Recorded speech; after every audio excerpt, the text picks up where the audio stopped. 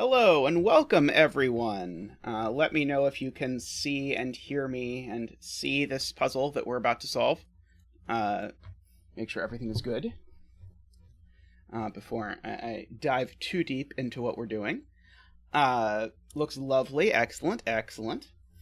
All right, so as has become the tradition, we're going to start this Wednesday, or Thursday if you're in different parts of the world than I am, with a Zeta tutorial. And so this is going to be actually the most basic of the ones I've done so far, because I realize every time I sit down to do it, I start explaining how Sudoku notation works. And so I think it would be really helpful to have a video where I go over how Sudoku notation works, explain why it works that way, the basic things that fall out of it, and then talk about applying it to some of the constraints that are basically all notation. So we're going to talk about it. We're going to talk about Snyder notation, which if you don't know what it is, I'm going to say what it is. And then we're going to talk about applying it to classics, to Sudoku X, to anti-knight, to anti-king, and to non-consecutive. So we're going to do a bunch of examples of applying this basic idea of Sudoku notation and how it works. It's part of a series. Again, this is the third part I'm doing, although probably the first part you should be watching. So this will probably be first on the playlist when there's a playlist someday. But anyway, I wanted to start by sort of thinking about what the rules of Sudoku are telling us. And so the rules of Sudoku all pertain to three things. They pertain to rows, columns, and boxes. And what they tell us is that in each row, column, and box, I need to have the numbers 1 through 9 appear once each. But for purposes of actually thinking about Sudoku deductions, it's actually, I think, very helpful to break that appear exactly once each into two parts. One part is the every digit appears at least once piece, and the other part is the every digit appears at most once piece. Or to put it a different way, in every cell, I need to put a digit. I don't know what digit it is, but it needs to be one of the digits from 1 through 9. I need to put it in the cell. But then in every row, column, and box, I need to find a place to put the digit 3. One of these cells has to be a 3. One of these cells has to be a 3, and so on. Now, the trick when you start Sudoku and you learn those rules is you start doing the puzzles, and then you have to figure out how am I going to write down the things that I see. Because the things you want to note are quite different depending on which side of those things that you see. So, for example, you might see that, oh, the 3 in this box goes in one of two places, and that tells me something, so I want to write that down. But on the other hand, you might also see that, oh, this cell can only contain the digits 2 or 3, and so you want to write that down. And so the way that Sudoku notation is usually done online, and possibly in paper, although I admit I do not solve Sudoku puzzles in paper, accounts for these two different types of deductions by using two completely different types of notation. And so those types of notation are center marks and corner marks. Now, collectively, the use of center marks and corner marks in this way is called Snyder notation, after I believe Snyder was the person who developed this. Because again, this is a very non-obvious thing to do that, well, I didn't come up with, and people did not come up with for a long time. But it is sort of the canonically correct way to notate things in Sudoku puzzles. Okay. And so I want to explain what both of these pencil marks mean. And then I want to explain how to use them, and then we're going to use them in a bunch of puzzles. Okay. So center marks tell you what digits a cell could be. So if I mark this with a 2 or a 3, that's the way I should read this center mark 2, 3, is this cell is a 2 or a 3. And so if later in the solve I put a 3 here, what does that tell me? Well, it tells me I can look up here and say, well, this cell was a 2 or a 3, but now it's not a 3, so it's a 2, and I can fill in the 2. That's how center marks work. Corner marks pertain to the specific question, where does this digit go in this box? And so if I have a corner mark in these two places of a 4, that's telling me that one of these two cells is a 4. If, as we'll see later, I have a third corner marked 4, that's telling me one of these 3 cells is a 4. So we have that. Okay. So if, again, later in the solve, I were to put a 4 here somehow, that would tell me, well, this cell can't be a 4, and this cell can't be a 4, and now this is the only cell in the box that can be a 4, so this cell would be a 4. Okay. Now, if you're astute, you will notice that there's something really, really off and weird about corner marks, which is that Sudoku is completely symmetric across boxes, rows, and columns in terms of the rules. But for corner marks, I called out specifically boxes. So, namely, if I knew, for example, let me just get rid of all these digits. If I knew, for example, that the 4 in this row was in one of these two cells. In fact, actually, let me get rid of all the color as well. Oops. If I knew the 4 in row 4 was in one of these two cells, I would not do that.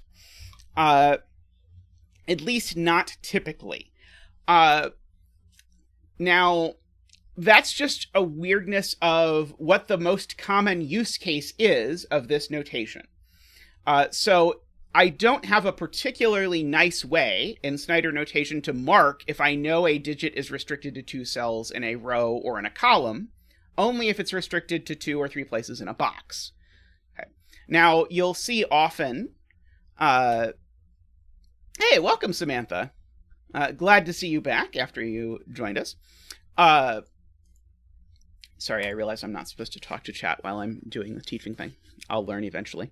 Now, there's sort of a cheaty way that you'll often see me do this, and you'll see some other people do this too, which is to take advantage of the color to say that, hey, if I'm going to make a strange corner mark, like 4 is in one of these two places in the row, I'll just put a yellow flag here to tell me, hey, this corner mark applies to the row and not to the box.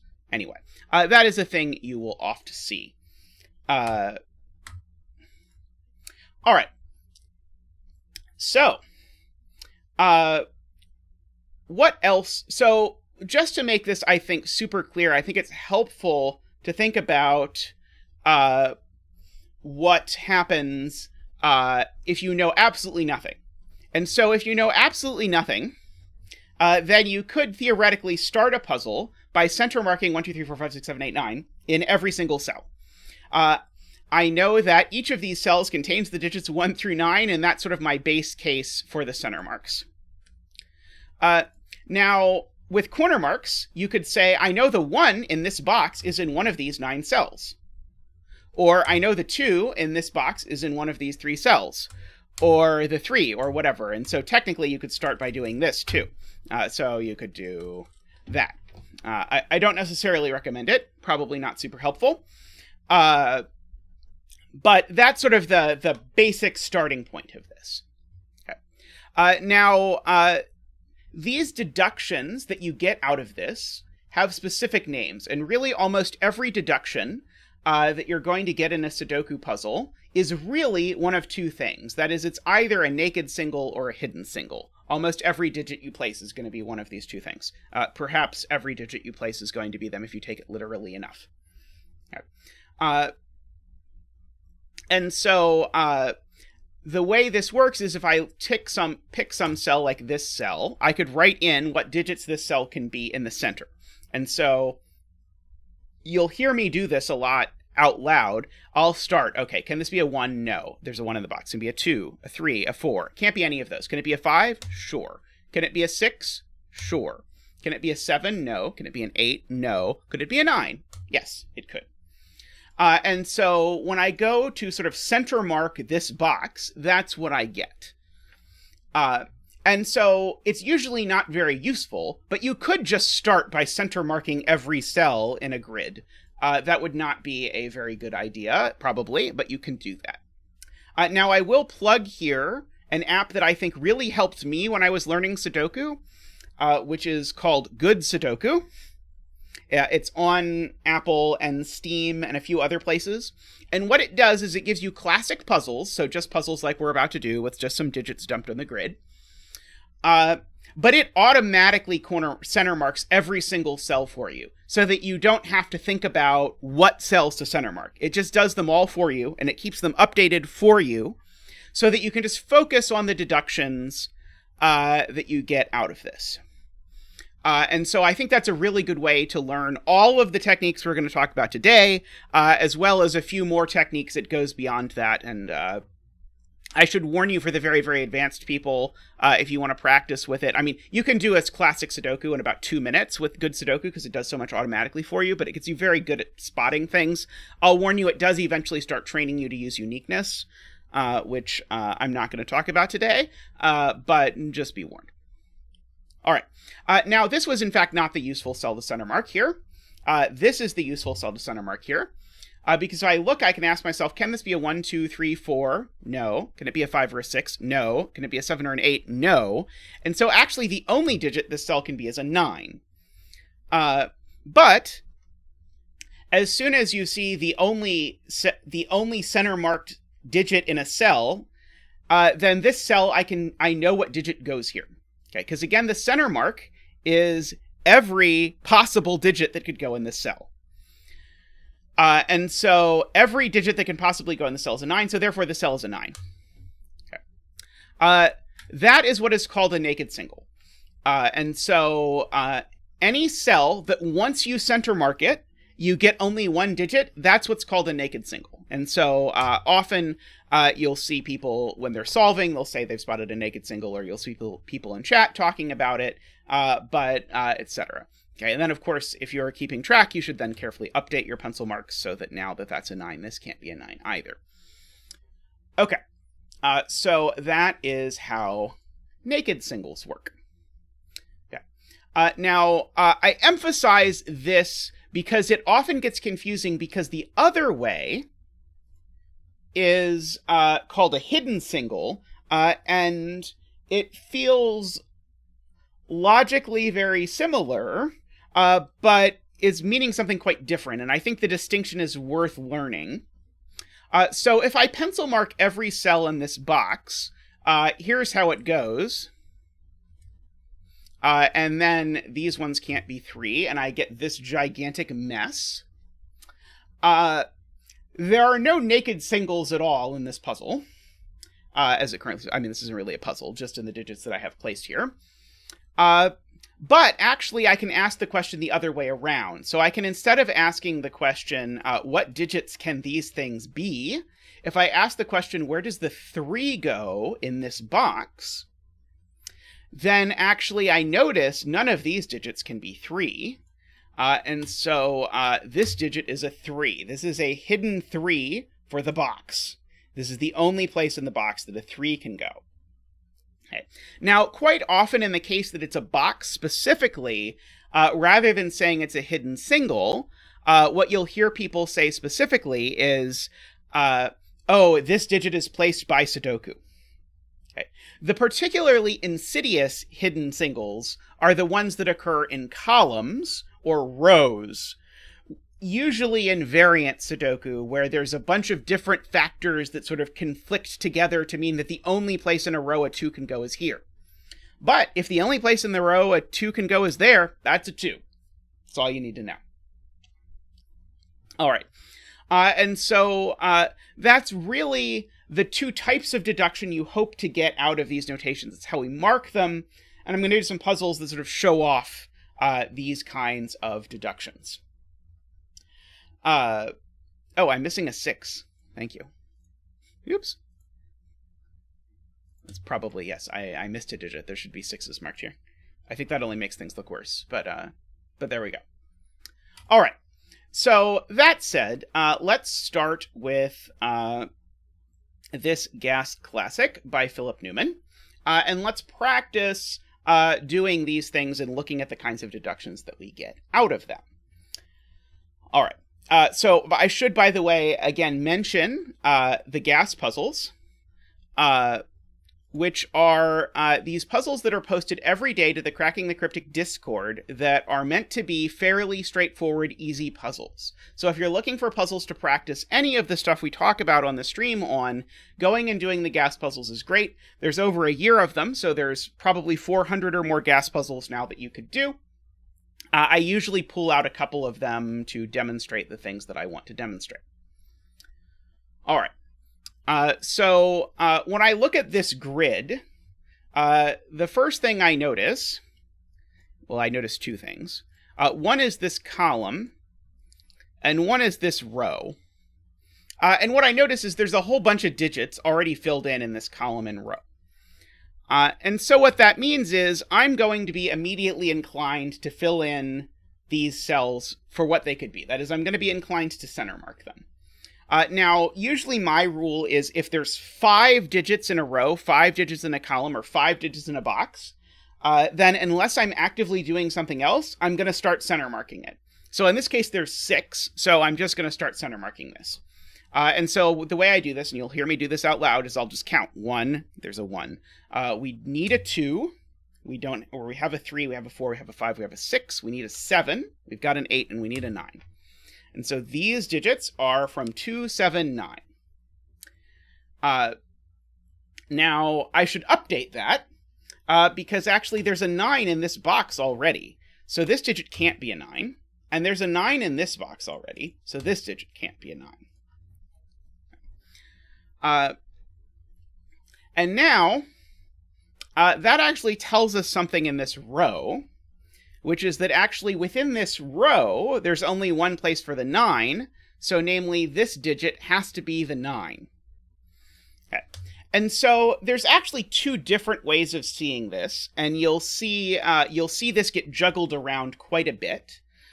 So the way I just did it is to say, so this is the only place that a 9 can go, so this is a 9. In other words, I saw this as a hidden single. But that's not the only way to see this. There's a different way to see this that turns this cell into a naked single instead, which is to look at these 2 cells. So I'm going to get rid of the rest of my coloring. And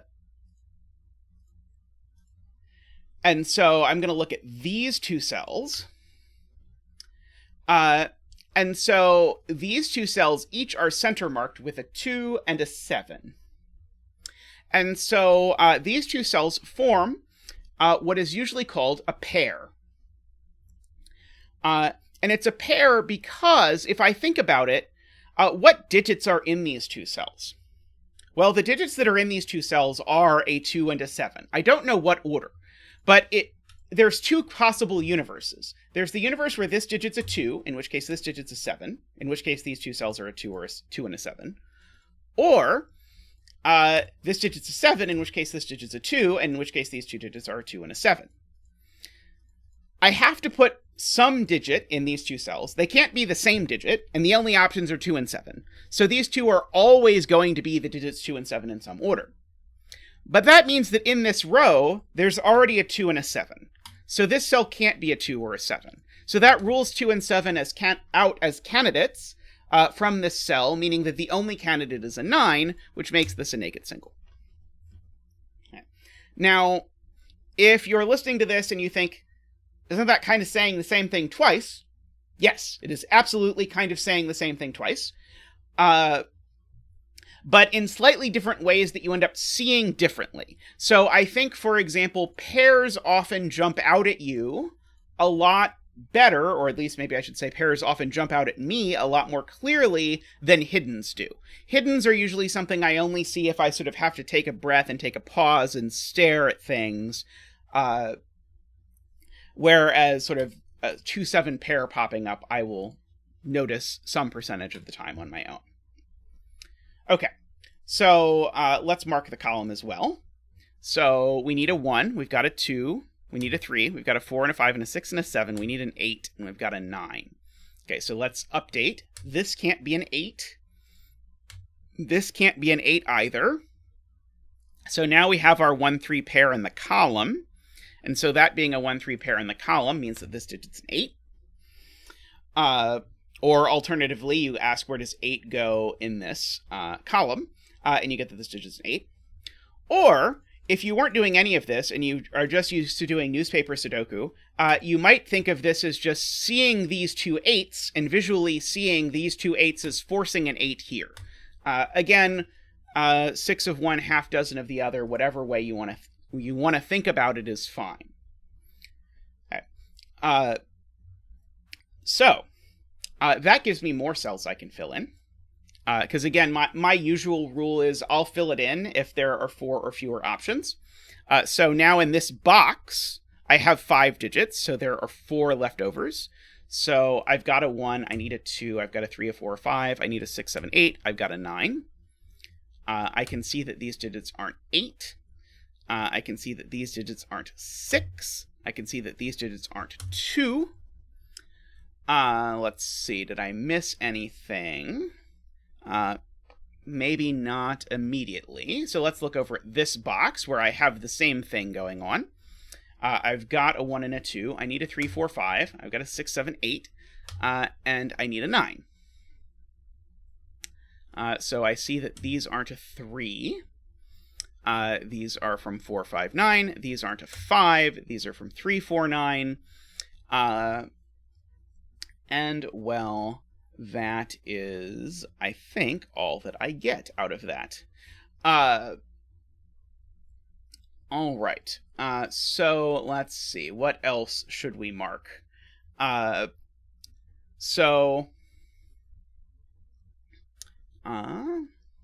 see. So just to give some examples of corner marking, and here's the sort of thing that you'll often do when you're solving, especially if you're just trying to make the end part fast. I can ask myself where 1 goes in this box. And so if I look at the row and the column, I see 1's ruled out. So actually I know that 1 is in one of these 2 places. So that is how corner marking works, is that one of these 2 is a 1. All right.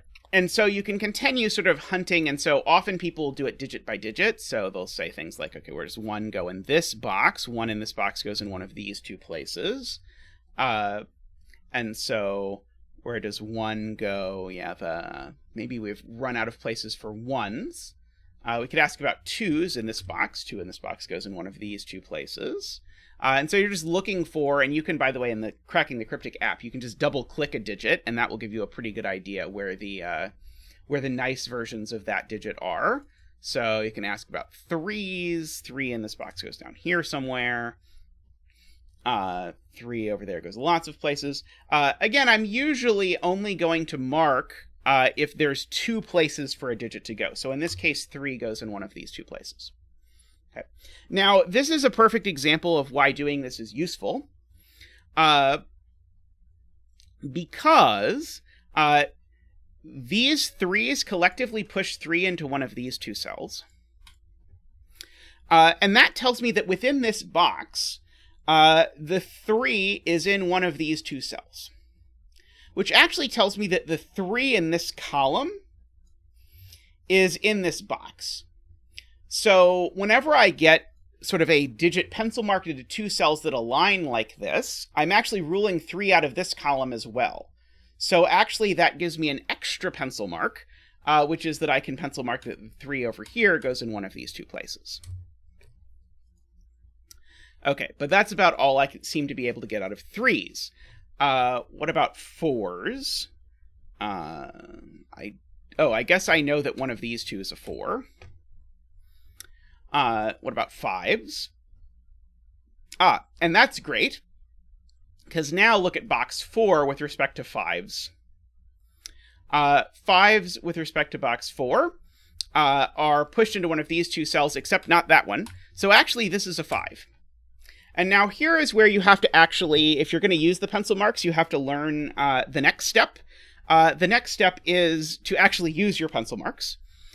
Because these 3s in the corner, remember, mean one of these 2 cells is a 3. As soon as I place a 5 here, I've learned that this one's not a 3. And so this one had better be a 3. I can get rid of these colors because they were just there for that. And now that 3 looks back over here and tells me that this cell that I knew was a 1 or a 3 is a 1. is a 1. Now that 1 looks down here and tells me that's a 3. But I also had corner marked 1s in this box, so that's a 1. And now we have a whole bunch of stuff sort of firing off all at once. Okay. Now that 3 looks over here. That's not a 3. And so now by our corner marked 3s, that's a 3. And so your markings, even if they're not immediately useful, if you see them, they'll often sort of save you time later in the solve. Okay, so I'm seeing now that we have 6 digits in this box, so let's fill in those. We need a 1 and a 2. We've got a 3, 4, 5, 6. We need a 7, and we've got an 8 and a 9. This one's not a 1. Again, we see we have this 2-7 pair in the box. So these 2 digits are the 2 and the 7. So this can be neither a 2 nor a 7. So therefore it's a 1. This box, same deal. We've got 1, 2, 3, 4. We need a 5, 6. We've got a 7 and 8. And we need a 9. This is just neither 6 nor 9. So it is a 5. Those are the only... This is a naked single again. These are not 5. I don't think I can sort this out yet. So I'm going to look at this row. This row has 1, 2, 3. We need a 4. We've got a 5 and a 6. We need a 7 and an 8. And we've got a 9. Okay, and so this is not an 8. This looks like it can be anything as best I can tell. This looks like it could be anything as best I can tell. What about... So let's look at this row now. So this row doesn't immediately look like it's eligible to be pencil marked by my pencil mark rules, because I only have 5 digits in it. Or sorry, because I only have 3 digits in it. But I actually have 5 digits in this row, because again, these two are a 6-9 pair.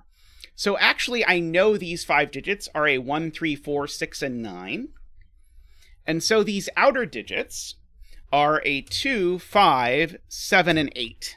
They can't be 6 or 9 because of the pair. Okay. So this digit can't be an 8. This digit can't be a 7 or an 8 or a 5. So this is a naked single. So it's a 2. So this is not a 2. These aren't 2. Let's poke our head back over here and see if we get any other eliminations. I see this isn't a 5. It's a 7 or an 8. And so now we get another interesting can't be it. So now we get another interesting thing, which is that if you look at row 7, column 2 can be an 8. Oh. What? Oh, no. Sorry. This can't be a 5 or a 7. I just erased it. Never mind. Ignore my claims. This can be an 8. I don't know where I got the 8 from. Who knows? Let's see. Well, we can still simplify that. That can't be a 5. Well, that's sad. Okay. Where else are we going to look for our next bit of joy? How about this column? So this column now is missing a 1 and a 2. It's got a 3, 4, 5. It's missing a 6. It's got a 7. It's missing an 8. So this cell really is a naked single now, because it is not 1, 2, or 8. I stand by it this time. That's a 6. So this isn't a 6. That's not a 6. This cell is not a 2, because there's a 2 in the row. Or alternatively, because I've pencil marked the 2 in the box, whichever way you want to think about it. This cell's not an 8.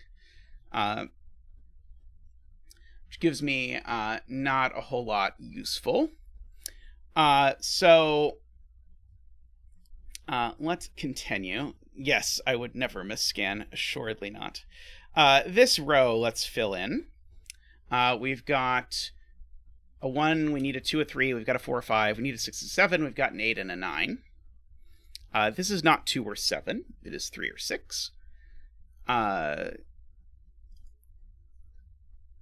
This is, who knows? Yeah, I think we do not know what this is. Okay. So What else can we do? So another thing you can do is you can go back. So we went over all the digits to start with. So we can sort of go back and look at, okay, has anything new happened with regards to ones, for example? Or has anything new happened with regards to twos? Or threes? And so, do that. What about fours? Or fives? And so you can sort of quickly scan through these things and look for which of these is going to be useful. So sixes, actually, I realized I never got to sixes before. Because this six is... Oh, I guess, no, sorry. This six hasn't been here the whole time. But this six is placed because I have aligning sixes looking at this box. So none of those are six. That's not six. This is the only place for a six. As soon as that's a six, that's a one. And so now I've got more ones placed. So now I know the one over here is in one of these two cells. I'm not going to mark that. I'll mark it. Why not? Let's see. This column I can now mark. So I need a 2. I've got a 3, a 4, a 5, a 6. I need a 7 and an 8.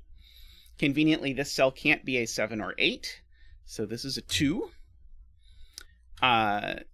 This is not a 2. That's not a 2. This isn't a 2 because it's in the same box. Quick scan to see if this sees a 7 or 8. Quick scan to see if this sees a 7 or an 8. This sees an 8. So that's a 7 and an 8.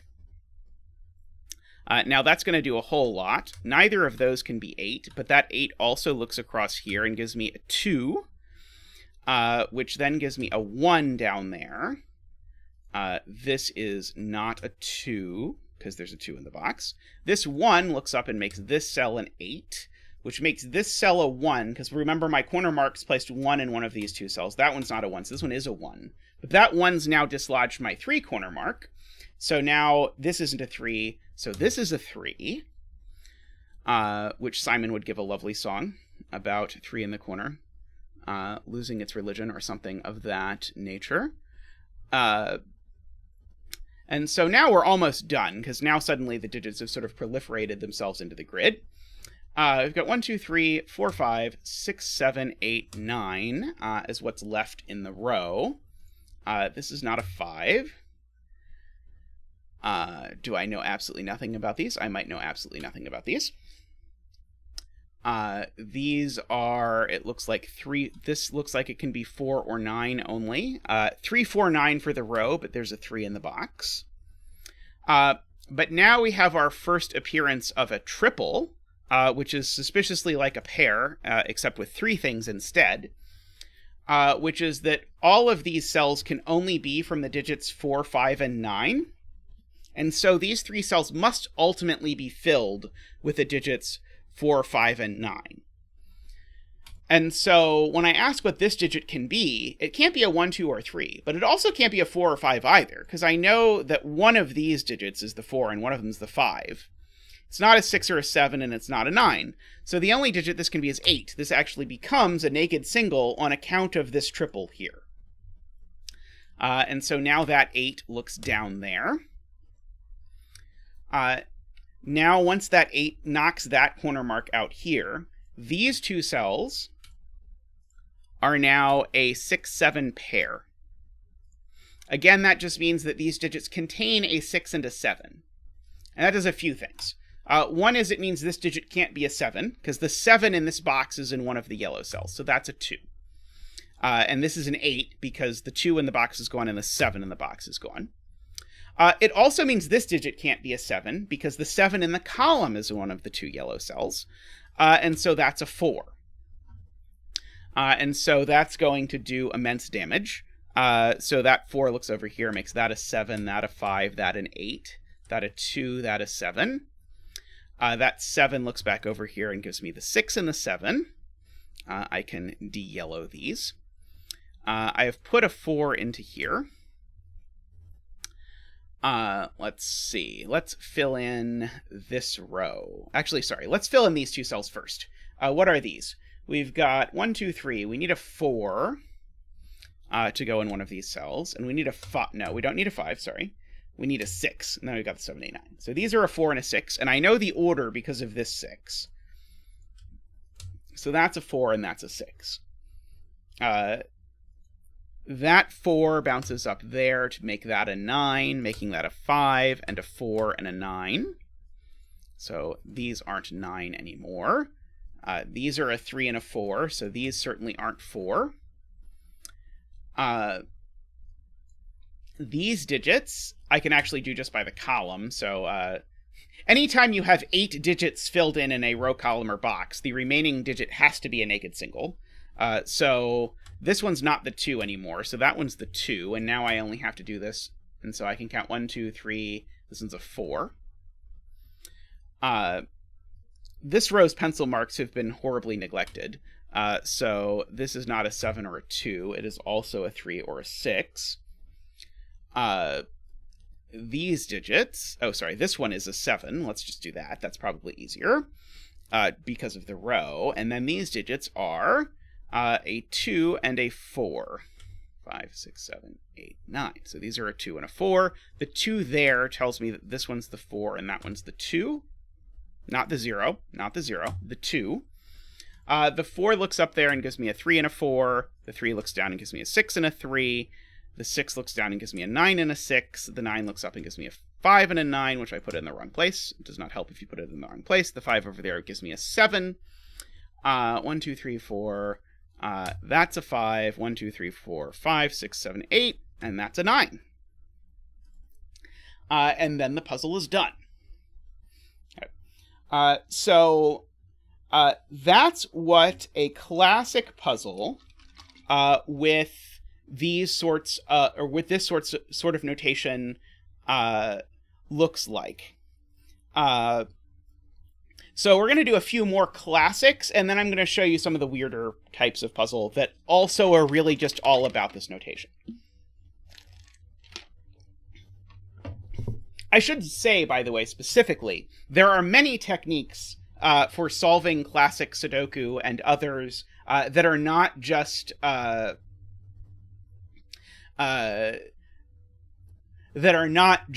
finding these, but for example, for most newspaper puzzles, you'll be able to get by with just these techniques, but you'll learn others if you hang around here. Okay. Let's do another classic. So this one is by dumediat, frequent participant in the chat. And so, yeah, newspaper, you often don't even need to pencil in the digits. That's true. Alrighty, so, yeah, by the way, the gas puzzles, a lot of people like to speed run the gas puzzles, and so they'll give you sort of a target time. Hint, if you want to meet the target time, don't patiently explain everything you're doing. But that's okay. So I'm looking for cells that can only be 4 or fewer things.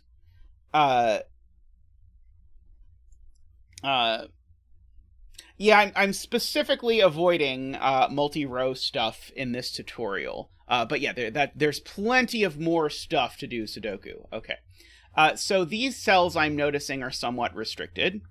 And that's because they see 5 different... These two cells both see all 5 of these digits. So I'm going to just start by penciling in these digits. And so they are not 1, they could be 2, 3, 4, not 5, 6, they could be 7, not 8 or 9. This one's not 4 or 7. This one seems to be able to be anything. These cells are likewise restricted. These cells see these 5 digits. Note, part of the reason why I'm homing in on these is these are 5 distinct digits. If there were a repeat digit, suddenly all the excitement would go out. So if I looked at these 3 digits, for example, I should look at, well, I'll look at those in a minute. But the fact that the 6 repeats makes it a little bit less exciting. Okay, so these are from 2, 3, 4, 5, 6, 7, 8. This one's not a 2 or a 7. This one looks like it can be anything. What about these? Let's, I was going to poo-poo those, but actually these are somewhat restricted, because they see all of these digits, which includes a 6 twice, so the 6 twice is a little bit sad, but it does include 5 digits. So these be 1, no, but they could be 2, but not 3, 4, they could be 5, but not 6, and they could be 7 or 8. And so then I look down the column and see, okay, they're not, this one's not 7 or 8. This one's not 2. This one doesn't have anything in its column. And so I scan briefly to see if I see anything that looks interesting there. I regret to report I do not. So let's look over here at these cells now. And so in each of these, I'm just highlighting groups of cells that see 5 or more digits in common so that I can double pencil mark them. So this sees, or sorry, this does not see 1, 2, 3. It sees 4, 5, 6. It doesn't see 7, and then they see 8 and 9. So I could look here and say this is not a 7. This is not a 2. And so I can sort of bounce around looking at that. This doesn't appear to me getting me anywhere super quickly. So let's switch perspectives. And instead of looking at cells, let's look at digits. So we have ones here. And so I can notice some things about ones. So let's look at ones in box 5. 1 in box 5 can only go in one of these two places. I don't know why. I'm inclined always to start looking at cells instead of looking at digits. It's probably the wrong way to go, if I'm being completely honest. But these two center-marked ones, again, tell me that the 1 in column 6 is captured by box 5. So the 1 in this box is in one of these two places. Let's see, I can do a similar thing with the 1 down here.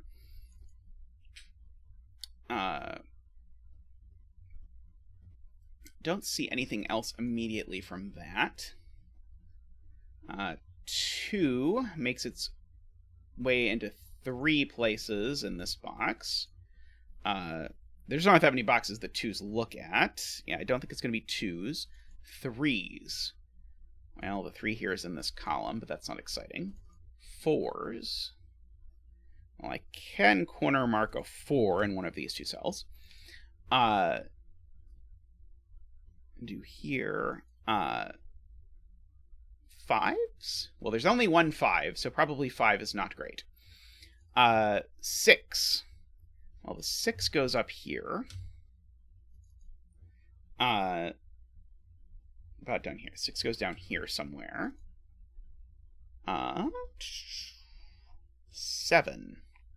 The 7, we get a digit. The 7 is placed in box, this one, in box 6. Because the 7 in these two rows rules it out, and the 7 in this column rules it out. That's a 7. And so now we can look at 7 some more and see if that gives us more joy with 7s. It tells me that one of these two is a 7. Let's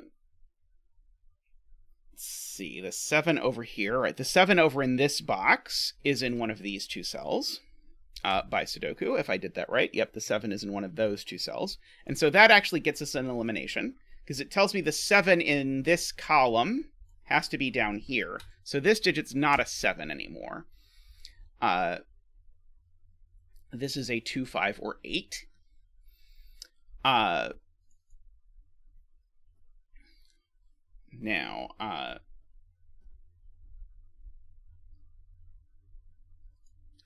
Now, what about, so we did 7s. What about 8s? So we've got some We don't have many 8s. We do have 2 8s that put 8 in the corner down here in one of these 2 cells. But that's it. What about 9s? Well, that's helpful. So the 9s here, the 9 here is placed here. Now, I want to point out something that someone in chat noted much earlier, which is a different way that you could see this digit had to be 9, which is that these digits are, in fact, a quintuple. And so these digits, all of the center marks here, come from 2, 4, 5, 7, and 8. Which, by the same logic of pairs and triples, means that these digits actually are collectively exactly the appearances of the digits 2, 5, 4, 7, and 8 for the row. So this digit is not a 1, 3, 6, 2, 4, 5, 7, or an 8. And so this digit's a 9. Okay. That's probably the not the easier way to go about it, but it works equally well. And so if you're sort of on the lookout for those kinds of things, often it'll help you sort of make up for missing other things that maybe you should have seen, arguably. Let's see. I see that the 9 in that box goes there. Let's see. The 9 in this box goes in one of these 2 cells. So now the 9 in this row is down here. So the 9 here is going in one of those 2 cells. And so now, actually, we can do something really fancy, which is to ask where 9 goes in this row. The way I saw that is that I noticed that the holes in this row lined up suspiciously well with the locations of the 9s. And so in particular, where 9 in row 5 goes, there's only one place it can possibly go. Namely, it can only go here because 9s rule it out of every other place. Well, sorry, 9s plus given digits rule it out of every other place. So therefore, this is a 9, and then by our center marks, this is a 1. And now once that's a 1, these 1s I rescan and look over, and they place a 1 there. And then I rescan and look over, and now 1 is pencil marked here. And that's going to do a few things. But one thing it does that I want to really note is that I have both 1 and 9 corner marked into these 2 cells. So in other words, the 1 in this box goes in one of these 2 cells, and the 9 in this box goes in one of these 2 cells. So what are these 2 cells? Well, they have to be 1 and 9, because otherwise I'm not putting 1 or I'm not putting 9 in here. And so what happens here is if you collect enough corner marks together, they convert to center marks. And so because these 2 cells are both corner marked 1, 9, they actually switch over to center mark 1, 9, which does a lot of things. So one thing it does is it kicks out the corner marked 6. This digit can't be a 6. If this digit was a 6, it would be impossible to put both 1 and 9 in this box. So this digit's not a 6. And of course, as soon as that digit's not a 6, this digit's a 6. But now, I kicked out the wrong corner mark. But I usually just remove the corner marks when I switch them to center marks. This 1 here, it rules 1 out of that cell, which places a 1 here. And so we can sort of scan our 1s. Yeah, I guess we've got sort of a 1 corner mark going on up here, but it doesn't tell me very much. Okay, let's look at 6s now, though, because we placed a 6, and we did not have many 6s before. So one of these 2 digits is a 6. Let's see. Okay, let's pencil mark this row. This row seems ripe for pencil marking. So we've got 1, 2, we need a 3, we've got a 4, we need a 5, we've got a 6 and a 7, we need an 8, and we've got a 9. So these are only 3, 5, and 8. And so that lets me spot that this cell can be neither 3 nor 5, so it is an 8. So these aren't 8. So these cells have become a 3-5 pair. I'll look at that in a second, but I want to pencil mark the rest of this box. I missed a possibility in row 3, column 2. Oh, these 1 corner marks are invalid. Thank you. Sorry, when I was looking at where 1s could go, I missed that a 1 could go here. So I could corner mark a 1 in 3 cells. I usually don't. You'll probably see me corner mark a cell in 3 cells later when I'm doing an anti-knight puzzle, but usually I will not do that unless I am really desperate. But yes, chat is correct. I did miss corner mark the 1 because I missed a place where 1 could go. Okay, this box only has 3 things left in it. Those things are a 4, a 5, and a 6. That one's not a 5. This concludes the list of things Zeta knows about what digit it is. What about these? Okay, well, that one's not an 8. Let's fill that in. This column needs a 2 and a 4. It's got a 5. It needs a 6 and a 7, and it's got an 8 and a 9. That one's not a 2. That one's not a 7. Okay. What about this box, where, again, these two are 3 and 5, because they're a 3-5 pair, so I can mark the other 4 cells without feeling too guilty about it. 2, 3, 4, 5, 6, 7, 8, 9 is what appears to be left. I know that's not a 9 and that's not a 9. I also know that's not an 8 because of the column. This isn't a 6 because of the column.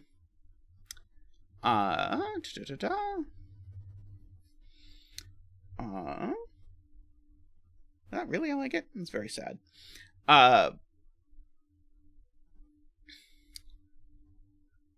Okay. So let's look at... So we looked at 1s. If we looked at 2s recently, we really still don't know anything about 2s. 3s, we still know very little. 4s... 4 is now good in box 3, because if you sweep those, then 4 actually only goes here. Dislodging a 7 pencil mark, which means that's a 7. And now meaning that this box is really just a triple, so we can fill that in. So we've got 1, we need a 2 and a 3, we've got a 4, we need a 5, we've got a 6 and 7, 8, and 9. So these are just 2, 3, 5. Which seems to give us minimal help, in fact. What about these 2 cells? Maybe that'll be helpful. We need a 2 and a 3. We've got a 4. We need a 5. We've got a 6 and a 7. We need an 8, and we've got a 9. Okay, so this isn't 2 or 8. It is 3 or 5. Aha! And so that gives me a 3-5 pair in the column, which tells me that no other cell in the column can be 3 or 5. So this isn't 3 or 5. That is 2 or 8. Get rid of that. It's also a 3-5 pair in the box, but that's not exciting. Let's see. Anything else going on over there? I'm just scanning to see if there's any pencil marks that I have not updated. Yes, 4. Now 4, where does 4 go in box 9? 4 in box 9 now only goes here. Just by Sudoku. And so that's a 4, which now by our pencil marks means that's a 6, which knocks 6 out of these cells. And now, in particular, it places 6 in this box. Now this is the only place 6 can go. Or if you want to think about it, this is a 2, 8, 9 triple. I don't know. For whatever reason, this one I saw that way. I saw that this 6 goes here, which makes that a 4, which rules 4 out of this 4 corner mark. Placing a 4 there means these aren't 4. Now this row has effectively 6 digits filled into it. So these are the leftovers. These are 2, 8, and 9, the digits that do not yet appear in the row. So this isn't an 8, this isn't a 2. We've got that all good. these cells over here, let's go ahead and pencil mark. So they're from 2, 3, not 4, 5, not 6, 7, and 8. I know this one's not an 8. Disappointing.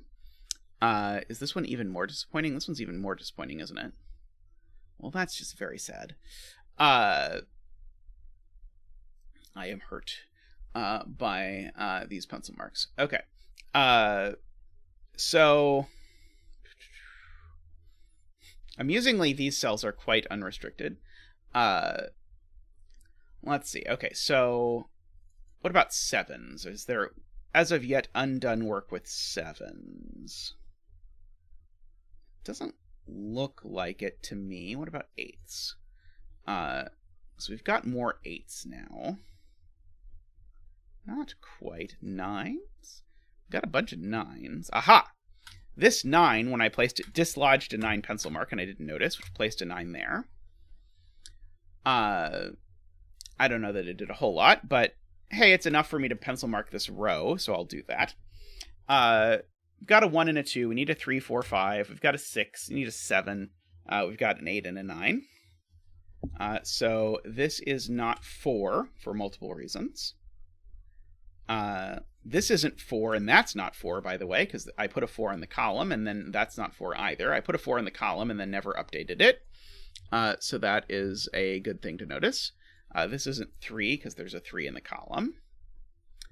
Did I do any more missing updating that was obvious? Ah, yes.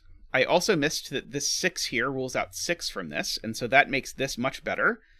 So that's the 7. This is why we have these conversations.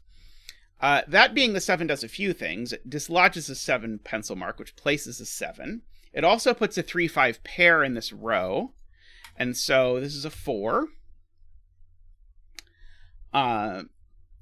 This cell now, to finish this box, it also has to be a 3 or a 5. Those are the only options left. So that's a 3-5 pair in the column, means that's not a 5. Now to finish this column, this has to be a 2 or an 8. And now in this box, I see I have a 2, 8, 9 triple. And so these digits are not 2, 8, 9. They're not 1 either. So they are 3, 5... Oh, they are 3, 5. So we have that. Trying to decide if I know where 3 goes down here. I fear I do not know where 3 goes down here. Let's see. Pencil marks, pencil marks. Yeah, I'm not going to get my last 9 until I know what's going on over here. Still not doing much with 2s. Still not doing much with 1s. Oh, this column is ridiculous. So here's a helpful thing if you're bad at scanning like I am and you frequently miss things. If there are ever only 2 cells left in a column, as there are here, and those 2 cells are not a pair, e.g. they're not the same digit, or the same pair of digits, that means you have missed updating your pencil marks. And so as soon as I see that this is a 2-7 and a 2-6, I don't know what's wrong, but I know something is wrong. And in this case, the something that's wrong is that this is a 7. So this should not be a 7, this should just be a 2, and this should be a 6. And so that's an 8, and that's a 2. And so now that's a 9 and an 8. Now that's a 2, dislodging a 9, so making that a 9 and an 8, and a 2. That 2 makes that a 3. Makes these a 2-5 pair. That 8 looks over and makes that a 4. This isn't an 8 anymore. I have a similar thing going on here where these are not a pair, and so I know I need to find something. So that's a 5 and a 7. So that 5 makes that a 3 and a 5. This is not a 3 anymore. This is not a 7 anymore. At the very least, I can say that much. This row, let's go ahead. Oh, there's a 3 in this row. So the 3 in this row makes that a 1 and that a 2. That dislodges this 1 pencil mark and places a 1 down here. The 1 down here makes this a 9 and a 1. This digit I should be able to figure out if I put all of my counting skills to the test. I think this is a 3. This digit, also for the row, I should know, because it can't be a 1, 2, 3, 4, 5, 6, 7, or 9, so it's an 8. These two digits are a 5, a 6, and a 7, so that's the 7, that's the 6, that's the 5, that's the 6. Looking now down these columns, these are just pairs that are left. So I am missing a 2, which has to go there, and now a 3, 4, and I'm missing a 5, which has to go there, making that a 3 and a 5, making that a 3 and a 5, making that a 3, making that a 5 and a 2, making that a 5, making this an 8. And so we've got 1, 2, 3, 4, 5, 6, 7, 8, and 1, 2, and a 3. Very nice.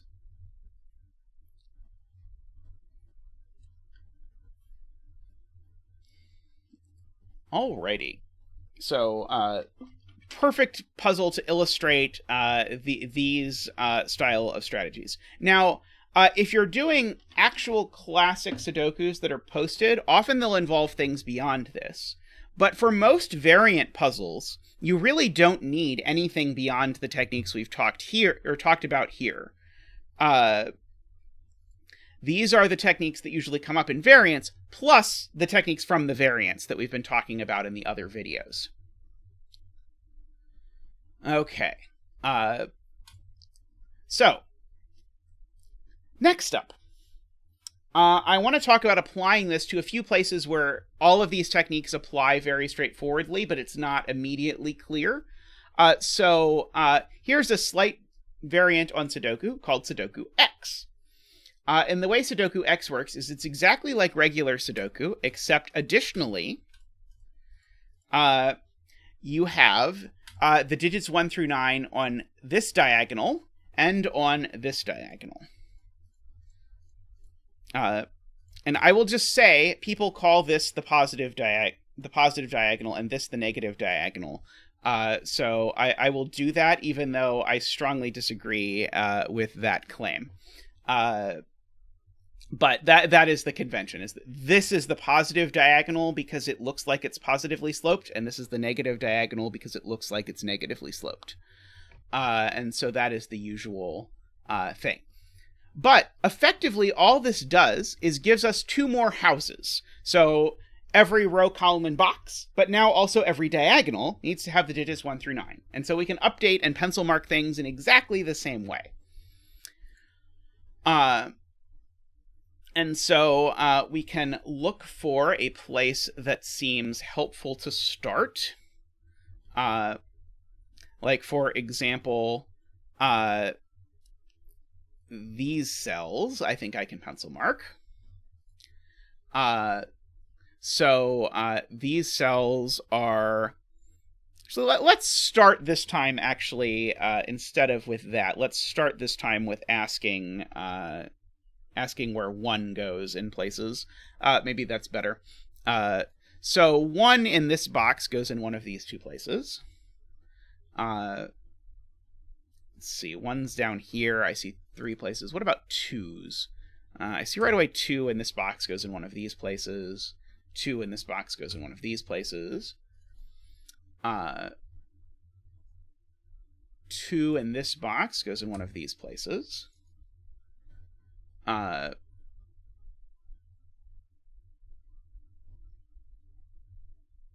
Okay. I also see it as interesting to note, where does 2 go on this diagonal? And so I'm going to temporarily corner mark something just to show you how this works. 2 on this diagonal, it can't go in this box because that box has a 2. It can't go in this box because this box has a 2. So one of these 3 cells is a 2. Now, why is that interesting? Well, lots of reasons. where does 2 go on this diagonal? Well, not there and not there. So the 2 on this diagonal is also in one of these cells. Okay.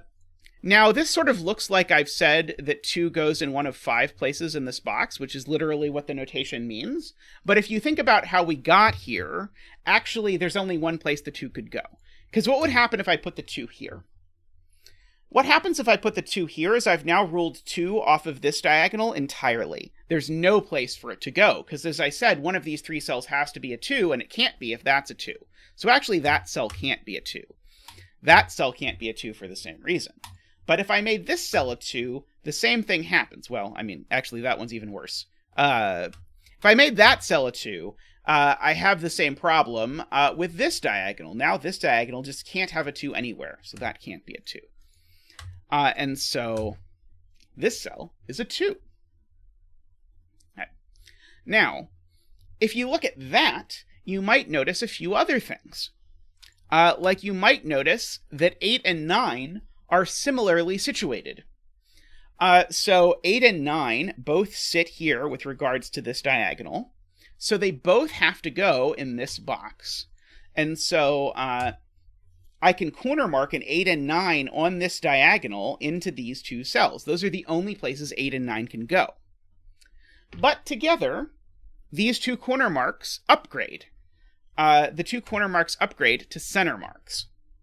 Okay. Now, people give that a fancy name too, and you'll find out that Sudoku is full of lots of people giving fancy names to things that probably don't really need fancy names. But people would call this a hidden pair. Namely, if I ask myself the question, where do 8 and 9 go on this diagonal? Collectively, 8 and 9 only go in these 2 cells. And so therefore, these 2 cells have to be 8 and 9. You can center mark them 8 and 9 immediately. Okay. It can do exactly the same thing on the other diagonal with 2 and 3. Because 2 and 3 now have to go on this sorry, not 2 and 3. With 1 and 3. We already have the 2. 1 and 3 on the other diagonal have no choices of where to go except for these 2. So we get our 1, 3s. And this is conveniently resolved by these Sudoku of all things. Because that 9 looks up at that cell and makes that an 8 and a 9. That 1 looks down at that cell and makes that a 3 and a 1. Okay. And so that starts to give you some idea as to how really we're doing exactly the same thing that we were doing previously. We just now have additional regions, in quotes, to look at. Okay. So what are these cells? They're not 1, 2, 3. They're 4, 5, 6, 7, and they're not 8 and 9. But these aren't 4, 5 because there's a 4, 5 in the row, which means these are a 6, 7 pair. So these can't be 6 or 7. These are a 4, 5 pair. And that's cool. Okay, so we've got sort of now much more very pencil markable material. But this 2 actually looks up at a 2 pencil mark already. So we can strike out that 2 pencil mark. Means that's a 2. Got all kinds of stuff going on. So now let's fill in these columns and rows. So we need a 1 and a 2. We've got a 3, 4, 5, 6. No, we don't need a 2, sorry. We have a 2. It's in the center. But we do need a 1. We've got a 2, 3. We've got a 4, 5. We got a 6. We need a 7, 8, 9. Okay. Well, these cells are definitely not 7. That one's not 9. That one's not 8. These cells aren't 9. That one's not 8 either. This one's not 1. And so I scan carefully these cells to find the pair / triple that is relevant.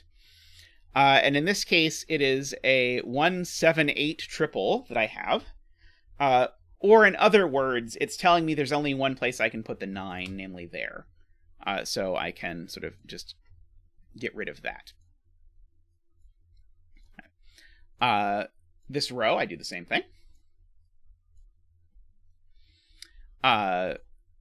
1, 2, 3, 4, 5, 6, 7, 8, 9 are these. This one's not a 3 or a 9. This one's not a 1 or a 9. This one can be anything. Maybe it can be anything. There is a 1 in box 8. So this actually also can't be a 1 if you look very closely. Or if you look at these 1 pencil marks, for example. There are many ways to see that this is not a 1. So that's an 8. And whenever you have a triple like this, where you have a triple where everything is down to only 2 options, as soon as you fill in 1 digit, you get them all. So as soon as this is an 8, now this can't be an 8, so it's a 7. This can't be a 7, so this is a 1. And you get all of that more or less for free. That 7 looks down there and makes that a 6 and a 7 while we're at it. This is a pair. Let's see, we've got 1, 2, 3, 4. This is a 5 and an 8, and we know the order actually. And now this is a single for the box. There's only 1 possible option for it, and if you give me enough time, I'll figure out what it is. It's a 3. These are now a pair. We've got 1, 2, 3, 4. I need a 5 and a 6 up here. I don't think a 5 or a 6 looks over there, but I could be wrong. It would be very on brand. Okay, this row, lots is going on in this row now. I've got 1, 2, 3, I need a 4, I've got a 5, I need a 6 and a 7, and I've got an 8 and a 9. Do I get any eliminations out of any of those things? It looks like very possibly not. What about this row? This row, we need a 1, we've got a 2, 3, 4, we need a 5, 6, 7. I'm going to sneeze 1 second.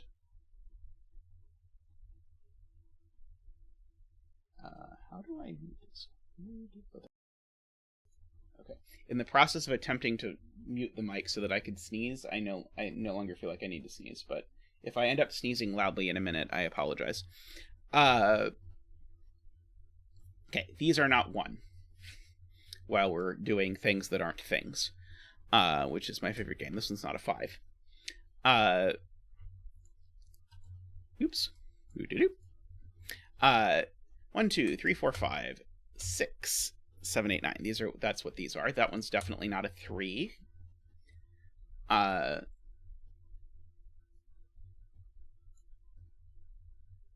see, I'm scanning. And remember, for cells that are on the diagonal, you also should scan the diagonal and ask yourself if the thing could be the thing. And that is very helpful. Okay, so now I'm going to ask myself the question, where does 1 go on this diagonal? So one of these cells has to be a 1. Which one is it? Well, it's not that one, because that one sees a 1 in the row. It's not that one, because I've already pencil marked that cell's not a 1. It's not this one, because this one sees a 1 in the column. Well, these are definitely not 1, because I've filled them in already. It's not that one, because that one sees a 1 in the row. And it's not that one, because that one sees a 1 in the row. And so, in fact, actually, what we have here is a hidden single on the diagonal. Namely, this has to be the 1. There's no other place you can put a 1 on the diagonal. And so, again, the reason why I sort of paired this, no pun intended, paired this with the discussion on Snyder notation, is that everything we did for rows and columns and boxes applies equally well to diagonals. Okay. Now, here's another thing that you really should keep an eye on. The remainder of this row is a 5, 6, and 7, but this one can't be a 5. So therefore, one of these 2 cells is the 5 for the row. But that tells us the 5 for the box is in one of these 2 cells. So that cell can't be a 5 anymore. You'll hear lots of different names for that. I generally call it a locked candidate, because I think of the 5 in this row is locked into this box. So therefore, nothing else can be a 5. But you'll also hear people call that a pointing something, I think. The pointing nomenclature, I admit, sort of like viscerally doesn't work for me. I can't visualize what people are picturing when they call something a pointing something, because there's not anything pointing at anything. But just however you want to think about it, it's an important deduction to keep in mind that goes with thinking about these things. All right. Let's see. one of these two cells, I'm just looking at my digits again, because I've got lots of digits. So now if I just ask about 1, this digit now is a 1 in this box, and so that makes that a 2 by pencil marks, makes that a 2 by pencil marks. Let's see. And so now the one in this box is down here. And that's almost all of the ones, so that's the last one for that. Okay. So let's fill in some extra digits. So we've got 1, 2, we need a 3, 4, 5, we've got a 6, we need a 7, we've got an 8 and a 9. This one can't be a 4. Careful scanning. None of these are 3. So none of those are 3, so that's very helpful, because as soon as none of those are 3, lots of things happen. So one of them is that now this is the 3 for the row. It's the only place for the 3. So that is a 3. It also means that these cells, if I fill them out, green was a terrible color because I already had something that was green. These cells are now a 4, 5, 6, 7 quadruple. So you can see that, and I realize I'm being slightly obtuse here because I can fill in this digit and all of this will collapse, but I want to point out you can have quadruples on diagonals. And so because this is a 4, 5, 6, 7 quadruple, then you know these two digits aren't 1, 2, 3, 4, 5, 6, 7. These two digits have to be an 8, 9 pair, and you immediately know the order because this can't be an 8, so that's a 9 and that's an 8. But this 4, 5, 7 triple here means that this isn't a 4 or a 7, so it's a 6, meaning that that's now a 4. And now this digit is not a 4. This digit is not a 6, so this is a 5, 7 pair. And so here is the Sudoku X trick. You are about to see the only trick that is unique to Sudoku X, or essentially unique to Sudoku X. It also shows up in Renban, I suppose.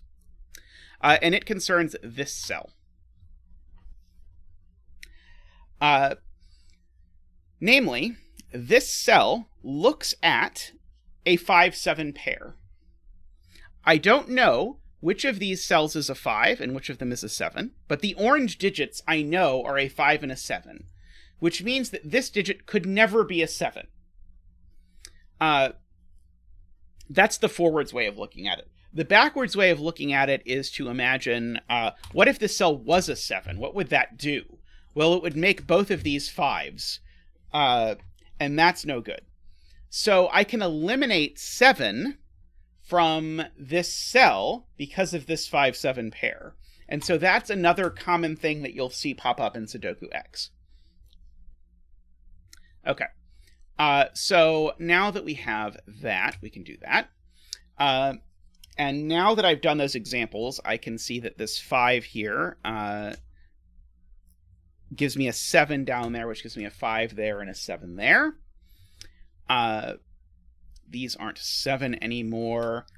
This is a single for the box. We've got 1, 2, 3, 4, 5, 6, 7, 8. This is the 9 for the box.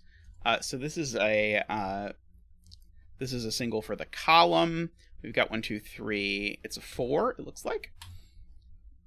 So this cell's not 3 or 4 because there's a 4 on the, or sorry, because there's a 3 on the diagonal already. Now there's a 4 on the diagonal, so that can't be 4. So this diagonal is only missing 5, 6, and 7. Except this cell is not a 5 or a 7 by Sudoku, so that's a 6. So that's a 7. That's a 4. That 6 makes that a 5. So that is 6 and a 5.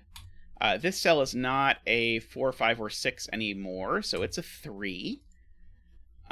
This cell is 2, 3, 4, 5, 6. The cell's a 7. 5 looks down and makes that a 4 and a 5. The 3 and the 8 look at this cell and make it a 9. For this column, what am I missing? 2, 3, a 4 and a 6, it looks like. These are a 4, 6 pair. Sure. It doesn't look like I get a whole lot out of that. That 9 at least goes and removes a 9 from over there, so we could do that. Okay. Let's fill in this digit. That's probably a good idea. Let's do that. So this digit is not 1, 2, 3, 4. It's a 5. So now what's that digit?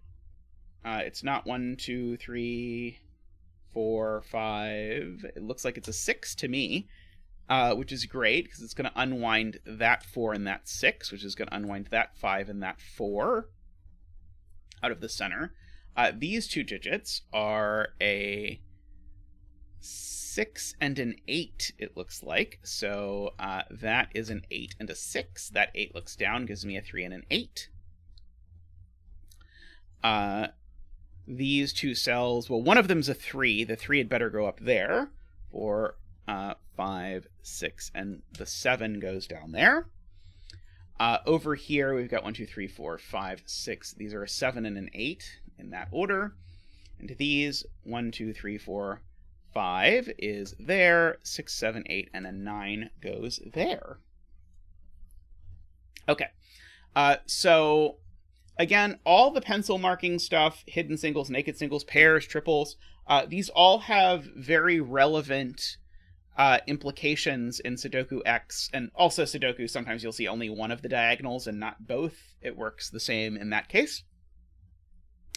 But the thing I really wanted to highlight here was the, if you have a pair on the diagonal, any cell that sees both cells on the pair, you get to eliminate stuff from. Which is a slightly fancier version of if I've got a 5-7 pair in the row, then I can remove 5 and 7 from every other cell in the row. If I've got a 5-7 pair on the diagonal, I can remove 5 and 7 as candidates from any cell that sees both of them, which is a very useful trick. Again, as I mentioned, that mostly comes up in Sudoku X, but it also comes up in Renban at the very least. I mean, every once in a while in Arrow, you'll see a version of it, but it is good to know.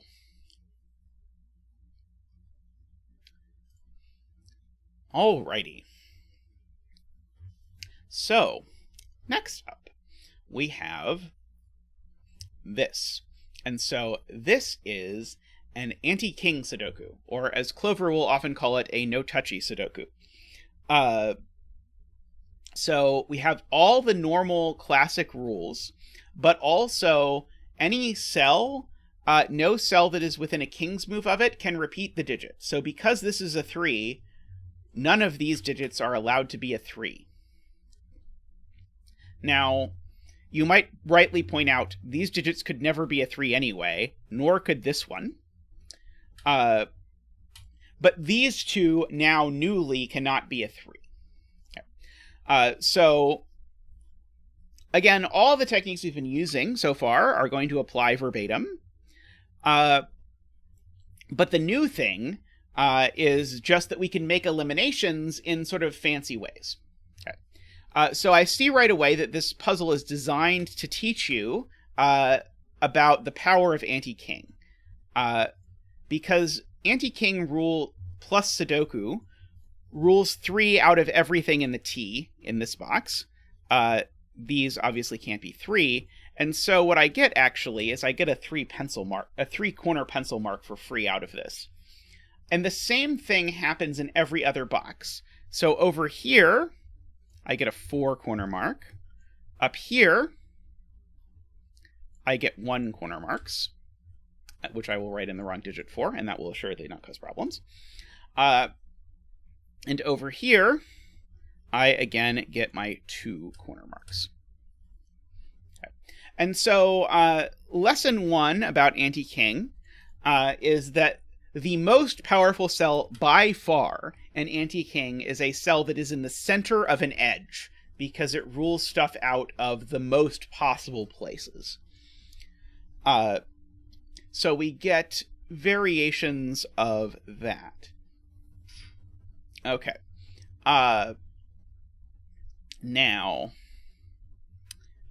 what am I going to do with that, you might ask, and that would be a very good question. So let's look digit by digit and see if anything exciting pops up. So 1s, I see that one of these two cells is a 1. That's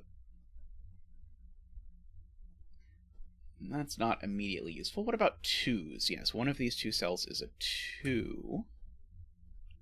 3s, I suspect I know what I'm going to find out. One of those 2 cells is a 3. 4, oh, 4 is different. Is 4 good different or bad different? One of these 2 cells is a 4, is what I get out of that. And let's see, what about up here? Not quite good enough for me to pencil mark. 5s. Let's see, we've got lots of 5s. Aha! 5 is placed. So normally, in a normal Sudoku, 5 would go in one of these 2 cells, but 5 can't go here because it's touching a 5. So this is a 5, so we've made progress. Other than making lots of pencil marks, which are progress, technically. Let's see. 5's over here. Oh, interesting. In the central box, 5 is ruled out of all of those, so one of these 2 is a 5. It's not the most useful observation, but sure, I'll make it. I noticed it, so I might as well write it down so I don't have to notice it again. What about 6s? Let's see. Okay, one of these 2's a 6. Let's see. None of those are 6. 6 is placed. 6 is placed here by Sudoku, again because of the anti-king.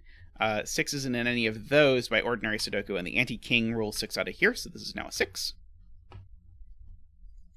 And now that retroactively places 6 in box 5, it can now only go here because this 6 is ruling it out of that cell. And now 6 is in one of these 2 cells. Is 6 the gift that keeps on giving? 6 is going to show up here. If you are interested in looking for X-Wings, you can see that there's a 6 X-Wing there. Let's see, 7. One of these is a 7. Okay, where is 7? Yes, 7 is placed in this box. Because it can't go here because of anti-king, so 7 is just placed there, which is then going to place a 7 up here, which is then going to place a 7 over here. Oh boy, and suddenly we've got, I'm going to place a 7 there. That 7 rules 7 out of this cell, which places a 7 here, which places a 6 here, knocks that 6 pencil mark and that 6 pencil mark out, makes that a 6 and that a 6. See, and that's all the 7s, right? I have a tendency to place 8 and digits and not a 9th. Yeah, I'm explicitly told no gas puzzle ever requires an X-Wing, so I'm not doing X-Wings today. I'll probably talk about classic techniques in a later stream. So I'll talk about X-Wings and swordfishes and whatever other nonsenses. Those are probably the main ones. Maybe skyscrapers if I'm really adventurous. Although maybe that's above my pay grade. I'm not quite sure. Let's see. 8s. Let's see. I know one of these 2's an 8. Oops. These 2's an 8. And so that tells me the 8 in this column is here, which rules 8 out of everything except this cell in this box. So if I look at 8 in, let's see, do I want to look at 8 anywhere else? Yeah, 8, I guess, in this box is only in these 2 cells. For what? Oh, not in that one even. Okay, 8 in this box is placed. If I actually look closely, 8 is placed there. Okay, once that 8 is placed, that 8 is placed.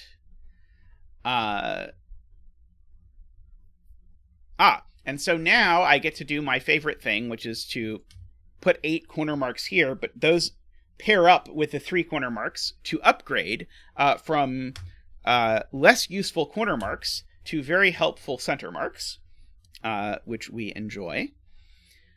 What about 9s? I guess I don't know a whole lot about 9s. I know one of these 2 cells is a 9. That is what I know about 9s. Okay. Oh, 8 is just placed here. which when I place the 8, I'm dislodging a 9 pencil mark, which is going to put a 9 there, which is going to put a 5 there. That 8 is going to give me a 3 and an 8. Those 8s are going to look up the column and give me an 8 there, which is going to give me an 8 there.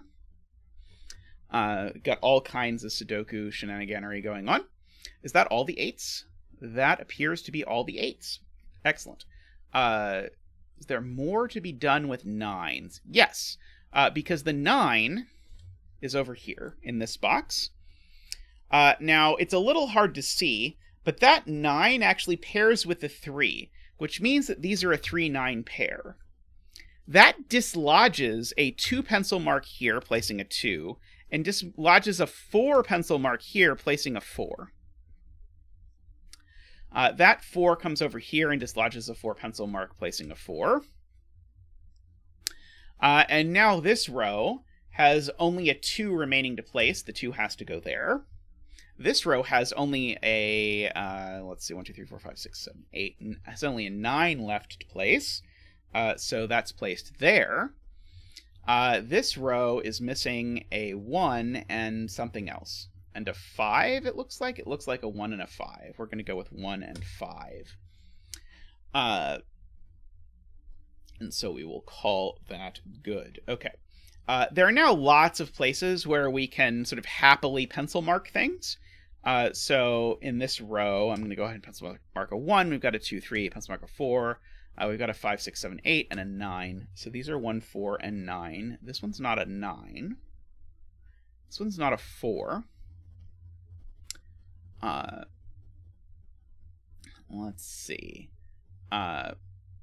What about these cells? That seems like a good thing to pencil mark. So this box needs a 1, it needs a 2, it needs a 3, it needs a 4, and then it's got a 5, 6, 7, 8, and 9. Okay. Well, these are definitely not 4. These are not 1 by anti-king. This one's not 4 by Sudoku. And so that actually means, sorry, it's not 1 either. This is not, or sorry, this is 4 because it's the only place for 4 left in the box. So now one of these two is a 4. This 2 sees this cell, so this isn't a 2, it's a 3.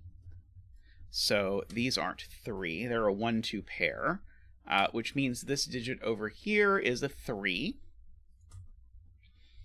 The digits left in this box are a 1, a 2, 3, 4, 5, 6, 7, 8, and a 9. 1, a 2, and a 9, huh? Yeah, I don't see a lot of good stuff to do with that off the top of my head. What about these cells? These are also a 1, a 2, and a 9 for the row. This one's not a 2 by anti-king. What about this column? This column, I need a 1, I've got a 2, I need a 3, 4, 5, I've got a 6, a 7, and I need an 8. I did too many digits. What did I do? 8. There is an 8 already. There we go. Okay. I was only expecting 4 candidates, and then I had too many. Okay. This is not a 5. Well, that was disappointing. What about these cells? That's a good place to pencil mark. These are a 1, not a 2, 3, 4, and a 5, not a 6, 7, 8, 9. Okay. This one's not a 4 by anti-king. This one's not a 1 or a 5 by ordinary Sudoku, which makes it a 4. So this isn't a 4. So, interestingly, I don't think I can do anything with this. But these two digits I know are a 1-5 pair by anti-king, because they're not the same. So any digit that saw both of these would not be 1 or 5, because these are different.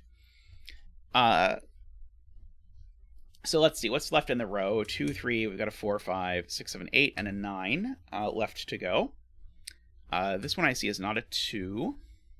This one's not a 2 either. So this one is the 2 by the magic of anti-king. This is not a 2.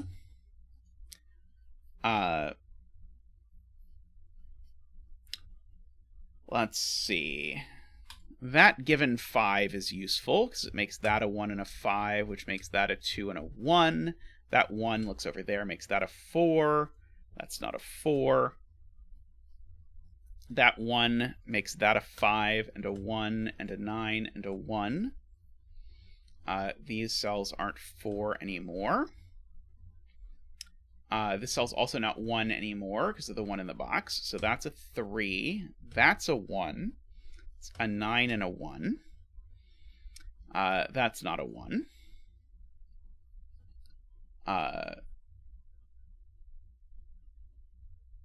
Let's see. What are these two cells? It's not a 4, spoiler. Let's see. I still need a 3. The 3 goes there. 4, and I need a 5. The 5 goes there. Let's see. In this column, I've got 1, 2, 3. I need a 4. In this column, I'm missing a 2, which is going to make that a 9 and a 1 and a 2. That 3 looks down and makes that a 9 and a 3, a 9 and a 3.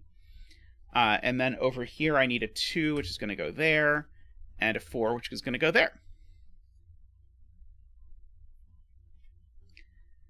Excellent. Excellent.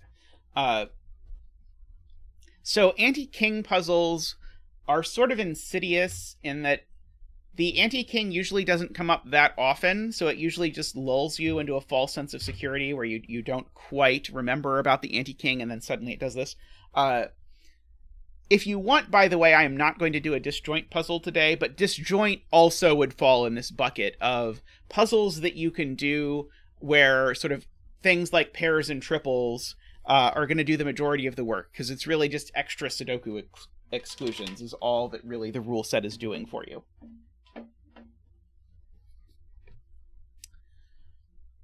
Okay. Let us continue onward. So I also wanted to do a non-consecutive puzzle. And so what is a non-consecutive puzzle? It's the same rules as normal, except I'm not allowed to put a digit that is consecutive with another digit that it touches. So this digit, for example, could not be a 7. That was a terrible example. This digit could not be a 5 because it touches a 4 and a 6. It's not allowed to do that. Okay. So that is that's really all there is to non-consecutive. So non-consecutive is a genre that generally is more than most purely about spamming center marks. So in a non-consecutive, I will pencil mark 5 cells like this and just say, okay, these are 1, 2, 3, 4, 5, 6, 7, 8. And then go through and eliminate the options. So this can't be a 2. It can't be an 8 because of non-consecutive. These can't be a 1 because there's a 1 in the box. This can't be an 8 or a 2 because of non-consecutive. This can't be a 3 or a 5 because of non-consecutive. This can't be an 8 because of non-consecutive. This can't be a 3 or a 5 because of non-consecutive. And so you can see that just by virtue of having the non-consecutive rule, even if we don't immediately get anything out of it, there's way fewer candidates for all of these things than it looks like there are going to be. Okay, and so let's do the same thing in the other column. So we're here missing a 2. We've got a 3 and a 4. We're missing a 5. We've got a 6. We need a 7. We need an 8. We need a 9. So this one can't be a 2 or a 9 or a 7 for non-consecutive plus Sudoku reasons. These can't be an 8 because there's an 8 in the box. This can't be a 7 or 9 or 5 because all of those are consecutive with 6 or 8. So in fact, actually, this is a naked single 2. So therefore, none of these are 2. Let's see, this one I updated. This one can't be a 5. It's only a 7 or a 9 because of it being consecutive with 4. This can't be a 5 for the same reason. Yep, And so we've got that. Okay, so we're already starting to see some of the power of non-consecutive. Let's pencil mark this row, and then we'll start looking at digits, because there might be interesting things to find about digits. This one also can't be 7, I should note, because it's next to a 6. Okay, so here we've got 1, 2, 3, 4, 5, 6, 7, 8, 9 are the things that are left in this row. This can't be a 4 because there's a 4 in the column. It can't be a 5 because 5 is consecutive with 6. It can't be a 9 because there's a 9 in the column, so it is a 3, which means that is a 5. Okay, so this is going to do some damage. This now can't be a 4 because it's next to a 3, so that's a 9 and a 4. This is no longer able to be a 5. This is no longer able to be a 5. Okay, and so we've got a whole row filled in now. Okay. So now that we have all of that, let's look at our digits and where they might live in the Sudoku-verse. So I don't think the 1s are necessarily exciting immediately. What about the 2s? Maybe not. Okay, actually, I do see something about 2s. Where does 2 go in this center box? Now, sort of by Sudoku, it goes in any of these places, but because 2's not allowed to touch 3, actually 2 goes in one of these 2 cells, which means 2 goes in one of these 2 cells up here. And so we might get sort of more than we usually would out of Sudoku because of this really strong constraint. So 4 goes in one of these 2 cells. 4 goes in one of these 2 cells. Let's see, 5. There's only one 5, so I'm not super optimistic about 5s. 6s. 6 goes in one of these 2 cells. Is there anything else I can do with 6? Immediately. 7s. 7 is just placed in this box. So 7 needs to go in one of these 3 cells, except not that one or that one. So 7 is here. So 7's in one of these 2 cells. Let's see. Is there any more joy I can get out of 7s? Not yet, I don't think. What about 8s? Oh, I only have one 8, so 8 is going to be hard to get a lot out of. And what about 9s? 9 is placed here just by plain old ordinary Sudoku, which does something awesome. So here's another trick. Where does 9 go in this box? Well, 9 goes in one of these cells.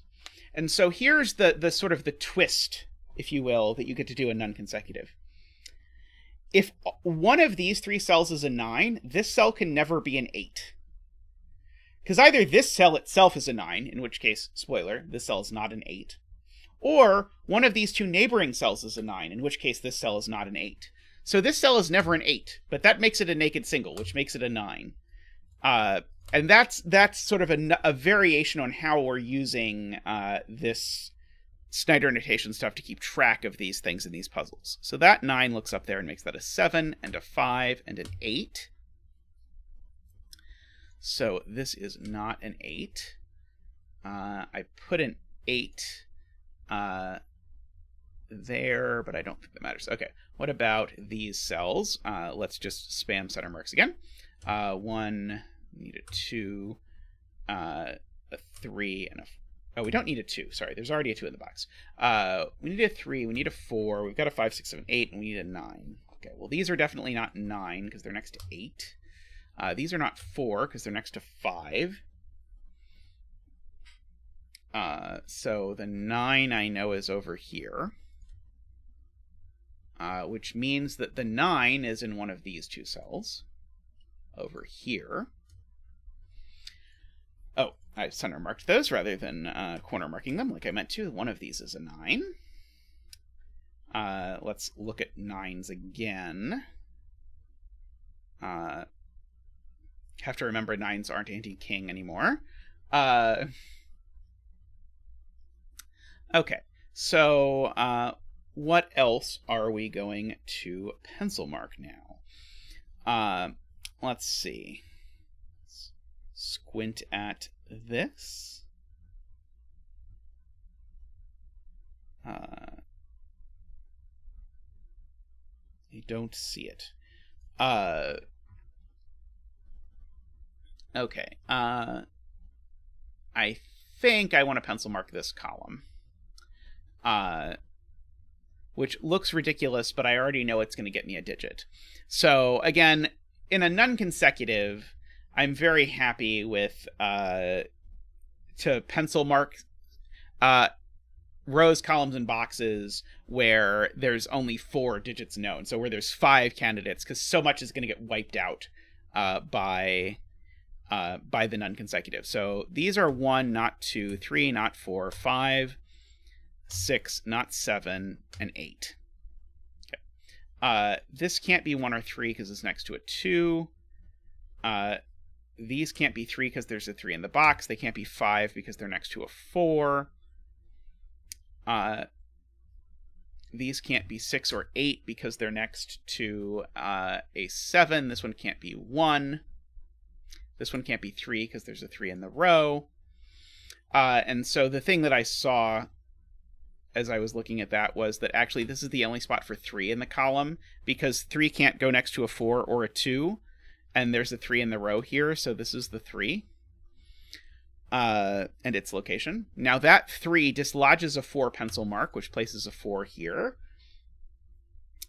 That 4 bumps a 4 pencil mark up here.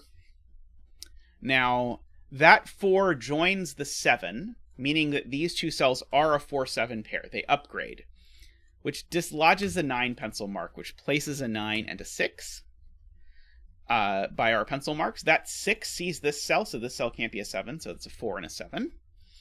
And so we get lots of goodies sort of falling in our lap. What are these 2 digits? They are a 2 and a something.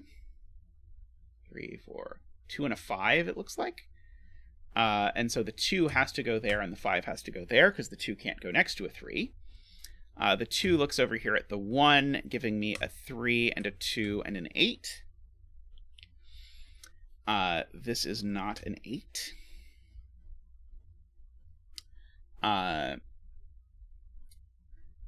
Let's see.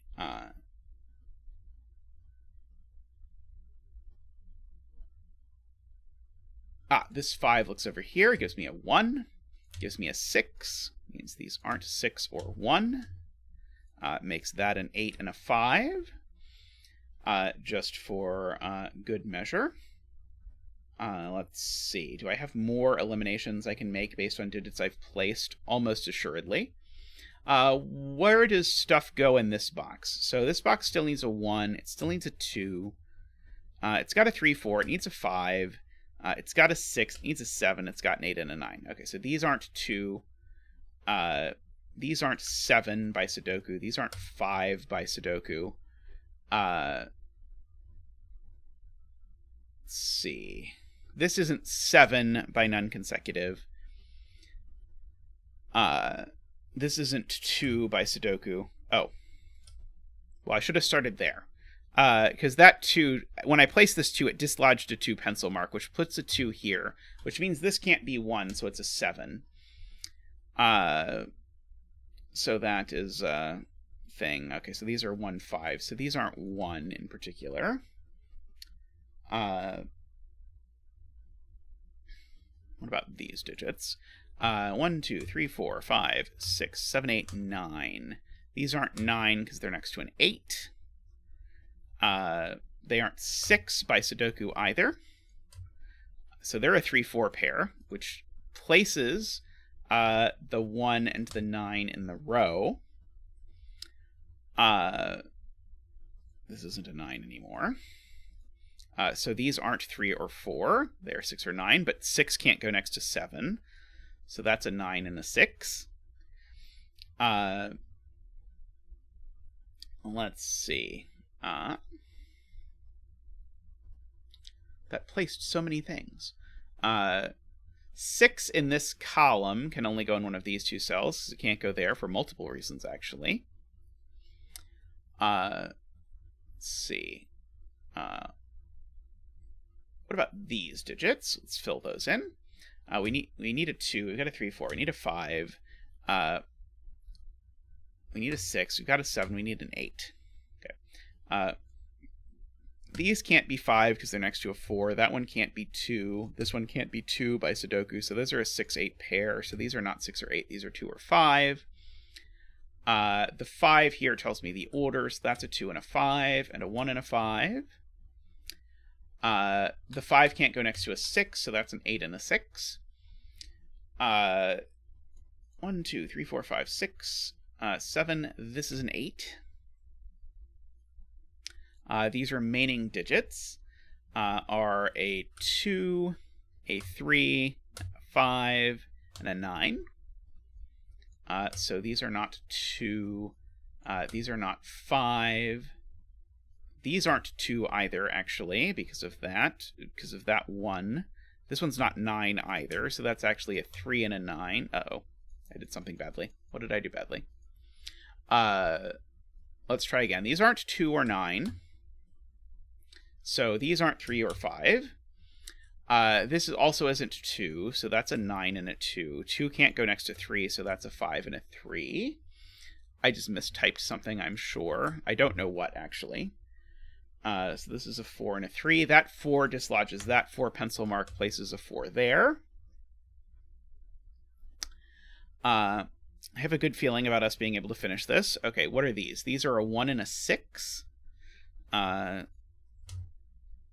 These are a 2, 3, 4, 5, 6, 7, 8. 2, 5, and 8. This one's not 2. This one's not 5.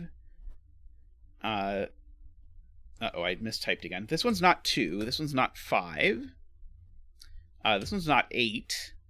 Owing to that 7 there. Oh, I'm kind of shocked that this is not resolved. What are these two digits? These two digits are, let's see, we've got a 1, 2, 3, 4, 5. These are a 6, 6 and an 8 is the answer. Those are resolved. So that's an 8 and a 6. These digits are a 1. Let's see, 2, 3, 4, 5, 6, 7, 8, 9. 1, 3, 7. So this is not a 3. That's not a 7. This isn't a 1 either because it's next to a 2. So this is a 7. So that's not a 7. So this is a 1, 3 pair, but strangely a 1 or a 3 could go in either of these places. These two digits next. Let's see. This row needs a 1. It's got a 2, a 3, a 4. It needs a 5 and a 6. It's got a 7. It needs an 8. Okay, so this is not 1 or 8. This is also not 8 or 5. So where does the 8 go in this row? So in fact, actually, you could see it this way. There's a 1, 6 pair here, which makes this a 5. It makes that an 8 and a 2 and a 5. Whichever way you want to see that. Again, it's always there's always going to be multiple ways to see the same thing. That 6 looks down and makes that a 1 and a 6 and a 1 and a 3 and a 1. All right. So what's left in this row? 1, 2, 3, 4, 5, 6, 7, and 8. So that's an 8 and a 7. What's left in this row? A 2 and a 3, it looks like. So that's a 3 and a 2. And that gives me a 4 and a 3. And there we go.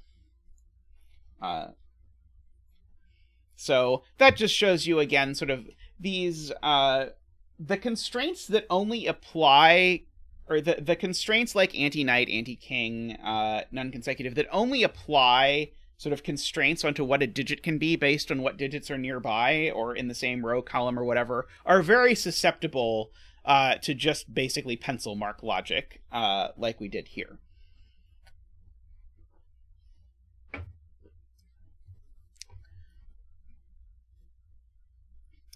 Okay. 2 more puzzles of this sort, and then we will we'll be good. Okay, so this one I had to do for many reasons. So one is it's an anti-knight puzzle, and I wanted to do an anti-knight puzzle. But 2 is that it's called Tilted Windmill. And, well, our supporters around here go by the name of windmills. And so you can see in the chat, if you see, for example, Jay Dyer there has a lovely windmill next to her name. If you want to become a supporter, you can become a supporter by either clicking the join button down below or going to patreon.com/zetamath, depending on whether you'd prefer to give Google money or give Patreon money. And we very much appreciate those of you who support the channel in those ways. And we try to do cool things. So, for example, the supporters get to vote on what puzzle we'll do. And so we'll shortly be doing the most voted on puzzle. So if you want to do that, no obligation, but if you want to do that, you absolutely can. All right, so what is an anti-knight puzzle? So an anti-knight puzzle is a regular old Sudoku puzzle, except that you can't do this whole knight's move thing and get to a digit of the same digit. So this being a 2 means this can't be a 2. And so I think the useful thing to do is to just, for one digit right away, just mark all of the things that it cannot be. So these are all of the cells that are a knight's move away from the 2, and so cannot be 2.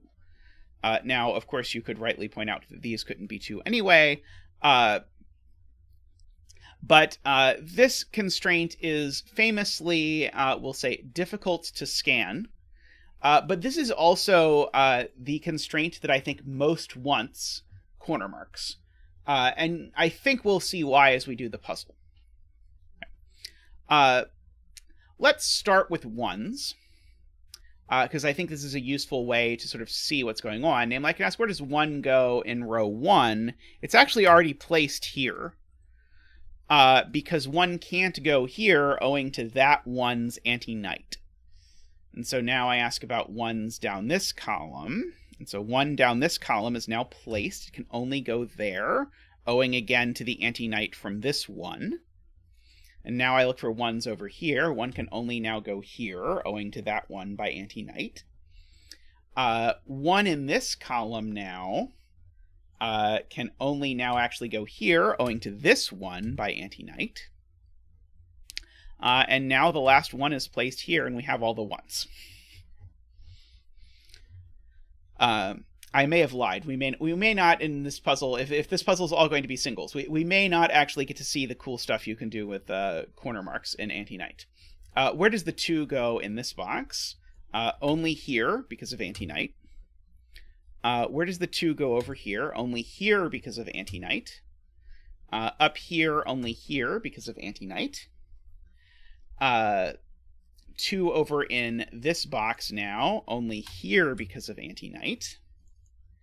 And the last 2 goes there. Well, how about 3s? In this box, only here because of anti-knight from that 3 and that 3. Oh, gasp, I think there's 2 possibilities in this box. I think... Oh, no, there's not. No, there's not, sorry. 3 only goes here because of anti-knight in that box. 3 in this box only goes here because of anti-knight. 3 in this box only goes here because of anti-knight. And this is the last 3. 4s. Well, 4 in this box only goes here. 4 in this box only goes here. 4 in this box only goes here. 4 in this box only goes here. 4 only goes here. And that's all the 4s. What about 5s? There is only 1 5. So we may, at this point, have to start thinking about things. No, we don't. Where does 5 go in this box? Funnily enough, and this is just anti-knight things, hashtag. 5 in this box is placed, even though that seems completely impossible, with only 1 5. But this 5 actually rules 5 out of those by Sudoku and those 2 by anti-knight, so that's a 5. And so now the 5 in this box is in one of these 2 cells. Let's see. Can we do more magic with 5s? I'm gonna guess no. Not immediately. What about 6s? Can I do a similar trick with 6s? So 6 is going to go here by the same trick that placed the 5. And now 6 in this box is going to go into one of these 2 cells, but we don't know which one yet. I don't think I know much else yet that I'm willing to pencil mark. 7, we get to do the same trick. The 7's going to go there. And so that's going to tell me that one of these 2 is a 7. Sorry, not in the center. So 7, I am noticing down in this box, only goes in one of these 2 places. Which is the kind of thing that looks like it could be useful, but probably is not yet useful. 7 in this box, who knows? What about 8? 8 is going to get placed here, which is going to mean that one of these 2 is an 8. It's also going to mean that one of these 2 is an 8.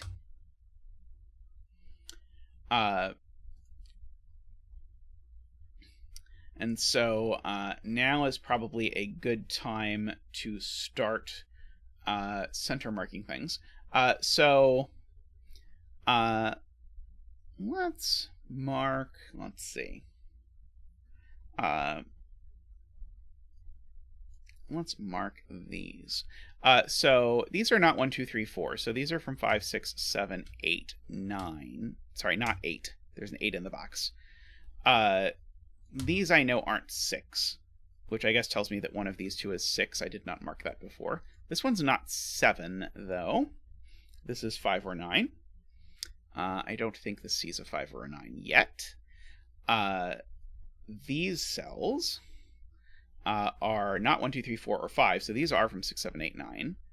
These aren't 7. That one's not an 8, fascinatingly enough. These are from, again, 5, 7, 8, 9.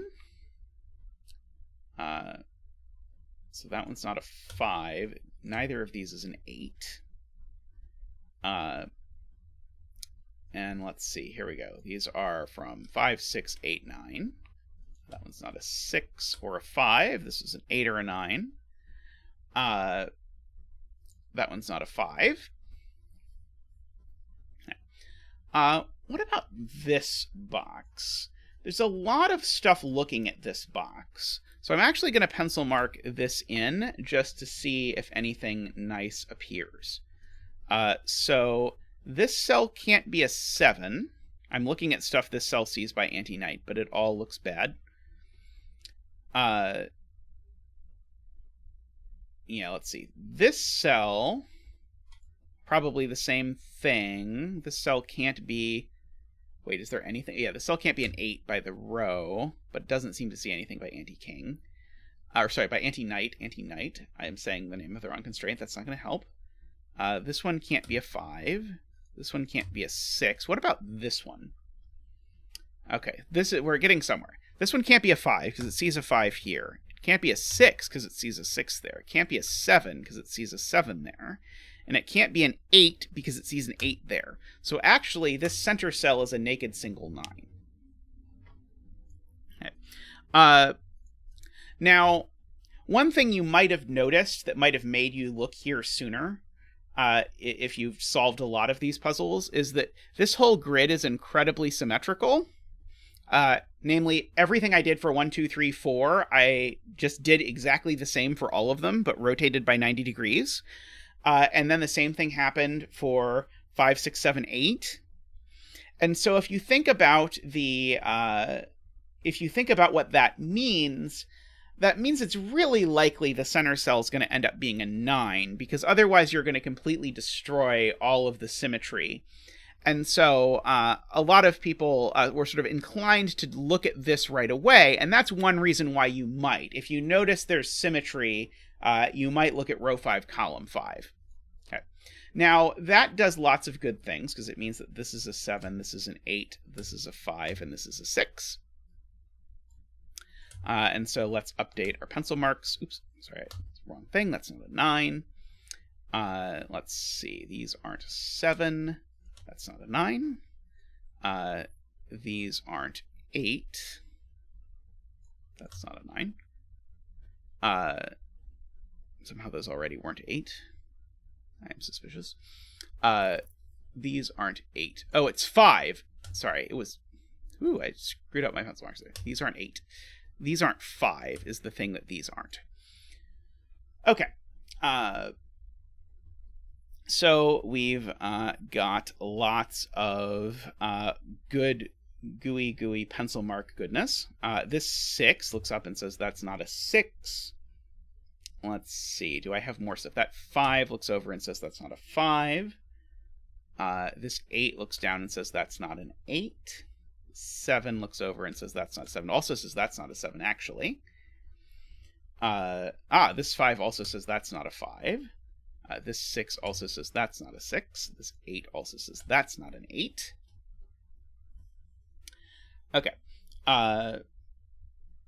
So this 7 has ruled a 7 out of this 7 pencil marked cell, so that's a 7. So now these cells are a 6-7 pair, because now I can corner mark 7s into these cells. So these are 6-7. And I know that this one's not a 6, so that's a 7 and a 6. Which is going to let me fill in this cell. 3, 4, 5, 6, 7, 8. This is a 9. Let's see. What is left in this column? This 5 sees this 5 pencil mark, which places a 5 here. These digits left over here are a 5, a 6, and a 7, which have to go in that order. So that 7 makes that a 7, which makes that a 9 and an 8. These two digits are an 8 and a 9. Don't think I know the order yet. Oops. An 8 and a 9. This 8, 9 and this 8, 9 form a pair, making that a 5. Making that a 6 and a 7 and an 8 and a 5. And an 8 and a 9. And an 8 and a 9. This 7 looks up and makes that a 6 and a 9 and a 7. This cell, we've got 1, 2, 3, 4, 5. This is a 6. So that is not a 6. So this is a 6. That 8 looks over at that 8. So that's an 8. These 8s together place an 8 there. These two digits are a 5, 9 pair, which ridiculously I think is not resolved yet. Seems implausible, but possibly true. Oh, this cell, I probably should fill in this cell, huh? This is not a 1, 2, 3, 4, 5, 6, 7, 8. This is a 9. Okay, so that's a 9, a 5, and a 9, and a 5, and a 9. And now this cell, 1, 2, 3, 4, is a 5. Woohoo! Alrighty, and so that gives you some sense of how anti-night puzzles work. Generally, I think anti-night puzzle scanning is tricky, and certainly it is an acquired skill, we'll say. But I do think anti-night puzzles, when they're well constructed, are a lot of fun.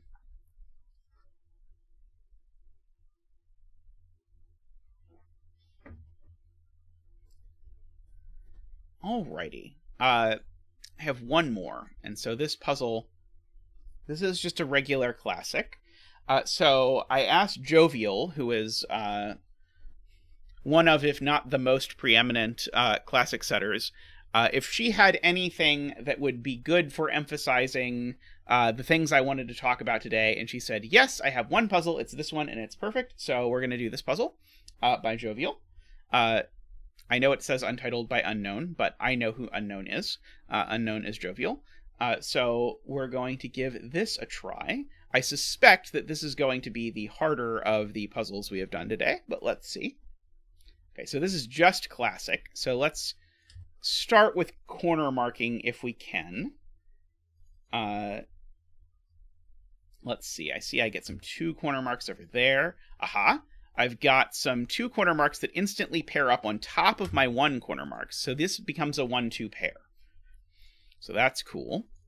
Let's see. Okay, so I'm going to fill in, because now I have 5 digits in this box. And so now 6, 7, 8, 9 is what's left. But I see this 8 and 9. Look at those 2 cells. So these 2 cells aren't 8 and 9. They're 6, 7. But that now gives me a pair of 6 and 7. So these are not 6, 7. Those are 8 and 9. And by anti-night, this is a... Wait, no, that's the last puzzle. So we've got sort of lots of stuff going on there. Let's look at 3s. One of these 2 digits is a 3. One of these 2 digits is a 3. One of these 18,000 digits is a 3. Let's not do that one. 4. Get a similar trick with 4s. The 4 is placed and becomes a second 4 corner mark, but that means that these 3 4 corner marks get upgraded to 3 4 center marks. Means that I can fill in the rest of the digits here. They are 1, 2, 7, 8, it looks like. But these aren't 2, 7. They are 1, 8. This puzzle is gorgeous already. So these are not 1, 8. These are 2, 7.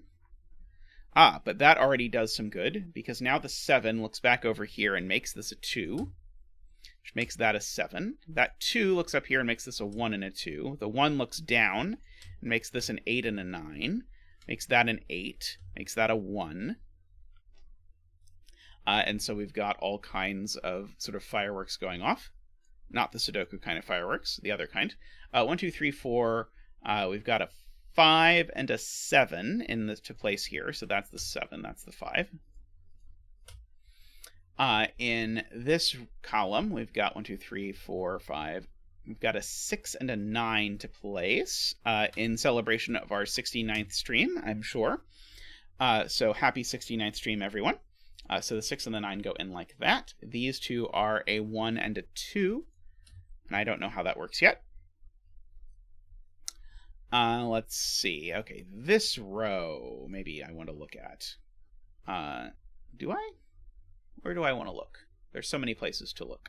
I don't think I've made it past 4 yet in my digit scanning. So let's just quickly scan for 5s. So there's a 5 over here. I don't think that's going to be the key. What about 6s? The 6s are going to join the 5s, which maybe should have been expected given the general theme of the puzzle. So these digits are going to be a 1, not a 2, a 3, a 4, not a 5, 6, 7, 8, and a 9. Let's see. These aren't 9. Oh, am I not going to get a pair this time? This one's not 1. Yeah, maybe I'm not going to get a pair this time. What are these? I guess I should write in. Those are 2, 3, 4. 5, 6, 7, 8, 9. Yeah, these are 3 and 4. So I can write in these cells as 1 and 2, 3, 4, 5. No, not 5. 5, 6, and 7 are gone. 8 and 9. These aren't 8. That one's not 1. That one's not 2. Actually, that one's not 2 either. If I look at the row, fascinating. Okay, so we're gonna have to chase this around a little bit more. So let's fill in. I see what's gonna happen here. Let's fill in our 7 corner marks and then our 8 corner marks. And now what that's done to us is it's given us a 7, 8 corner marks that upgrade to a 7, 8 pair. And what that does is it dislodges this 3 corner mark and makes this a 3. And I suspect that's going to be important. Because it's going to make that cell, importantly, not a 3. I mean, maybe it's not important. Who knows? What do I know? I'm just a zeta. Let's fill in this triple. 1, 2, 3, 4, 5, 6, 7, 8, 9. And that's going to give us a digit. So these aren't 5. So that is 5. That 5 looks down here and gives us a 6 and a 5. The 6 looks up there and gives us a 4 and a 6. So that is cool. So this is not a 4.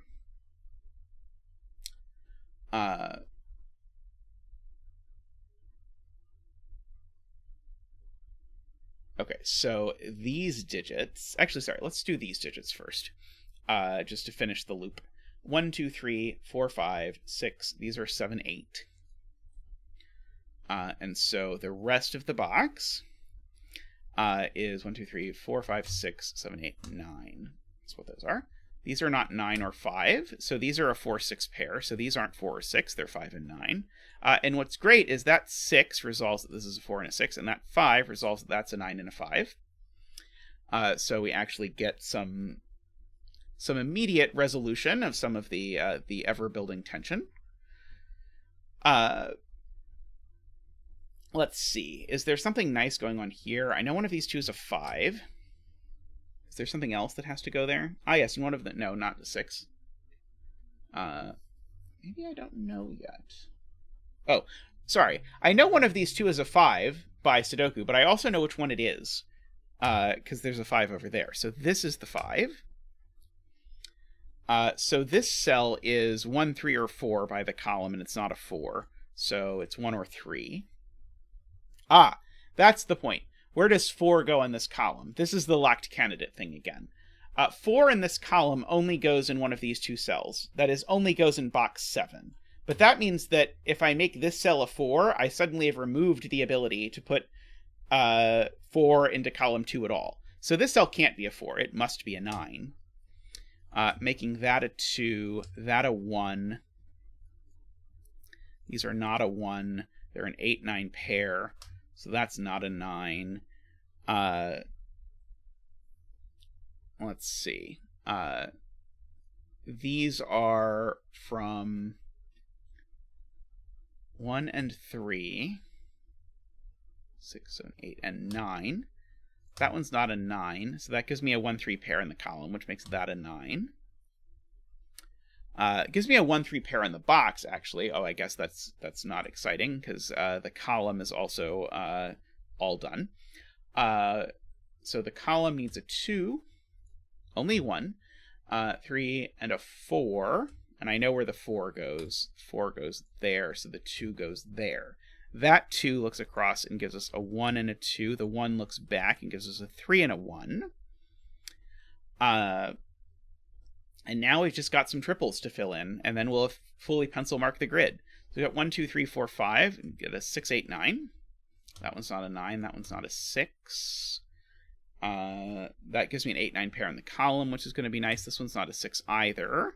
So that one is the 6, actually. These are a 2, a 3, oops, a 2, a 3, a 5, oh, a 2, a 3, and a 5, that's it.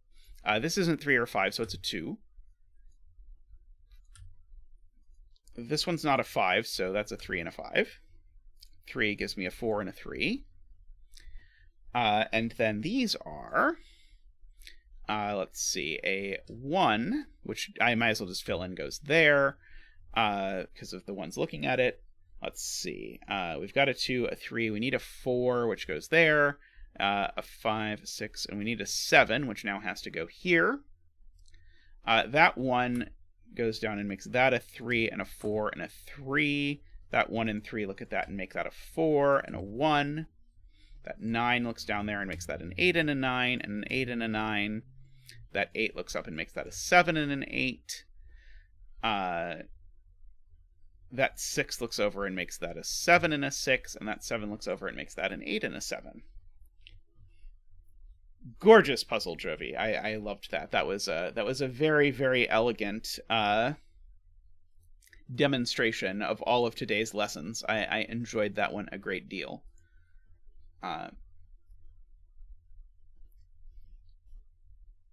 Okay, so for those of you who are here for the stream, I'm going to continue streaming after a short break. For those of you who are watching the tutorial video, as it's posted later, thank you for watching. Zach also sends his appreciation. Zach would also appreciate it if you would consider subscribing if you haven't subscribed yet. If you'd like the video, if you have not yet liked the video, by clicking the thumb up. And as I mentioned earlier, if you want to support us on Patreon or on YouTube by clicking the join button, or Patreon by going to patreon.com/zetamath, we'd very much appreciate it.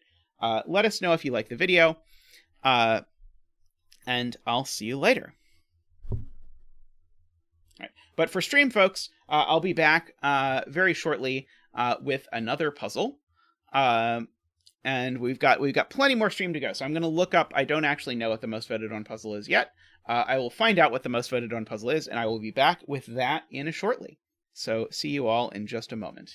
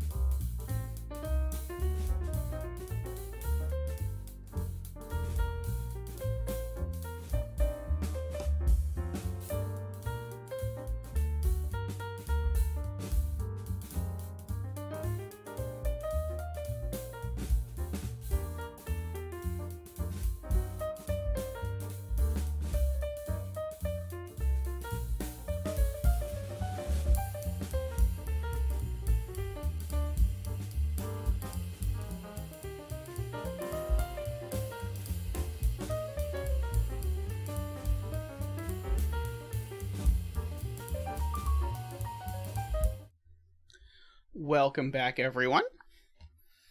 In a somewhat unprecedented incident, we actually have 3 puzzles that are tied for the most voted on. So we're going to do all of them. By some strange coincidence, 2 of them involve German whispers and killer cages, although this one is not quite killer cages. And then we have an odd one out, which is something with lockout lines in between lines. But we'll do all of them. Let's talk about how the rules work for this puzzle. So we have the green lines. The green lines are called German whispers. And along the green lines, digits that are next to each other have to be at least 5 apart. So if this is a 7, this could be a 2 or a 1. If this is a 1, well, then this could be a, say an 8, etc. down the line. All right, so that's how German whispers work. And we also have killer cages. And these are these little dashed boxes. And inside the little dashed boxes, you get the sum of the digits. So in this case, the sum of these digits is 9. I should say it's not relevant in this puzzle, but there's an additional rule with killer cages most of the time that you're not allowed to repeat digits within the killer cage. Here you could never do that anyway, but if you had a cage that wrapped around like this, it might provide additional Sudoku logical considerations. The main thing to know, I mean, there's lots of things to know, but the main thing to know about German whispers is that because of the difference of at least 5 business, we always need to alternate between a digit that is high and a digit that's low. So usually the shorthand is 1, 2, 3, 4 is low, 6, 7, 8, 9 is high. And so usually we'll denote the 6, 7, 8, 9 digits in orange and the 1, 2, 3 digits in blue. My immediate inclination when I look at this is to note that because of this alternation property, this cage actually has a somewhat forced structure. Because, again, either these are both orange and this is blue. That's one possible way because it alternates. Or these are both blue and this is orange. Those are the only 2 ways that this could possibly work. Okay. Except one of those plainly does not work. Namely, this one is not possible. Because in order for this to work, these 2 digits would have to be from 6, 7, 8, 9. But then what's the minimum they could sum to? Well, 6 plus 7, which is 13. Which would mean that in order to make this work, I would need to put a 0 in this cell, which I am not actually allowed to do, even though the software lets me do it. So that's not how it works. It's the other way. It's that way. So these are from 1, 2, 3, 4. This is from 7, 8, 9. Now, you might ask how I know this isn't a 6, which is a good question. If this was a 6, then it would force both of these to be at least 5 away from 6, which is to say it would force both of them to be a 1. That's not going to work. Actually, it can't be 7 either. If this is a 7, what would it force? Well, what are the 2 digits that are 5 away from 7? They would be 1 and 2. But then the 1 and 2 here would sum to 3, which would mean this digit would have to be a 10. That's not going to work either. So this is also not a 7. It is only an 8 or a 9. Oh, we should have a bet cell, yes. For those of you not inaugurated in the bet cell, this little circle here is a digit where you get to guess what digit it will be at the end of the solve. And then based on if you are right, you can celebrate. Okay. So the minimum that these 2 can sum, the maximum these can sum to is 7. So this digit is always at least 6. So this digit's always orange for whatever that's worth. And so we've got that. All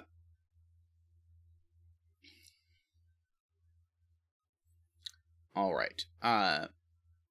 So that seems like a good place to start. It's not quite gotten me where I need to go yet. I want to look at the 15 cage as well, but it's a little less good because only one of these things sort of pokes in here, and then this other one pokes in this 9 cage.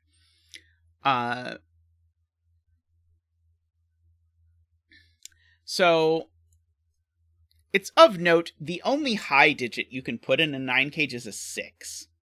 So if this is orange, it would have to be a 6. And so if this was a 6, this would be a 1, and I'd need these two to sum to 14. That seems plausible.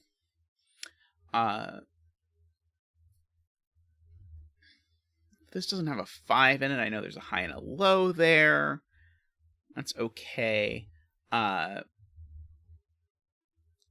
see. I know I need at least 2 low digits in here. So if these two, which are the same, if these two are low, that's all the low digits for the box.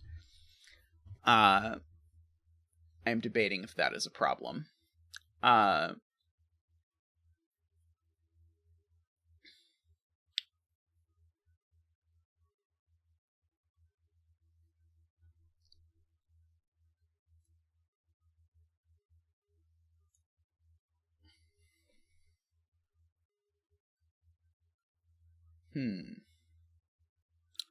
All right.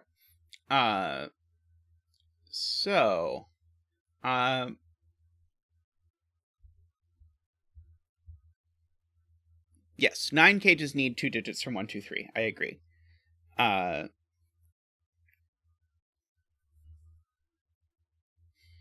3-cell 9 cages. I think I'm supposed to notice something important about this constellation, but I don't quite see it yet.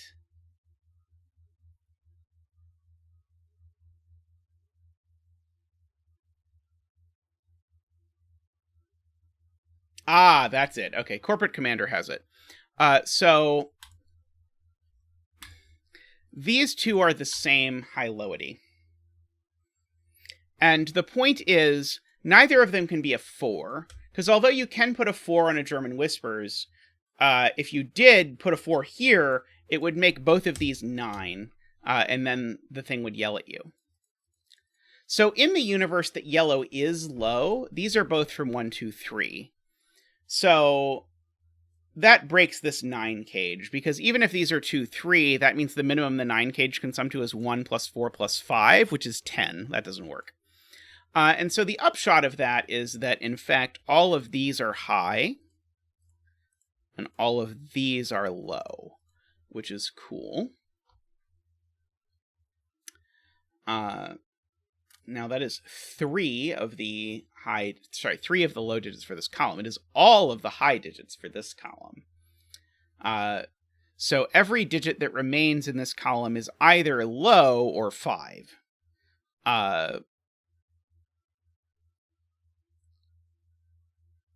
Let's see. Do I know that one of these has to be low? Oh boy, I don't really want to look at this, do I?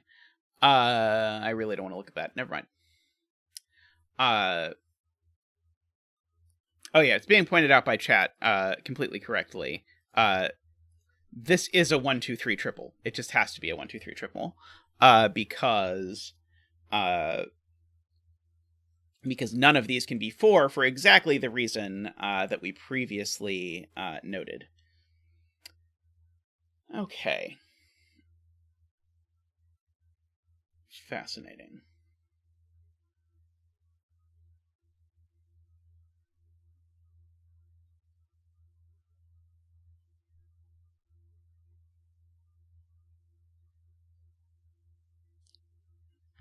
Let's see. Okay, yeah, one of those oranges, right. One of these oranges, if I look at it, these are let's just write in, so this is Carl's point. These are from 6, 7, 8, 9, but these aren't 6. Because if either of these was a 6, then it would require 2 1s, and that's not possible. So, because one of these two is a 6, one of these two is a 1, so this is never a 1. I agree with that.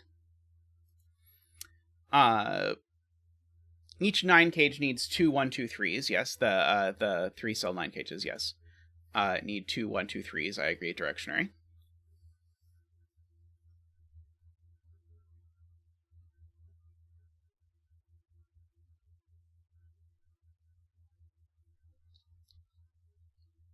This is very interesting to me.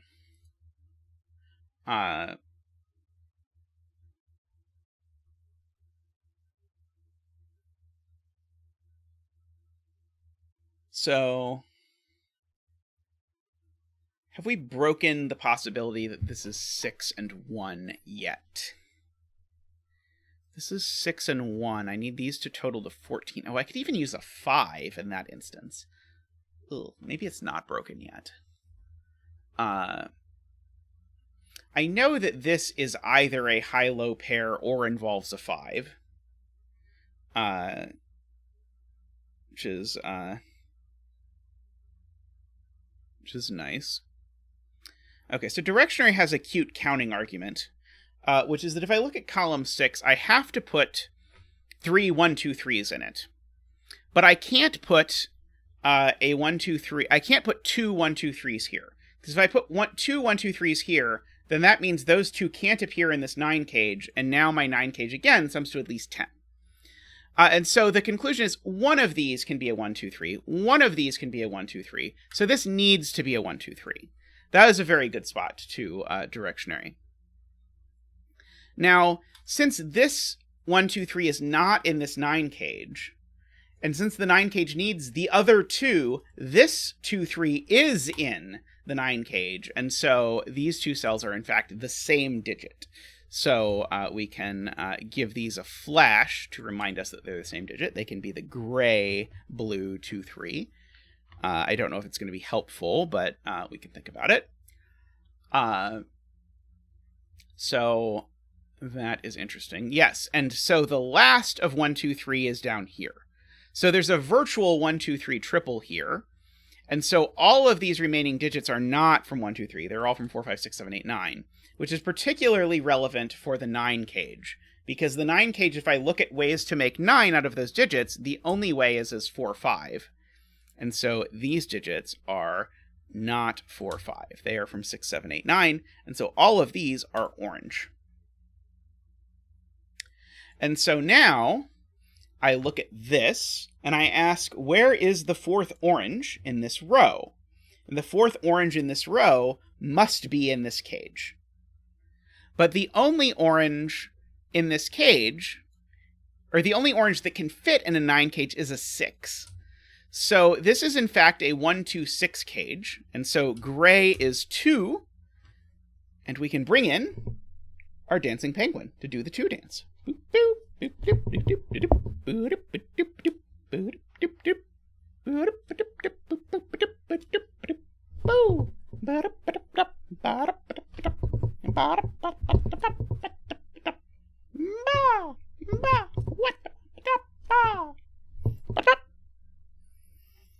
Thank you, Zach. Much appreciated. And so this is a 1-6 pair. Yeah, I really don't believe you, Nicholas, for what it's worth. You could be right, but if you're right, I definitely don't see it. Hey, Pancake, welcome. We're enjoying your puzzle so far. So these are not 6. So these are not 2.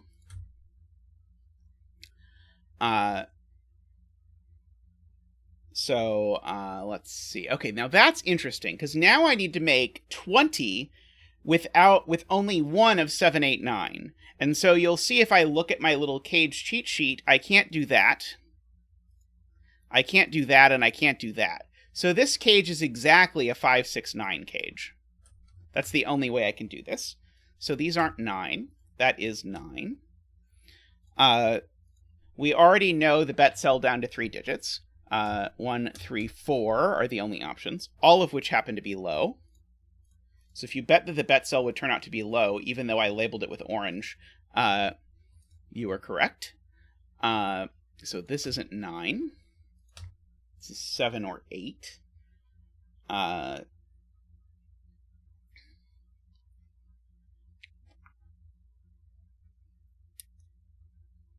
right. If this was 7, this would have to be 2 and 1. But I don't think I know...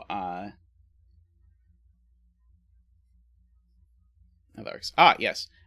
Good point to note that there's a 1 3 pair in this column, so this digit's a 4. I mean, I'm not your mom. You can bet on the bet sell if you want, even now that you know that it's down to 2 things. Speaking of, there is both a 1 and a 3 up here somewhere.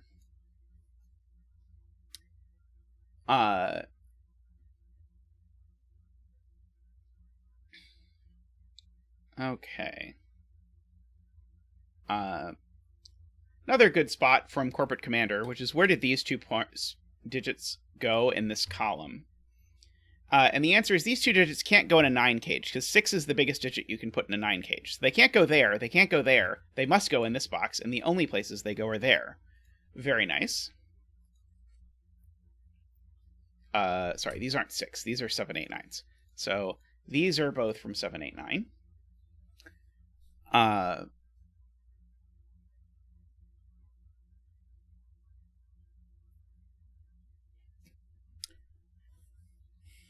Alrighty.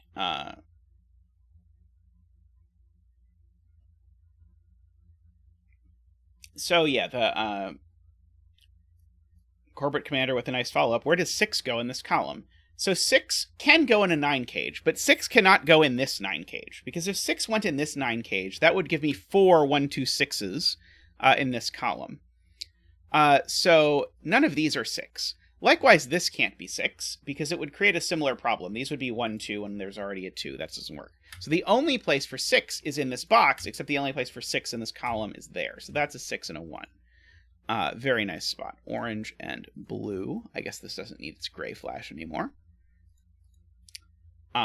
So now where does 4 go in this box? This was available before, I suppose. That's a 4.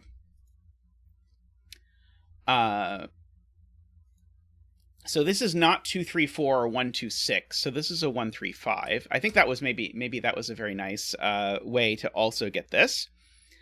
So this is a 1, 3, 5. So now I ask where 2 goes in this column, and the only place for 2 in this column is now here. And so now this can't be a 1, 3, 5. It's either a 1, 2, 6, which it's not, or it's a 2, 3, 4. So this is a 3, 4 to finish off that. So if this is a 3 or a 4, this can only be an 8 or a 9. And it's not a 9, so it's an 8. And so if it's an 8, this can't be a 4, so it's a 3 and a 4. So now, this is not 1, 8, 2, 7, or 3, 6. So the only option for this is that it's 4, 5, and we know the order. And so, so this is not 8. Let's see. There's a 4 over here somewhere. I don't even know if I want to mark that at the moment. There's a 4 up here somewhere. I don't even really know if I want to mark that at the moment. One of these two is a 1. This row. I want to mark this row. That seems like a good idea. We need a 1. We've got a 2, 3, 4, 5. We need a 6, 7. We've got an 8, and we need a 9. So let's see. This thing has an 8 in it, and so we can just cheat and say, okay, if this thing has an 8 in it, well, there needs to be a 1 here. Let's not even look at this. There has to be a 1 here, because if there's not, then this is at least summing to 8 plus 6 plus 7. And 8 plus 6 plus 7 is 21. It's way too big. So one of these is a 1. If one of these is a 1, what's the other one? Well, 1 plus 8 is 9, so then the other one's a 6. So these are a 1-6 pair. Okay, so I think this was an instance where looking at the cage thing was just a distraction. So this is not a 6. This is not a 1 or a 6. It's a 7 or a 9, which means it earns its color of orange. So this can't be a 6, because if it were a 6, it would make both of these a 1. So this is a 1, and that's a 6.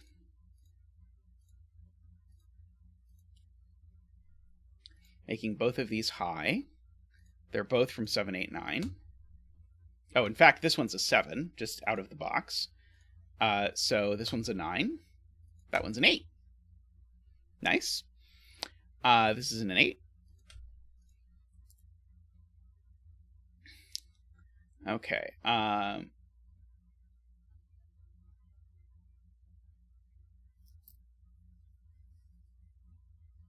Fascinating, fascinating. I probably should know what this digit is. Oh, I guess this is just also a 7 or 9, huh?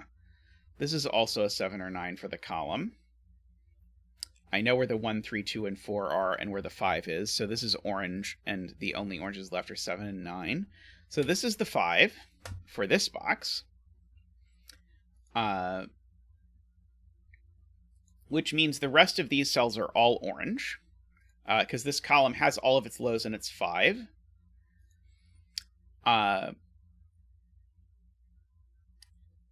So these over here are the remaining blue digits. They're a 2-4 pair. For whatever that is worth.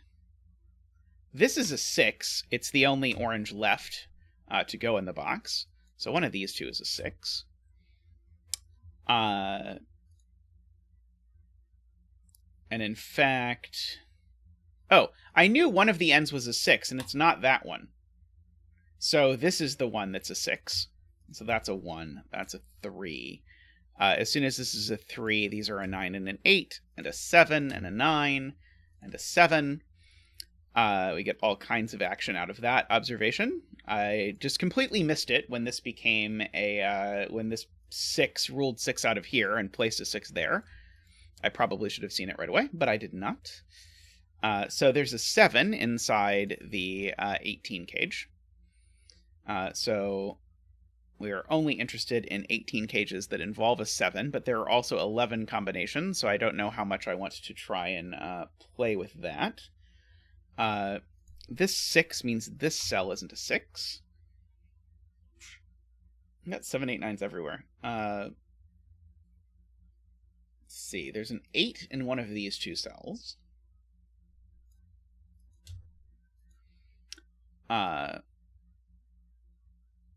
Fine. These are a 7, 8, 9, I guess I can write. I don't know how much I care about those being a 7, 8, 9, but we'll go with it. Let's see, these two, let's fill in, just for posterity's sake, they are a 1 and a 5. So the puzzle is not secretly anti-king, we have learned. These digits are a 2, 3, 4, 5. This one's not a 3 or a 4. It's only a 2 or a 5. These are pretty unrestricted, I believe. Let's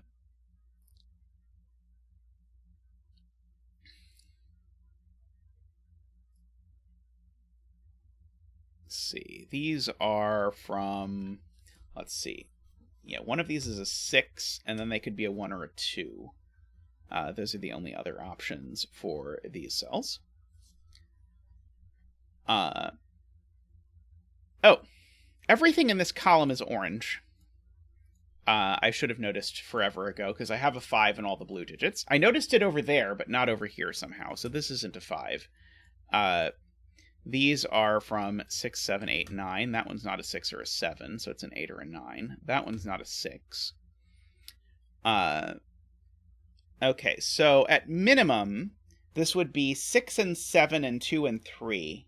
And that is what it has to be. So because of this 1, the absolute minimum I can make this is 6 plus 7 plus 2 plus 3, and that's already 18. So in fact, I can just write this in. It looks like that. So this is not a 7, that's not a 7.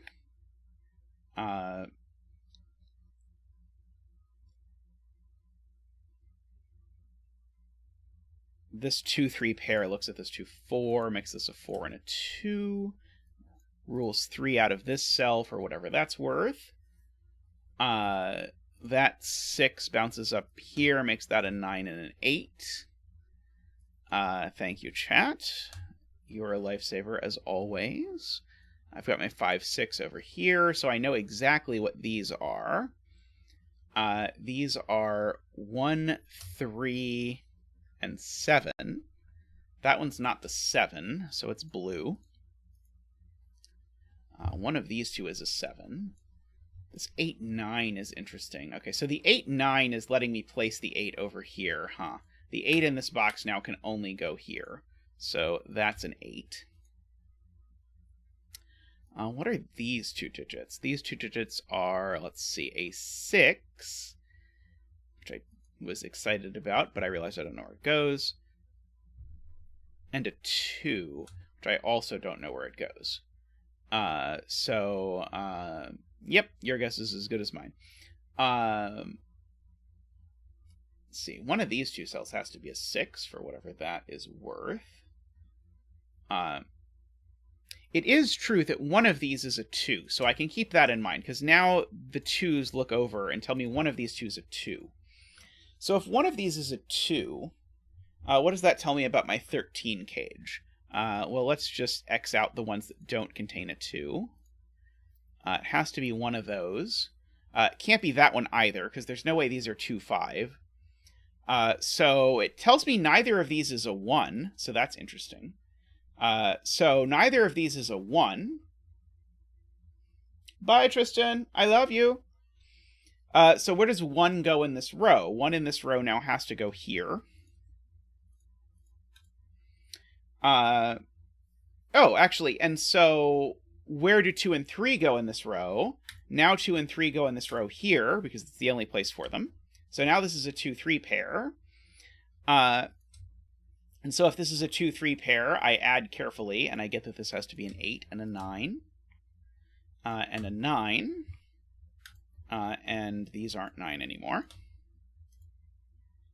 So we've got all of that. So now this is a 5, and this is a 3.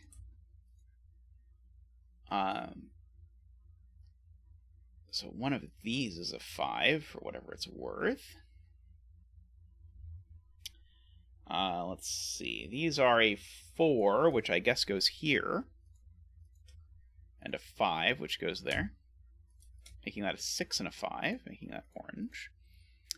This isn't a 6 anymore, so this is orange, and is 6. This is blue now, officially. It's not 6 in the corner.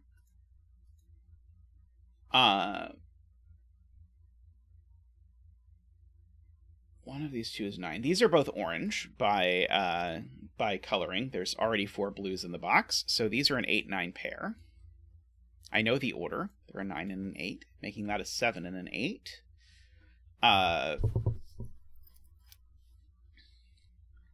So this column needs a blue up here. This box needs a 9, aka an orange there. Let's see. This is a 1 or a 2. One of these is 5. I don't know which one yet. These digits, 1, 2, 3, 4, 5, 6 is what these are. These digits are a 1 and a 7, and I know the order. So that's a blue, that's an orange. This is a 1, and that's a 7. So this is not a 7, so it's blue. So this is a 7, so it's orange.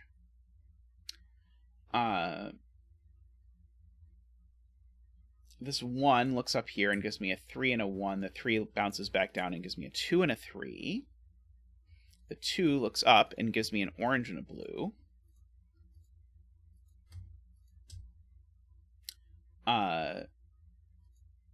This isn't 6 anymore. That's not 6 anymore, so this is orange. This 2 looks up and gives me a 5, which makes this blue. Makes this blue. Oops. Means I know what this is. It's not a 2, 3, or 5, so it's a blue. So these are both blue just by the box. And they are not 4 or 5.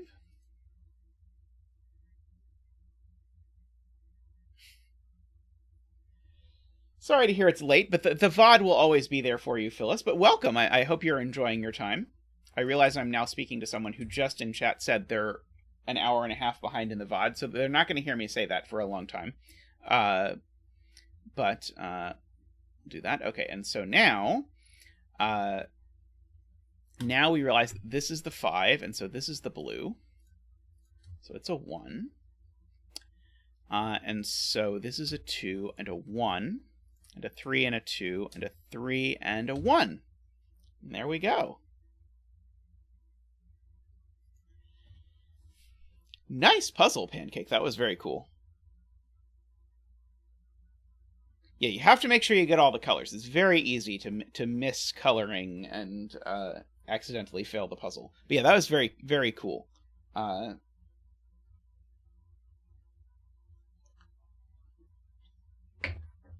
My supporters continue their trend of voting only for very good puzzles. All right, so let's do the Derektionary one. Okay, so the Derektionary one has perfectly normal German whispers, but it has not so normal killer cages. And so the killer cages in this could be killer cages, like they were in the previous puzzle. Or, instead of that, they could be what Derektionary calls look and say cages, where they tell you about the number of copies of a digit inside the cage. So this 16 cage might be saying the sum of these 4 digits is 16, or it might be saying that one of the digits in this cage is a 6. This 12 cage might be saying that these digits sum to 12, or it might be saying that one of the digits is a 2. Likewise, this might be saying that there are 2 7s in here, or that the sum of these is 27. And this is saying there's either 2 6s or the sum is 26. Those are the options. All right. And I'm trying to remember if it can be both. Or both. And they can be both. Both is fine. Okay, so I'm immediately sus about the ability to fit 2 6s into this cage. If there were 2 6s in this cage, those two would both be 6. Those are the only cells in this cage that could be 6. Is there something wrong with those both being 6? It would make these both 1. Maybe that's plausible. Seems plausible to me. The 27 cage. Oh, I can do a bet cell. That. Oh, sorry, not that. That is the bet cell. Actually, let's make a bet. We've had the orange bet cell for a bit. Let's make a blue bet cell. This could be the blue bet cell for you to work with this. Okay. Actually, wait. Would these be the same high-lowity? That's the question. So if I high-low color this, they are the same high-lowity. That's annoying. I was hoping that that would break. Okay, so I think it's worth actually coloring these, and so I don't know whether yellow or purple are high or low, but yellow and purple are high or are low. I'm eyeballing how this 26 sum could ever work. Because I now actually think the 26 sum isn't going to work. Because if all of these are high, that doesn't work. Because these would be 6, 7, 8, 9. And then, yeah, this just doesn't work. Okay. So if this is a killer cage, then yellow are all the same high-lowity. So there's 2 possibilities. They could be 6, 7, 8, 9, in which case they sum to 30, and I need this to be a -4. Or they could be 1, 2, 3, 4, in which case I need this digit to be a 16. Neither of those works. So actually, we get 4 digits right away. Those 2 have to be 6s, and these 2 have to be 1s. And we get Zach to do a nice 6y dance for us.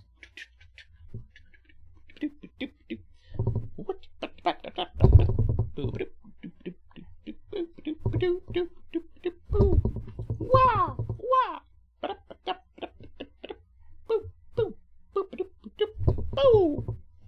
Thank you, Zach. Thank you. All right, so we can complete the coloring of this. They're orange. These are blue.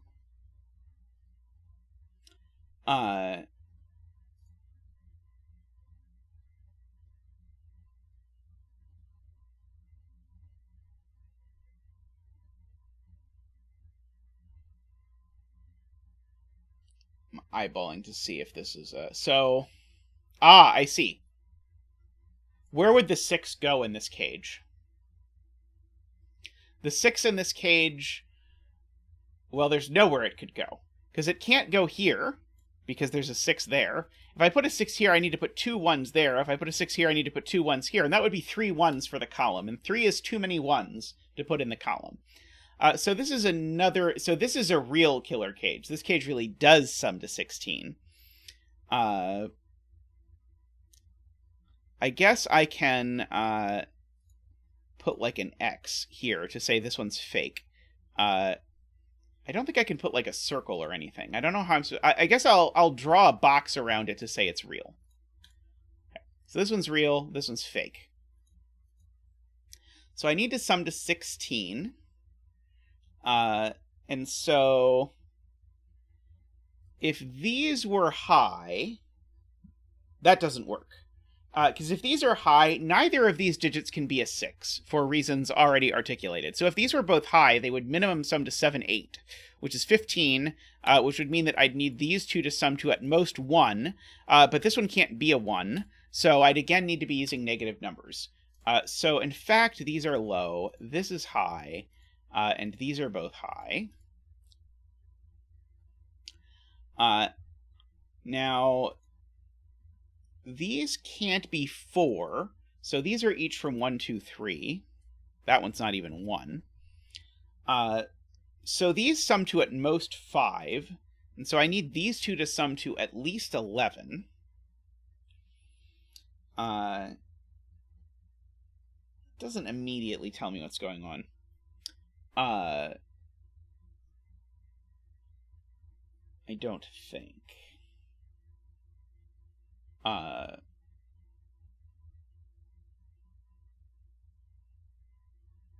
It's interesting, by the way, these oranges are a 7, 8, 9 triple. None of them can be 6. And so the last orange in this column is a 6.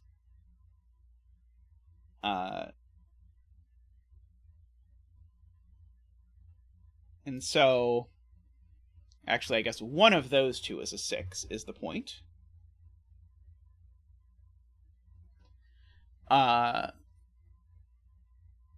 This can't be a 6 either, actually. Very interesting for this. Okay, so...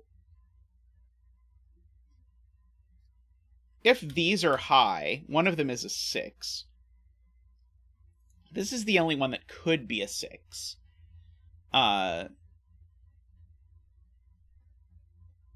But if it's a 6, these are both 1. That actually looks okay, unfortunately.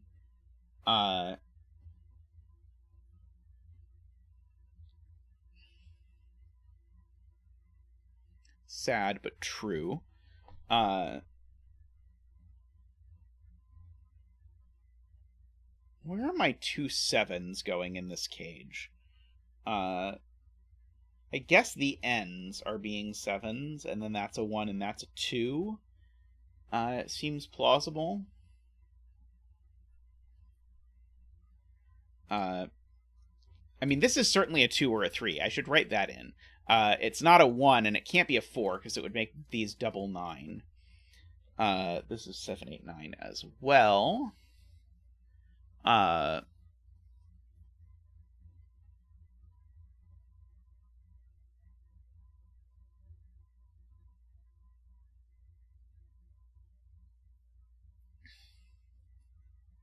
Okay, so I guess here's a good point. If these are blue, then that one's a 4. Yeah, so if this is blue, this is a 4.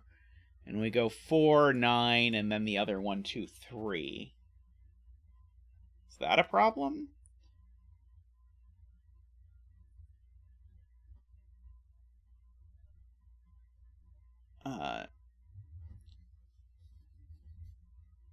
Let's see. I'm being told this can't be a 7. If this is a 7, this would be a 2 and a 1. And then this would need to be a 6. That's a good spot, yeah. So, if this is a 7, the only digits it goes with are a 2 and a 1. which then means the sum is 10, but then this needs to be a 6, but there's already a 6. So this actually can't be the 7. This is an 8 or a 9.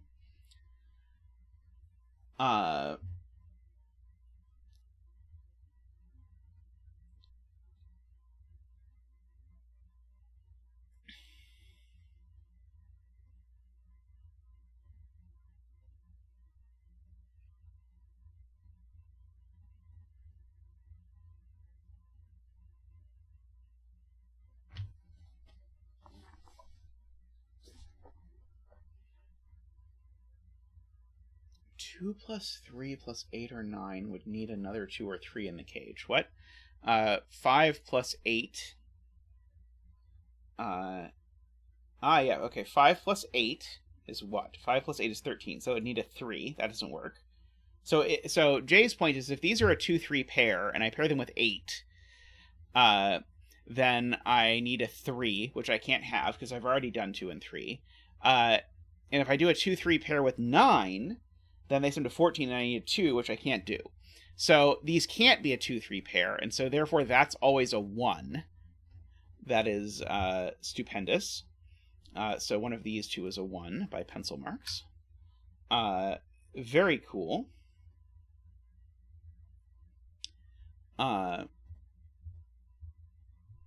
So let's see. Should I exhaust the possibilities here? If this is 1, 9, I need these to sum to 6, and so they'd be 2, 6. If this is 1, 8, then I need these to sum to 8. And so they could be 3, 5. Oh, wait, no. If this is 1, 9, then I need these to sum to... No, sorry, that's fine. Okay. Let me just fill in the possibilities. If this is 1, 9, I need these to be 2 and 4. If this is 1, 8, that sums to 7. I need these two to sum to 9. And so this would need to be a 6 or a 7. Well, it can't be a 6. It would have to be a 7. Oops. I think this is always a 4 or a 7. If I did that right. 1 and 8 sums to 9. I need these to sum... No, I did that wrong. Completely wrong. No, don't listen to me. This is a 1 and a 9. I need these to sum to 6. That needs to be a 4. If this is a 1 and an 8, I need these to sum to 7, in which case this is a 2 with a 5 or a 3 with a 4. Sorry, I am terrible at keeping track of that. Okay. So we've got that.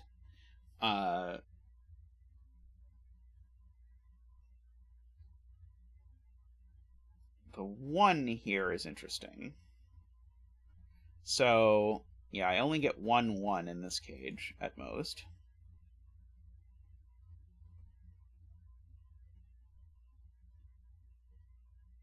Ah, right. Now that I know this is a 1, now the thing I was saying before about this is now relevant. If this is orange, it's a 6 and needs a 1, so it's not orange, it's blue. And that's blue. Which means that this is not blue, it's a 5. It's a 5. This is orange. Now, if that's a 5, this can't be a 9. So this is an 8. 1, 8, 5 is 14, so that's a 2. These aren't 8. These are a 3, 4. So that is a 9. Sorry, I wrote 3, 7. I meant 3, 4. This is where the 6 in the box goes. This is where the 7 in the box goes. If that's a 7, that's not a 7. It is an 8 or a 9. And actually... Oh, never mind. I was going to say something that I don't think is correct. Okay, so now I want to look at this. If these are both orange, one of them is a 6, and that doesn't work because there's a 1 in the row already. So these are both blue, which makes that blue, makes these orange. This isn't an 8, by the way. So these are from 2, 3, 4. Which means one of these is at least 3. No matter how I slice it, one of these is at least 3, which means this digit's at least 8, but it can't be an 8. So this digit's always a 9, making that a 7.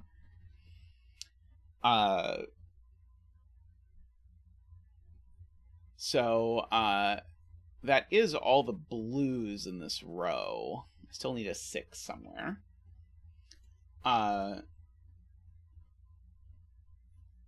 So this can't be a 6 for multiple reasons. These are from 7, 8, 9. That one's not a 9.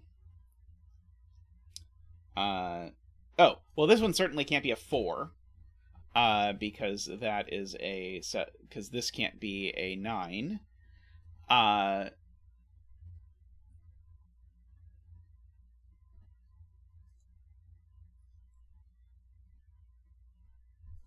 Okay, this can't be a 4 either, because this can't be a 9. So this is 6, 7, or... Sorry.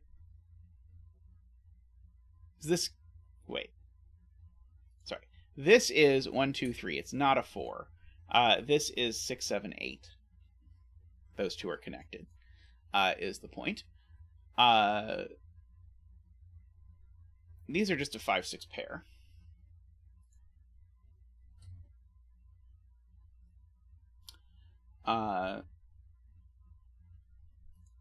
Nicholas points out that this 2 actually looks down and sees that that's a 3, which makes that a 9 and an 8, and that a 4 and a 3, and that a 2 and a 4. Good spot. That 4 makes that a 9. 2 can well go next to 7 or 8. I know there's a 7 over here somewhere.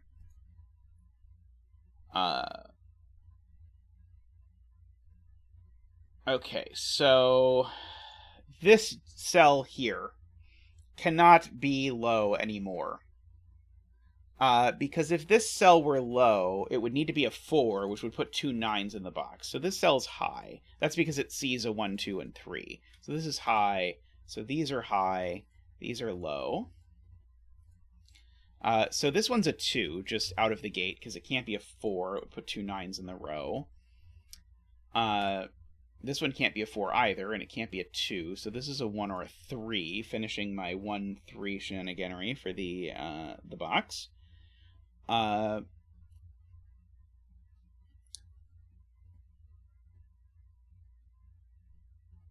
see. I mean, there's no 6s in here, for whatever it's worth. Oh, what is this cell? This cell, I guess, is a 7 or a 9. This is a 7, 8, or 9. So that's a 7, 8, 9 triple in the column again. Popping up, as so often happens in this puzzle. This is also a 7 or a 9. Oh, but it's not a 9, it's a 7. Just by that 9, this is a 7. So that's a 9. So that's not a 9. Sorry, not a 9. That's a 7 or an 8. So there's a 7, 8 pair here.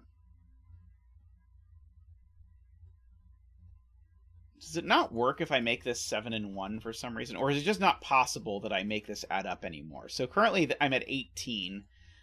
In order for this to work as a sum, I would need these two to add to 9. Which I guess they could as 8 and 1. No, they can't as 8 and 1. 8 and 1 is not a valid possibility. Okay, I understand now.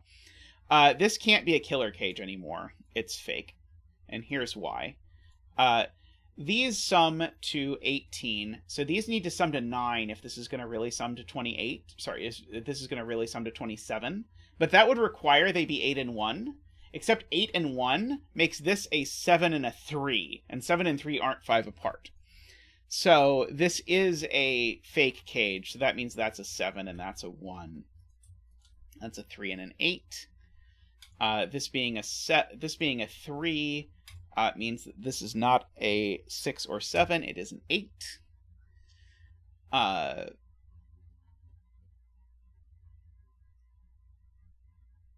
Let's see.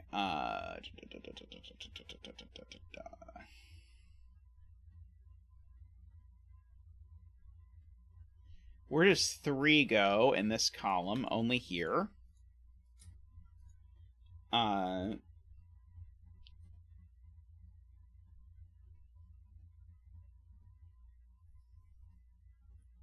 Let's fill in these digits just because we can. We learned about it earlier, so might as well. 2, 3, 4, 5, 6, 7, 8, 9. 2, 4, and 9. Neither of these is a 9, so I realize I also could have said this was a hidden 9 in the row, so that's a 7. These are a 2, 4 pair, so they're both blue.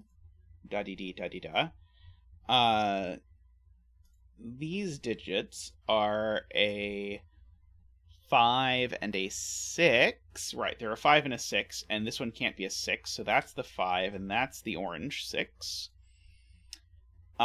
So these digits are a 2, a 4, and an 8. 2, 4, 8. That one's not an 8, so it's definitely blue. Yep. So what are these digits? These digits... Oh, the 1 over here actually dislodged this pencil mark some time ago and placed that 1. These are a 5 and a 7, and I know the order. Like that. These digits are a 4 and a 6. Yes, these are a 4 and a 6, and so the 6 has to go over here. 4 has to go over here. That 6 looks up and places a 5 there and a 6 there. That gives me many 6s poking into this box, but actually I don't know which of these is the 6 at the moment. One of those two is the 6. I'll pencil mark it, because I can. Let's see. 8 down here is in one of these two cells, but I don't think I know which one yet. 7 is in one of these two cells. That's interesting. Can I use the fact that this 12 cage has a 7 in it? If there's a 7 in it, the other digits would need to be... Oh, cute. Okay. So there's a 7 in this cage. Sure, yeah. People are pointing out that actually if I look closelier, the 7's placed. There's a 7 in this cage. So if this is a sum, how does it work? Well, I need these two to sum to 5, but they don't have a 4 in them. So they're being 2, 3 anyway. So there's always a 2 in this cage, is the point. Whether this is...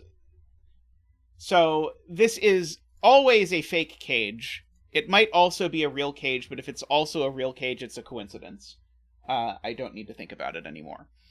Okay. Yeah, very cute, very cute. I liked it. Okay. So there's a 2 up here somewhere. How am I on 1s? Not that impressive, actually. Not in any of those spots. 2s?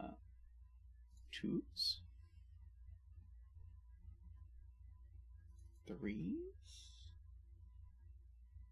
4s? The behated 5s? 6s? 6s, anyone? 6s? Oh, 6 is in one of these two cells for whatever that's worth. 7s? 7 is in one of these two cells for whatever that's worth. 8s. Yep, 9s. I have almost all the 9s, actually. Interestingly enough.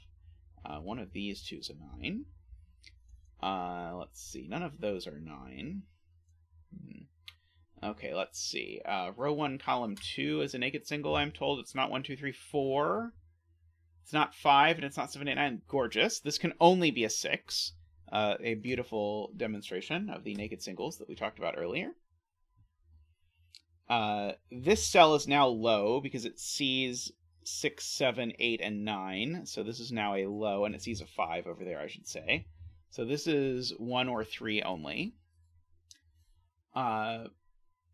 This cell is also low because the only high left in this box is a 7, and it's down here. So this is low. This is the other 1, 3, I suppose I should say. Okay. So now where do 1 and 3 go in this box? Only here. They're pushed into this spot specifically. And so these are now a 1-3 pair, and I know the order. It's a 3 and a 1.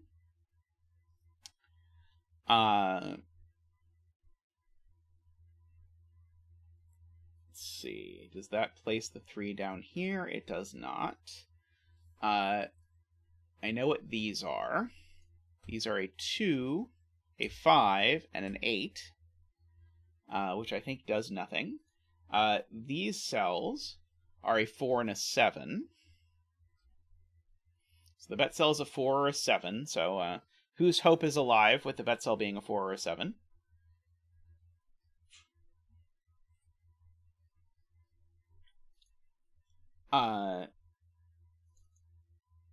Being encouraged to think about finishing the 6s. Yes, there is a 6 here now,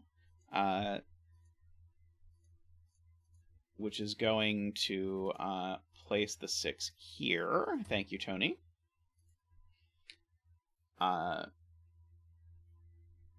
So this cell's now low because it sees all the oranges in a 5. So this is now low.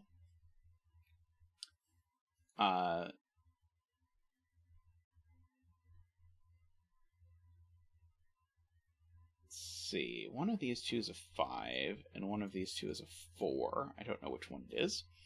This is 1, 2, or 4.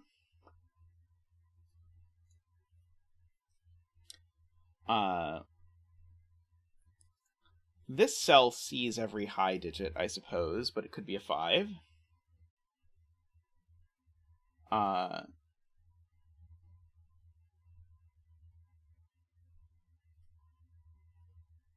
All right, these aren't 2. Is that what I'm missing? Okay, so these are not 2 or 3 or high, so they are 1, 4, or 5 is the only things they can be. The 2 is in this cage, for sure. And so these are from 1, 4, and 5, but that one's not 1 or 4, so this one's a 5, which means this one gets promoted to blue. Also, it's not a 1, so it's a 4, which makes that a 2 and a 1 and a 3 and a 1.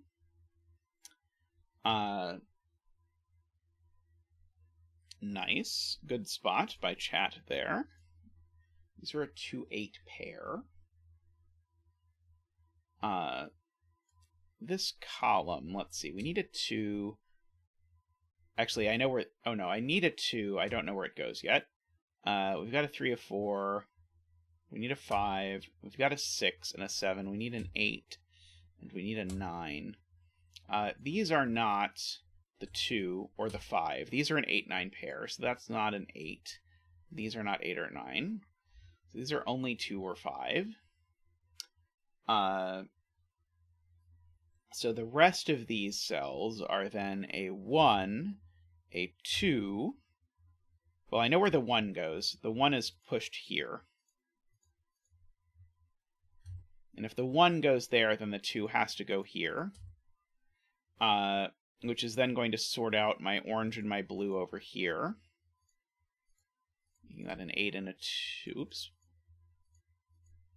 Uh-oh. Something went terribly wrong over here. Did I break this? These are actually a 4 and an 8, so don't listen to me when I say things.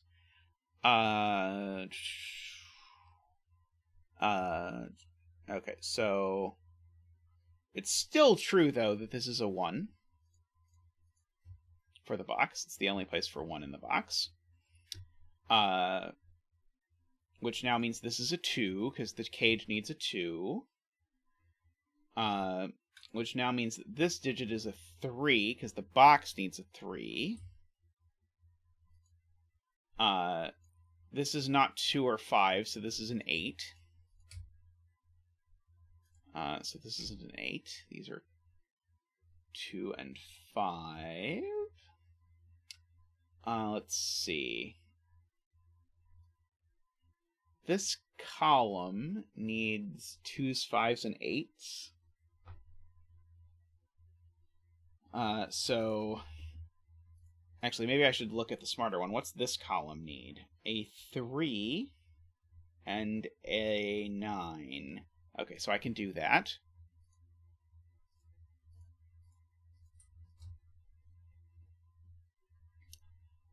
So these are 2, 5, 8. These digits, I'm going to go ahead and fill in. I've got 1, 2, we need a 3, we need a 4, we need a 5, we've got a 6, we need a 7, we've got an 8 and a 9. Okay. This is not a 3 or a 7 right away. This annoyingly can be anything. This is super not a 3. It is as un a 3 as possible. It's also not a 7, which gives us a 4-5 pair, which gives us that the 4 in this box is over here. The 4-5 pair comes down here and makes this a 3, so it's blue.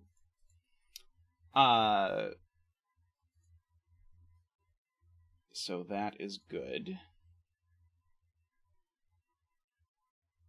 Oh, this 4 somehow missed its color. That's horrible. Very unfortunate. What is missing in this whole shebang? A 2, we've got a 3, a 4, a 5, we get 6, 7, 8, and we need a 9.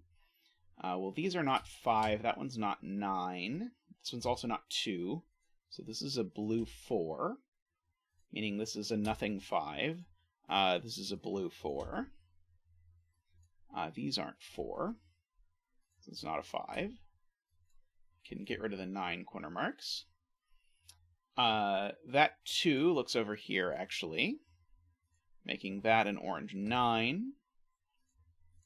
This a blue 2. That 9 looks over here. Oh, these have always been orange. I just didn't bother to orange them. But now that's all the oranges for the row, so this is blue, and then that's all the blues for the box, so that's orange. So that's an 8 and 9, a 4 and an 8.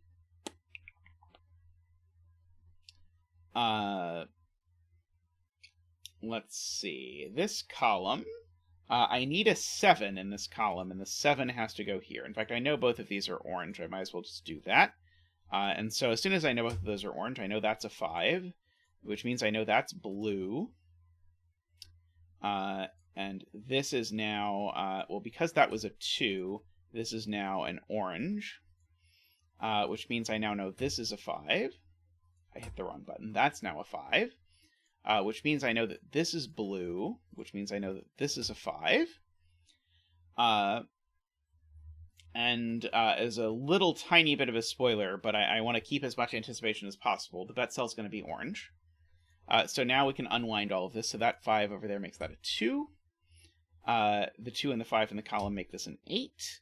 That 8 puts an 8 here. 7 is the last orange in the column. That 2 looks over and makes that a 4 and a 2. And we get here eventually and get that this is a 7. Very nice puzzle. Oh, I think I moved my mic too far away. Apologies if my... Apologies if I moved the mic out of the way. Yes, very cool puzzle. I liked that one a lot.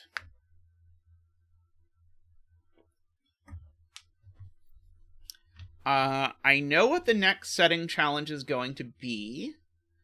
It will probably be soon. I'll probably try and do it before I go back to teaching. As I have somewhat mentioned a few times before, I go back to professing soon, and I'm going to continue streaming, and I'm going to stream about the same amount, but my hours are going to have to shift so that I can also do the job that I job. So I probably will try and do a thing before then. Yeah, that was a fun one. I enjoyed that one a lot. All right, and so last of the voted on puzzles.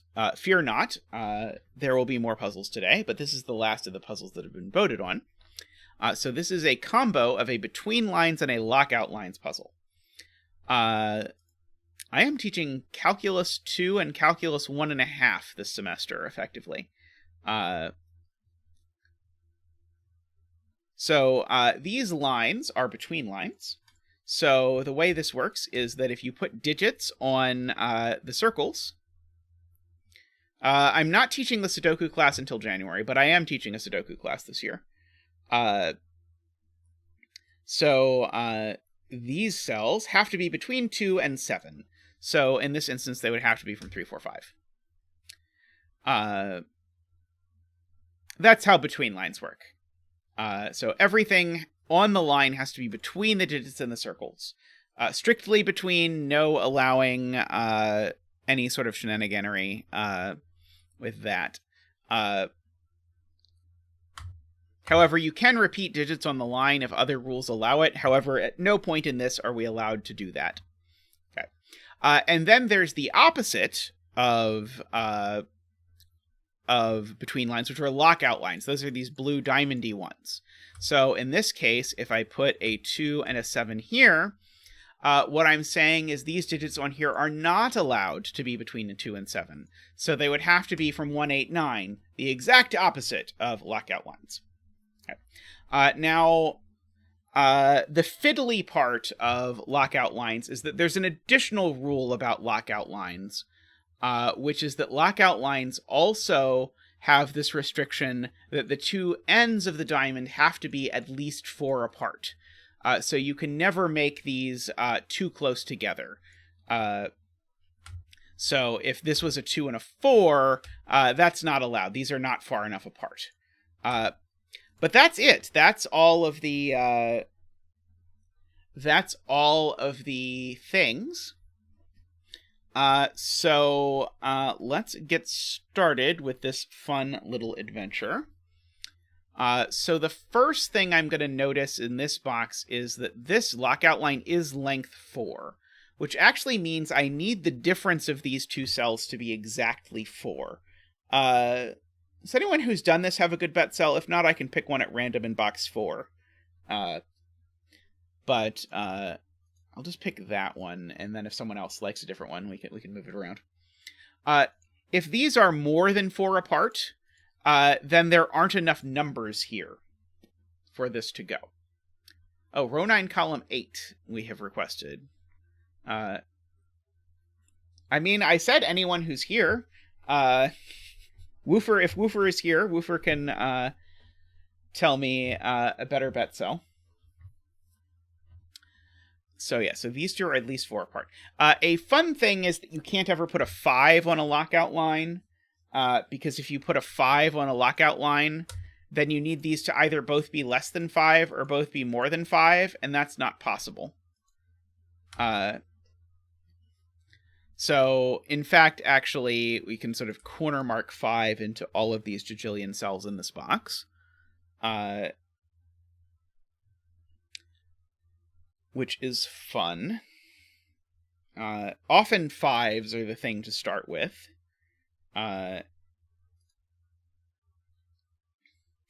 Okay.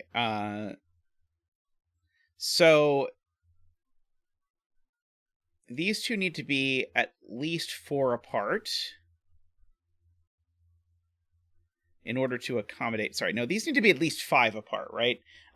So this is the thing to look at next. Okay, these two cells, I'm looking at the between line. So let's just imagine, just for the sake of making this easy, if this is a 1, these could be 2, 3, 4, 5. This would have to be at least a 6. So these need to be at least 5 apart. However, if they were any more than 5 apart... if I take 2 digits that are 5 apart, let's just take 1 and 6 again. How many digits are there I can put on here? Okay, 7, 8, 9, so there are 3. Oh, but I don't need more than 3. I don't need 3, I only need 2. So, never mind. These two cells, though, are also... Ah, there we go, that's the point. These two cells are at least 4 apart. That's the point. So, I was saying these need to be at least 5 apart. They actually need to be at least 6 apart. Because in the scenario I was describing, where I did something like a 2, and then I made this 7, what was I making these digits? Well, they were going to be 3, 4, 5, 6, the exact digits in between.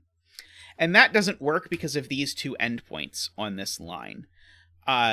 These two endpoints are too close together to be the endpoints of lockout lines. So in fact, actually, these two need to be at least 6 apart. And if they're at least 6 apart, then there's only 2 digits that can go here. And what that means is, these two have to be the same digit, because I need to repeat a digit on this lockout line. So I don't know what yellow is, but I know yellow gets repeated on this lockout line. And now I ask, where does yellow go in box 5? Yellow is not between the two circles, so it does not appear on the between line. And it doesn't appear in a row with yellow. It doesn't appear in a column with yellow, so yellow goes exactly there. This may have died out quicker than I had hoped, because I may now not know anything.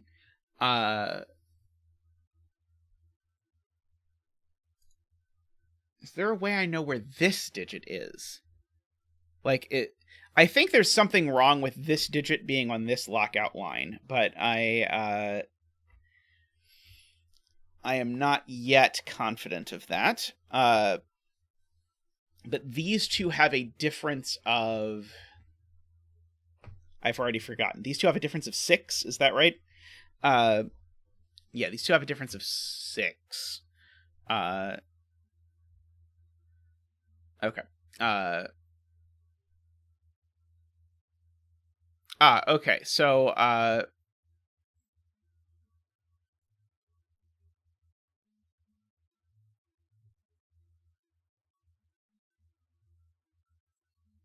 So, here's an amusing thing. So we can do a little bit more with the 5s, as Tallcat is suggesting. You can never put a 5 on a lockout line. You can put 5s in diamonds. But how do you put a 5 in a diamond? You put it opposite a 1 or a 9. Well, these two are on between lines, so they cannot be 1 or 9, because that would mean I'd need to put a 0 or a 10 or something over here. So actually, these cells can't be 5, that cell can't be 5. Inside this thing. Yellow can't be 5 because yellow is on a lockout line.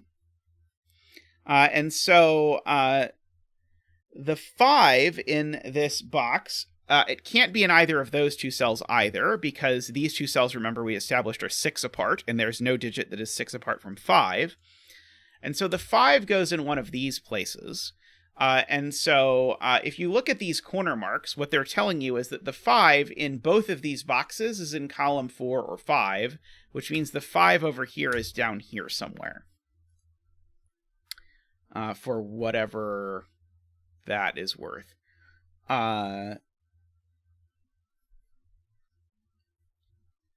So, sure. Oh, 5 is definitely on this between line. Because remember, every digit is on this between line that is between these two digits. Every digit, because we made these the minimum amount they could possibly be apart, which is 6. That only leaves 2 digits here. So the 5 is definitely there. So the 5 is not here, we actually know. That's probably a nicer way than trying to rule it out of everywhere else. Just think about what is actually on this between line, because this between line is really a Renbon. Let's see.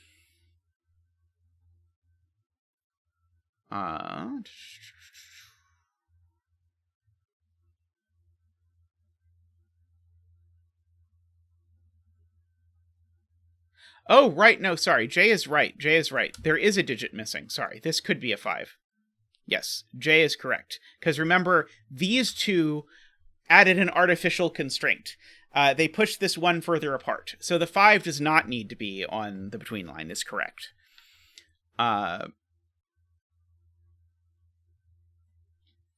Okay.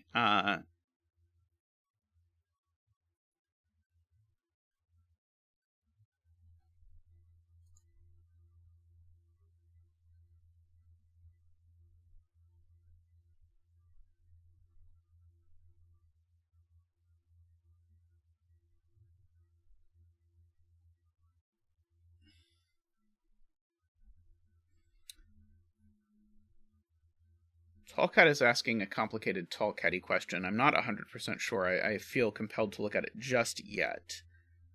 I'm still trying to understand this, but Tallcat is asking about where these two cells get pushed in here. In fact, I suppose I could just ask, where did these 3 cells get pushed in this box? But I don't know. Seems messy. And if Jakhob and Woofer's puzzles are the opposite of messy. They're usually much cleaner than that. Well, yes, but this isn't a tall cat puzzle. If this was a tall cat puzzle, I would absolutely do that. But this is a Jakhob and woofers puzzle, which makes me think I probably don't have to do that. But I mean, I could. We'll see. I may get there. I still really want to decide whether green can go on this line. Because green, I know, if I just make this green, this has been green in my head for a while. Does green have to go here, is my question. So green definitely can't repeat on the lockout line. So green, and can't repeat in the circle. So green is in one of these two cells. But I'm trying to think about what it would mean if green was here. It would mean that green is not between these two things, which are the maximum distance apart, while being between these two. So we've got this row of numbers where these two are 4 apart, and we have everything between them. If green is here... No, green could go here. I think that's the point. I think green could go here. So I don't think I know anything about green yet. So it might be time to think about Tallcat's suggestion, which is to ask about where these two cells go in box 5. So if I make those green, where do they go in box 5? So they're not yellow for sure. They obviously don't go there. They don't go there. I don't think it's clear to me that I know anything about where these go in this box.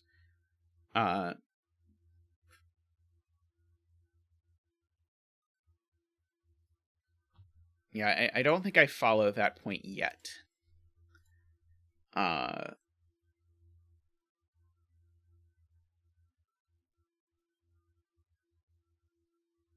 So I'm trying to keep in mind I know these are exactly 4 apart.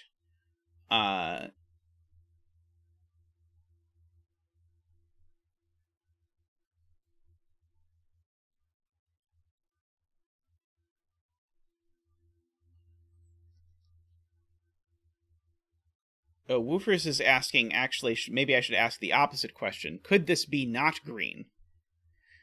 That sounds complicated. Okay, so what's going on here is that I have these two numbers that are 6 apart.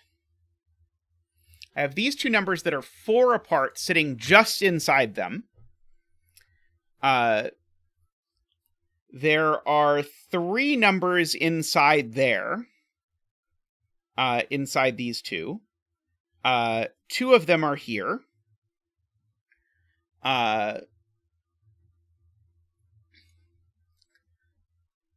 This one has to be not inside, though. Not inside that sort of inner sandwich. And so what's not inside the inner sandwich? Well, these two things are not inside the inner sandwich. How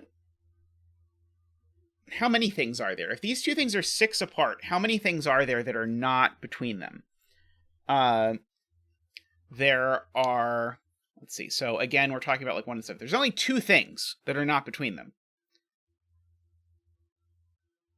Right. So this does have to be green.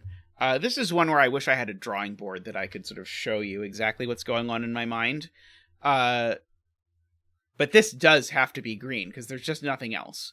Because actually, the fact that this isn't between these two tells me it's not between those two. And the only things that aren't between these two are yellow and green. So actually, yes, so this is green and this is green. I think I explained that more elegantly the second time than the first time. Hopefully. Maybe you will agree. Maybe you will not agree, I'm not sure.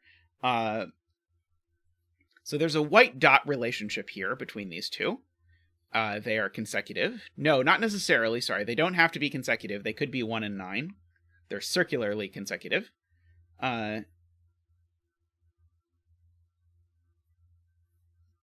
It cannot be J because it's on this lockout line.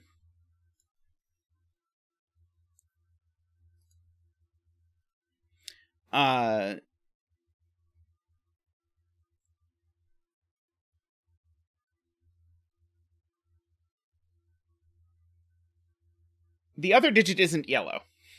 Definitely the other digit isn't yellow. But this digit can't be secretly between these two circles. There's no way for it to be secretly between these circles. That digit's over here somewhere.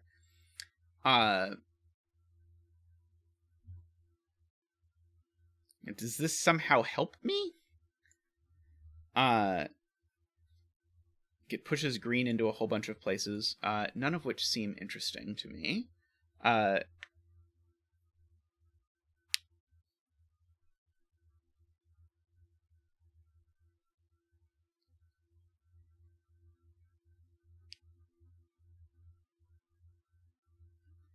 5 is between whatever these two numbers are. That's how 5 could go on the between line.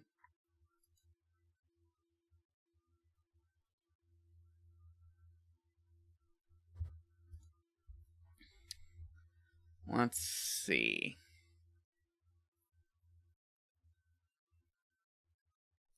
This is a pretty useless lockout line. This is a pretty useless string of between lines.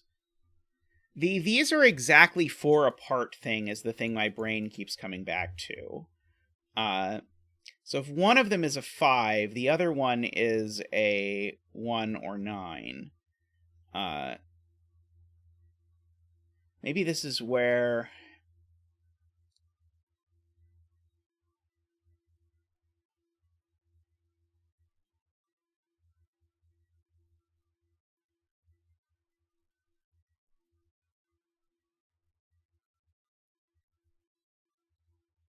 I don't see why 5 can't go here, Nicholas.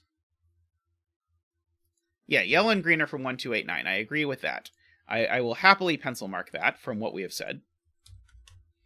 And so I'm looking at if 5 goes in one of these diamonds, then these diamonds are a 5 and a 1 or 9. And so I'm trying to figure out if the universe where this diamond is a 5 and a 1 or 9, if that universe is broken.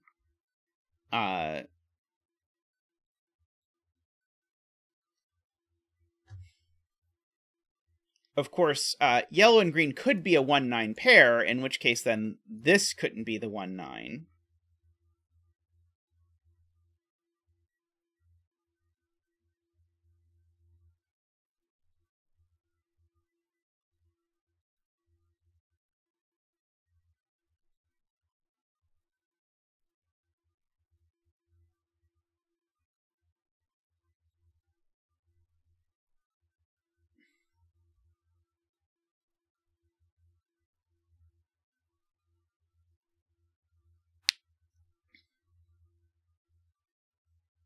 Row 7, column 6 must equal row 4, column 5, says J.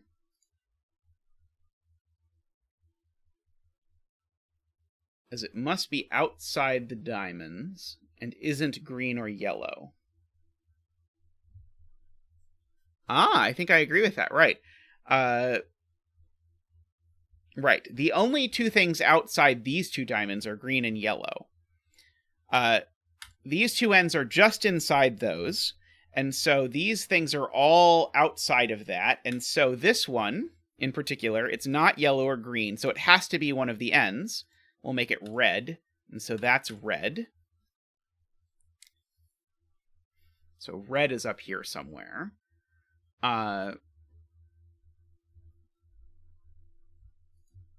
So this one has to be that one for exactly the same reason. It's not yellow or green. It's not red now, so it's purple. And now this one has to be green. Because it's not one of the circles. And it's not red or purple. So this one is green.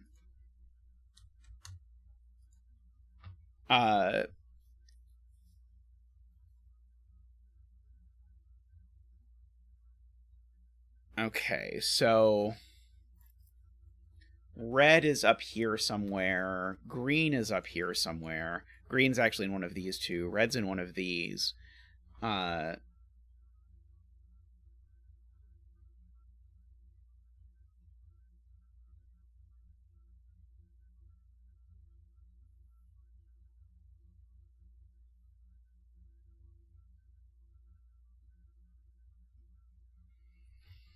So yes, one of the diamonds is red or green, I agree.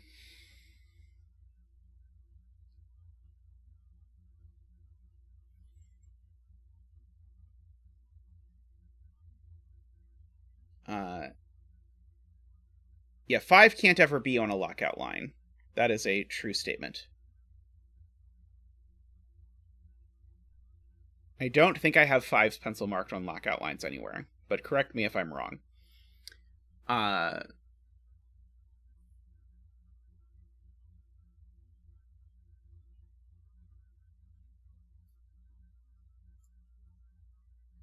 Yeah, this is like so close to useful, but not at all, as it currently sits. Let's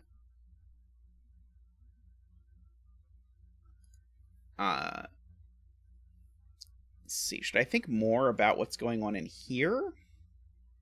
That seems painful. It's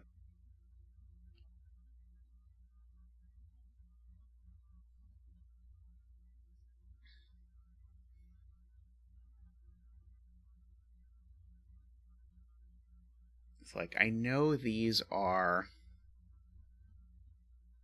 Wait. How is it possible that none of these are yellow or green? So here is, I think, the point, possibly.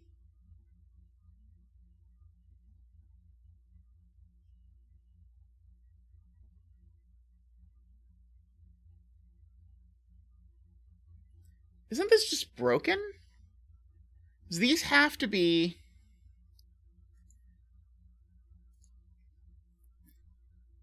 No, okay. Got it, okay. So here's the point. So these are exactly 4 apart. So this is everything that is not between these 2 diamonds. Okay. Everything that is not between these 2 diamonds, however, does not include yellow and green.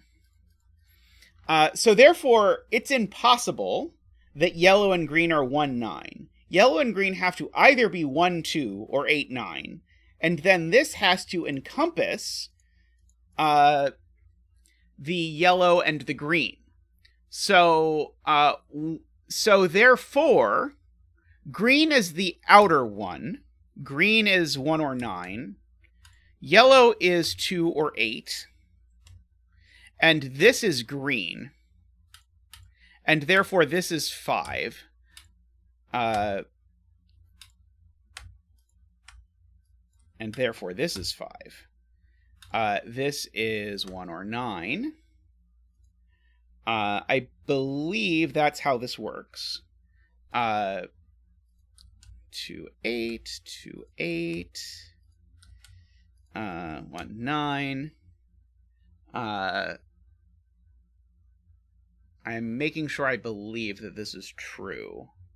That I actually think I believe what I just said. I think I do. I think I like it.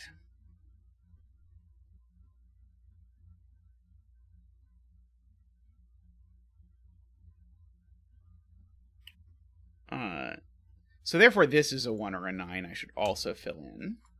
We need to bring out Zach, but I was making sure I believed that things were right. So we have Zach back for a fantastic 5 dance.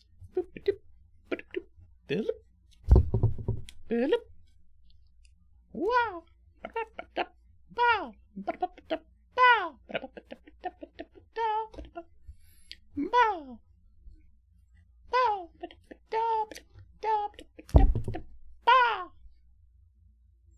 Thank you, Zach. So red and purple are 3, 9, or 1, 7. I don't really want to pencil mark that. The question is if this is green or if it's the other 1-9, and I feel like I should probably know the answer to that. But I don't think I do. It has to be a 1 or a 9. I just don't know if it's the green 1-9 or the other 1-9. See, I know the green 1-9 is over here somewhere. Let's see, do I have any more Sudoku I can do? Ah, yes, and now red is here, because red is certainly not 5 or green. So red is here. Thank you, Chameleon.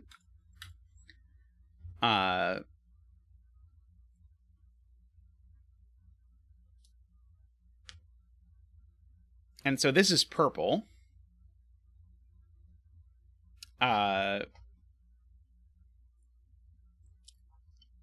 Because purple needs to go in this box. And if you think about where purple is in relation to green... Oh, boy. So, got these two on the outside.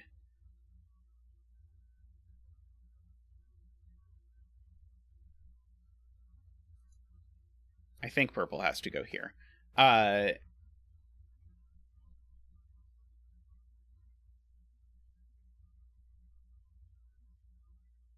99% sure. So let's go through the options here. So I know I give this feedback a lot, but this puzzle would be a lot nicer if this disambiguation was given right away. Like, I think this puzzle is hurt a great deal by this whole thing going on. Okay, so what are these? So this is either... So these are the numbers either 1, 2, 3, 4 or 6, 7, 8, 9. So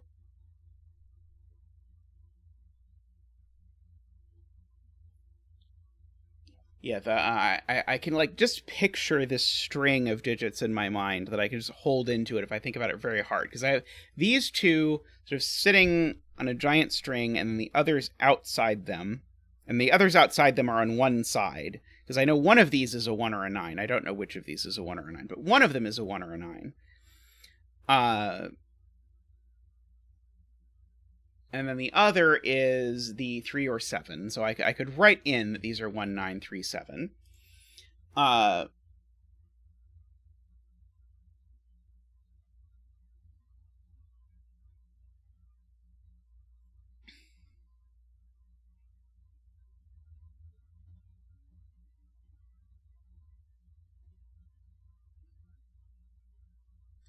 Yeah. Red, the other 1, 9 is on here, is the point. And so, yes, there is a 1 or a 9 on this that is not green and is not red. And so, yeah, so purple actually has to go on here. And so red is not 1 or 9. Purple is 1 or 9 because of that. And so purple is in one of these two cells. So, in fact, my claim that this had to be purple is wrong. This is not purple.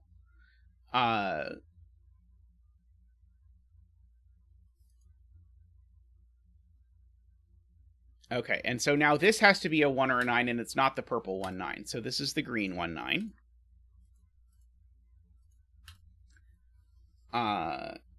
One of these two is the green 1, 9.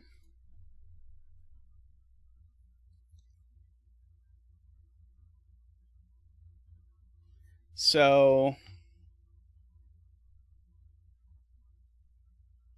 let's see...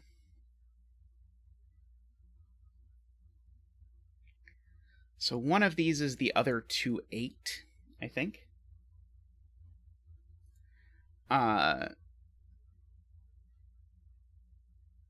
It's probably helpful to switch to high-low coloring. Let's make the green and the yellow are next to each other. So I'm just going to make this the yellow 1, 9. And then this 1, 9 is... Okay. So this 3, 7 is also... This is the 3, 7 that's next to yellow. So this can be the yellow 3, 7. 3, 7.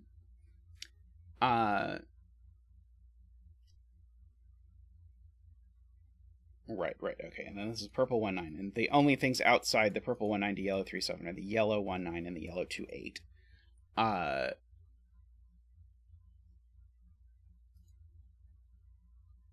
this is the purple 1, 9. Sorry, I know that this is purple 1, 9. So these are outside of yellow. So these are all purple, is the point. These are all purple. So this is yellow. So it's the yellow 4, 6. These are not yellow, so they're purple.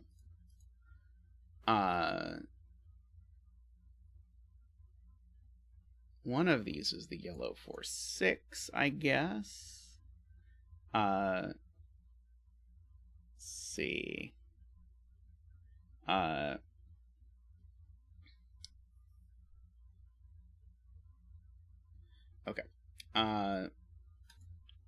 One of these is the purple 2, 8. And one of these is the yellow 4, 6. I don't think I know which is which yet.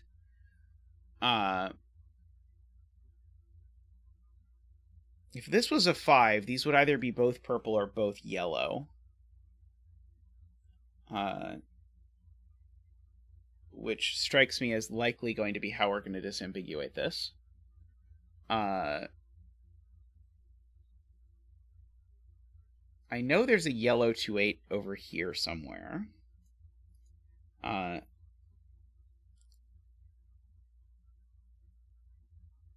That's a good point from Corporate Commander. Where does purple 1, 9 go in column 4?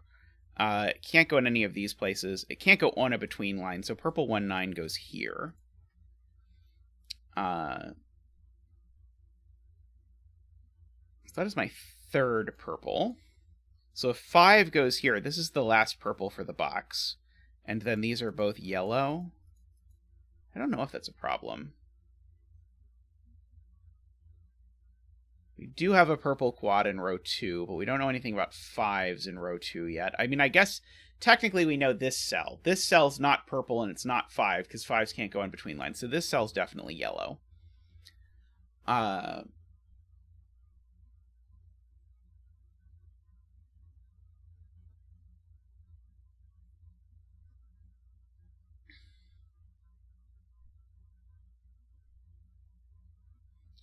Very clever. Okay. I love that bit of setting.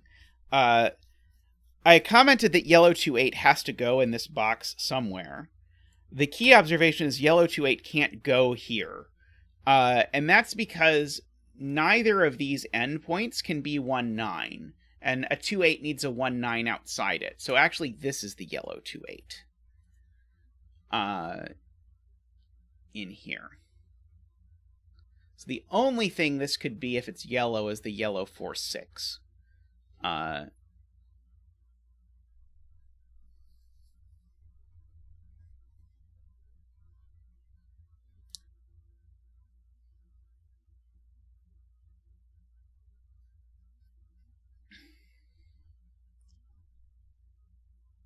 see. These two purples I know are these two purples, for whatever that's worth. This can only be yellow if it's a yellow 3, 7. If it were a yellow 3, 7, yeah, then this would be a 1, 2, 8, 9.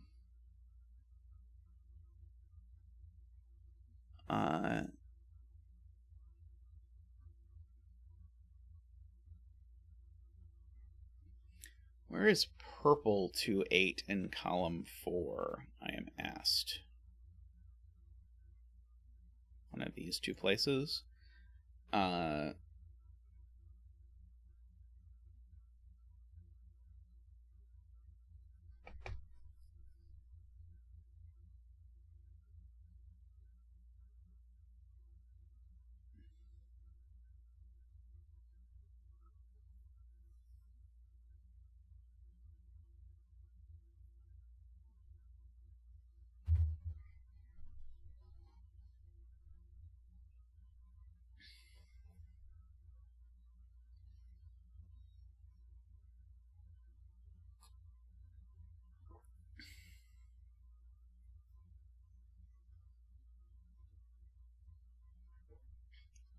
It is, I guess, true that we have a 6 up here somewhere.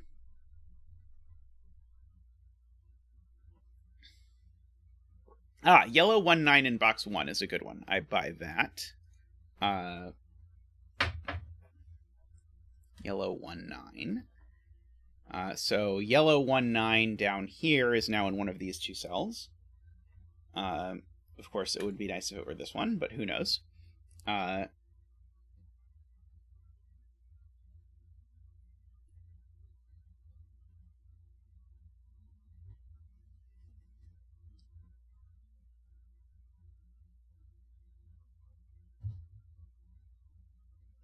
Okay, so here's a good observation. 5 in this box is up here, so 5 in this box is in one of these two cells. So 5 is not in one of these. And so, because 5 is not in either diamond end, the diamond ends must include a yellow and a purple.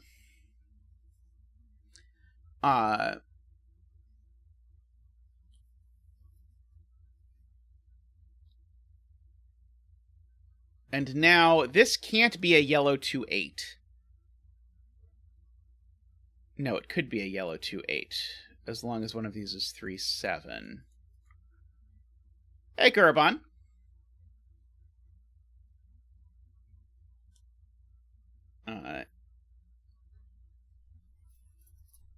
Right. A yellow 4-6 will not be outside. Because these are a yellow-purple pair, this can't be yellow 4-6. It has to be yellow 2-8, is the point.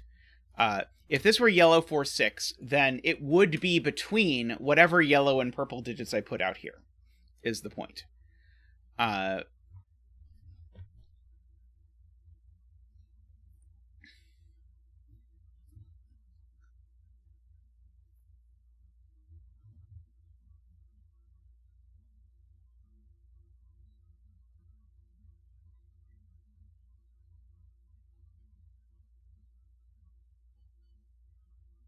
Yellow 2-8 in box 9. We now get to do. That's a yellow 2-8. Sorry, 2-8. I'm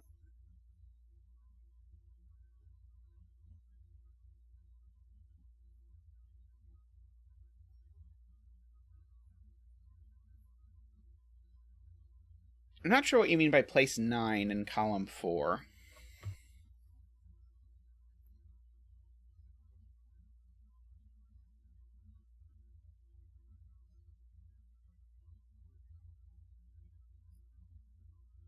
We could start to pencil mark 6s.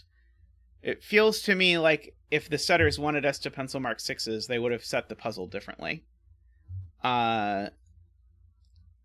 If row 5, column 6... Let's see. Carl says, if this is purple 2-8, then row 9, column 4 is purple 2-8.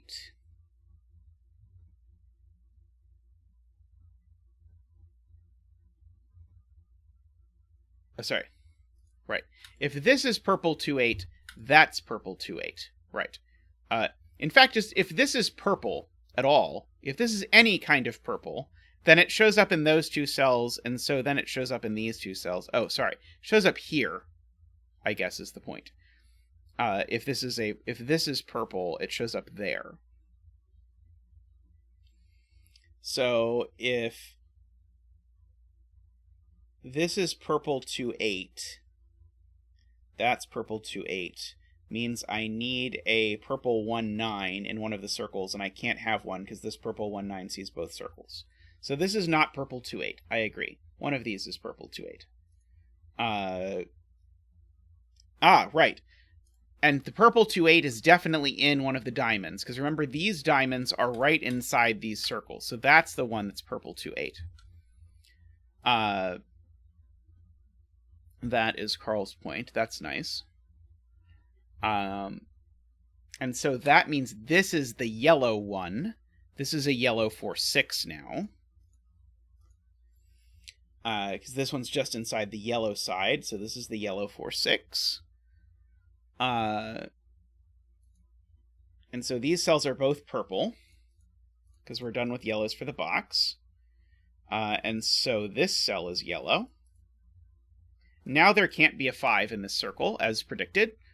The 5 goes here, because if there were a 5 here, I would have to have either both yellows or both purples. And so now we can finally disambiguate this by asking where 6 goes in this box, because now 6 has to go exactly here. And so purples are high. So all the purple 1 9s are 9s. All the purple 2 8s are 8s. And yellows are low, so all the yellow 1 9s are 1s. All the yellow 2 8s are 2s. Yellow 3 7s are 3s. Yellow 4 6s are 4s. This yellow 1 9 that escaped is a 1. This yellow 4 6 that escaped is a 4. This is a 4. This is purple. This is purple as well. And so, let's see. So these are from 7 and 8. Okay, so these are a 7-8 pair, and we know the order. Because if this were 7, this would be an 8, and the between line would not work. So this is 8, and that's 7. So these are an 8-9 pair. These are a 6-7 pair. This is a 4-5 pair. I can go ahead and fill in. This cell sees 6, 7, 8, 9, so it's not one of those things. These two cells are 5. These are a 6 and a 7. Both of which are between 3 and 9, so I don't learn anything from the fact that these are 6 and 7.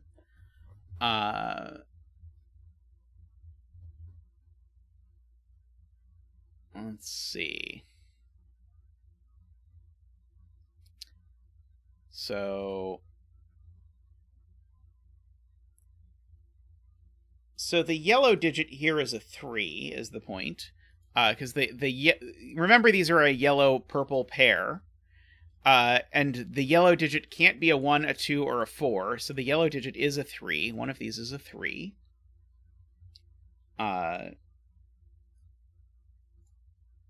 Let's see. Oh, yes, look in this box. That tells me that one of these is a 3. And that tells me that one of these is a 3.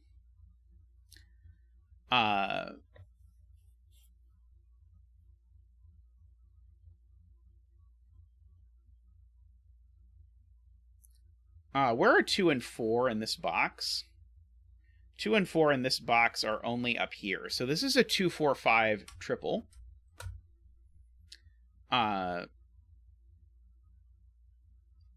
Which means that the yellow 3 is down here.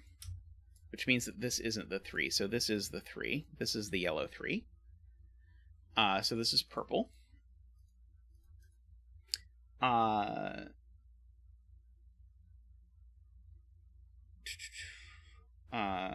Yes, that's all the yellows for this row. So these are both purple. And actually that's purple as well, because just look at the box. The last yellow is one of these. So all I know is that this is 7, 8, or 9. Not super helpful. But that is enough to place the 6, because this can't be a 6, so that's a 6. It's a 7 and a 6. So there's a 6 down here. Interestingly enough. These are from 7, 8, 9. I should fill in. Actually, this one's just from 8, 9. So that one's from 8, 9. So yeah, so these are from 7, 8, 9, but one of them's definitely the 7. So this digit over here is not a 7. It's only a 6, 8, or 9, I suppose.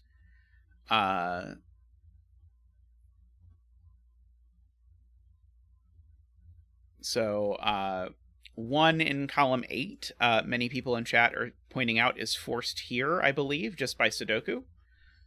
So this is a yellow 1. That's a yellow 3. this can't be 5, so it's purple.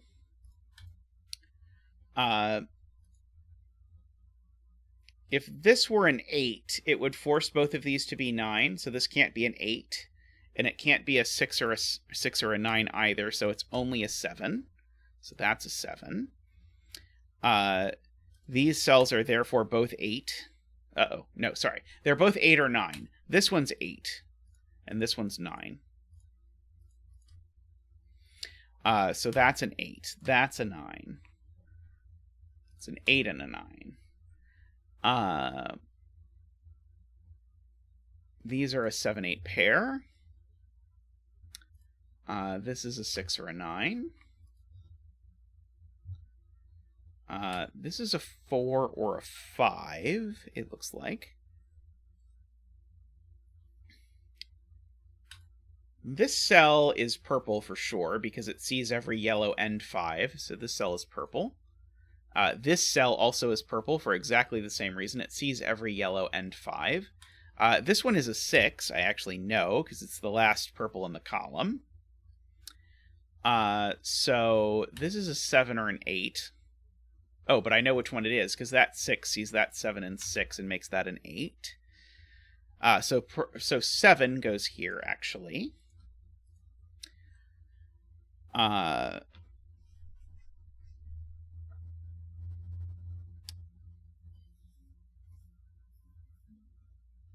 So this is only a 4 or a 5, because it sees every purple and sees every yellow but 4. So this is a 4 or a 5.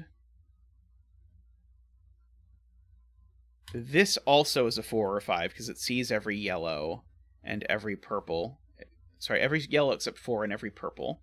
So then this is a naked single. This is now a yellow 1.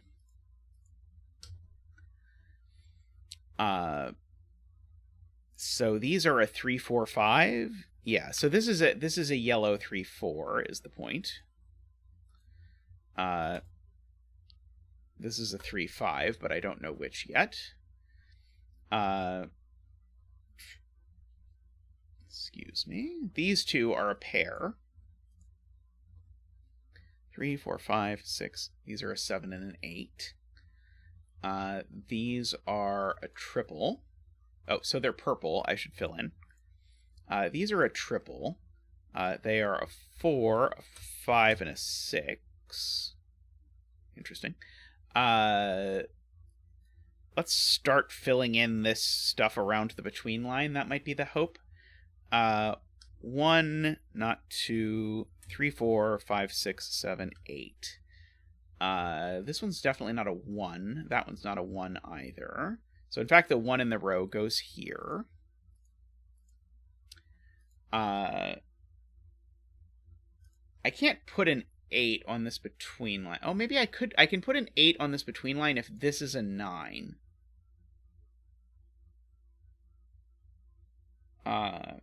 Okay, let's fill in this row too, because then, yeah, let's just fill in all the rows, and then we'll know what's going to happen with the between line. 1, 2, 3, 4, 5, 6, 7 is what these are. And these are... Oh, this circle. Doi. Okay, yes, this circle. I was trying to, like, write in all the candidates to figure out this between line, but actually, this way is much easier. This has to be a 3. Because of that. So it's yellow. Because it has to make this between line work. So that's a 4. That's a purple 8. So that's a 7 and an 8 and a 7 and an 8. And so now this between line does indeed need a 9 because it has an 8 on it. So this is the 9. So that is a 6. Let's see. This can be anything. These aren't 7. So this is the 7. Just by Sudoku. Nothing fancy. This is not 6 either. For exactly that reason that we just highlighted. So this is the 6. So this is not 6 either. And that's not 6. So this is the 6.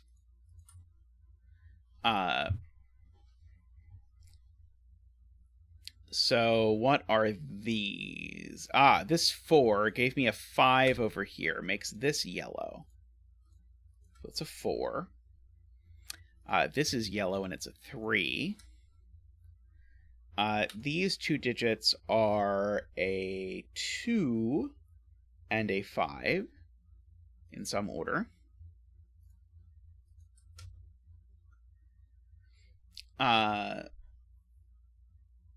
Let's see. These digits are a 3 and a 9, actually. And I know the order because of this 3. So actually, this is the 9. This is the 3.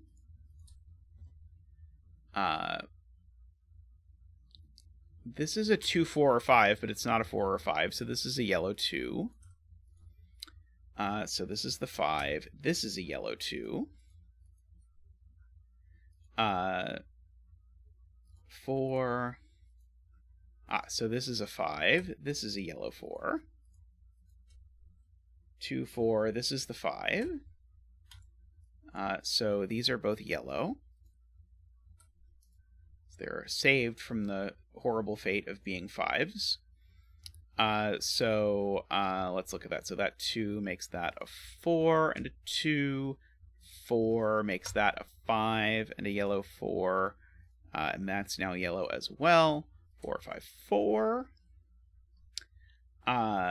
Okay, let's see. This one, 1, 2, 3. Okay, so we've got all the yellows. We're missing a 9. No, we're not missing a 9? What are we missing?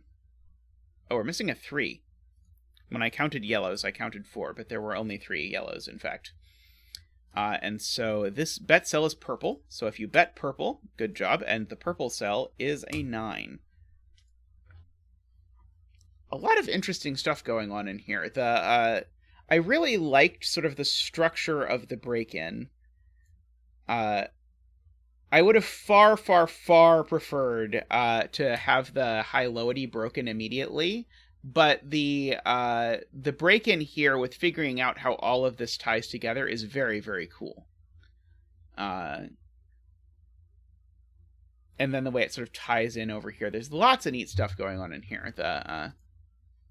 It's definitely far more intricate than the typical Jakhob woofer puzzle that I have come to know and expect. But not in a bad way. I like to see setters sort of dive outside of their comfort zones. This is like a vintage 2 to 10th puzzle, is what this feels like. Like back when 2 to 10th did coloring puzzles. Absolutely. I am always happy to solve Jakhob woofer puzzles. Woofer. I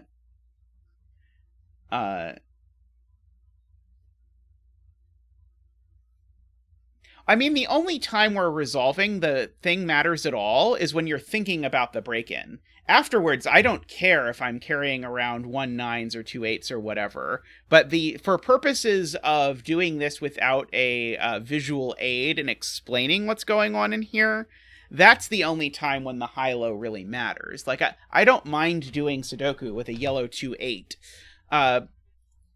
but I slightly mind imagining my list of digits that are exactly 6 apart and are either 1 7 or 3 9 and all that sort of stuff. That's the only part where I think it really matters that you have the resolving it. I actually kind of like the solving the rest of the Sudoku with it, but that part, just in terms of visualizing it, was very difficult. I could have done it with a sheet of paper, but that doesn't make for good stream viewing. All right, I'm going to take a real quick break, and I'll be back with more puzzles. We're doing lots of puzzles today. Who knows how many puzzles we've done today? I could not tell you. But I will be back shortly, and there will be even more of them. So see you all in just a moment.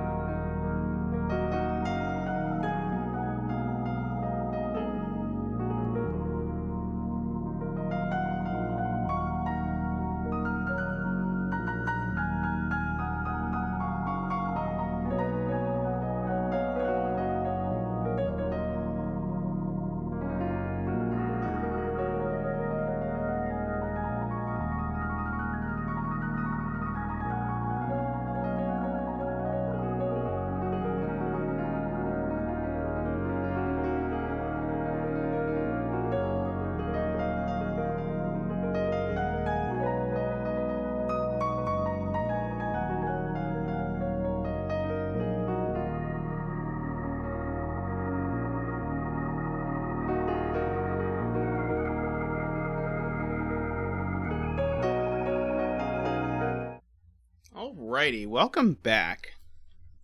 I haven't done a Phistomefel in a bit, so we're going to do this Phistomefel together. It will be an adventure. So first of all, this is not a Sudoku puzzle. This is a Fillomino, so I'll go over the rules because there's extra rules. So we need to divide the grid into regions. And so there's a sample right here. Sorry, let me move myself so that you can see the sample. It's a sample right here where you can see what's happening. We've divided the grid into regions, and each cell just always has the size of the region. So this is in a tetromino, so every cell in it has a 4. And you can't have regions of the same size touch. So this 3 could never touch another 3 region, this 2 could never touch another 2 region, and so on. That's usually all the rules you get for a Fillomino. So a Fillomino will usually have a grid like this where it will just be those rules. But this is Phistomefel, so there have to be extra things. And I am enjoying the attempts to combine the name Phistomefel with Phillomino, so you getting things like Phistomefel in chat that is going on. Okay.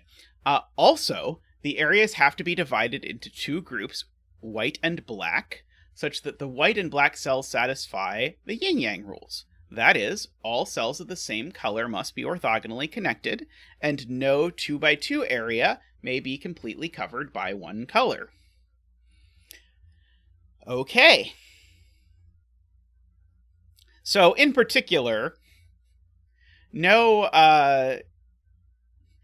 group can have a square in it at all. Interesting. Okay. So, let's try this. Let's move the zeta so that you can see the puzzle. Probably actually make this even a smidge bigger if it'll let me. Will this let me go above 90? No. This is the maximum size. Okay, so let's look at where to start this beast. Well, welcome back, Eleventicles. We're happy to have you for our numeric milestone. Let's see. So,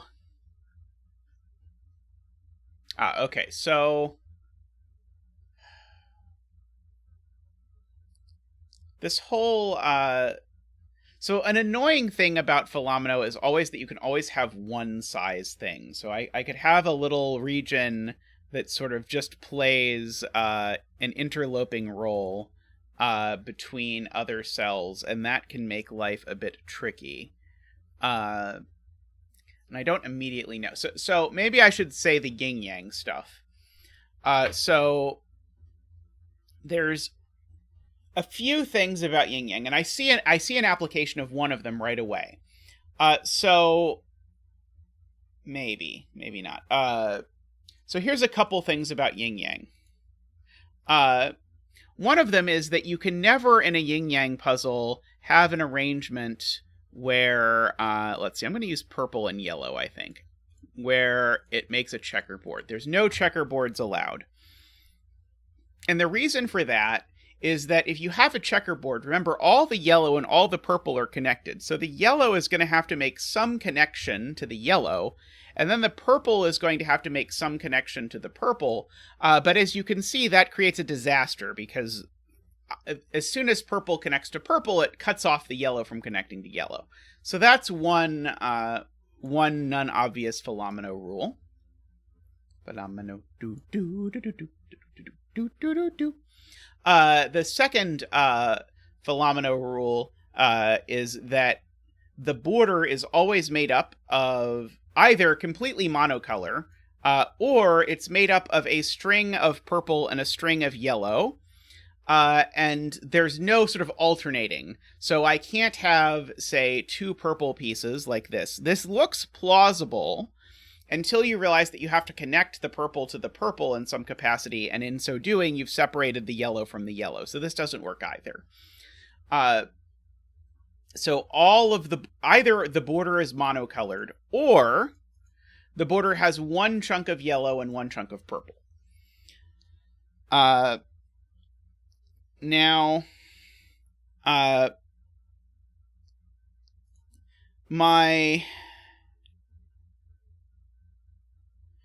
thing I was wondering was, is it possible that these fives are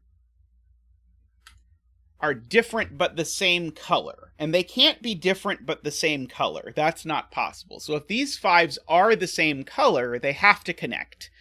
Because if they're different but they're the same color, then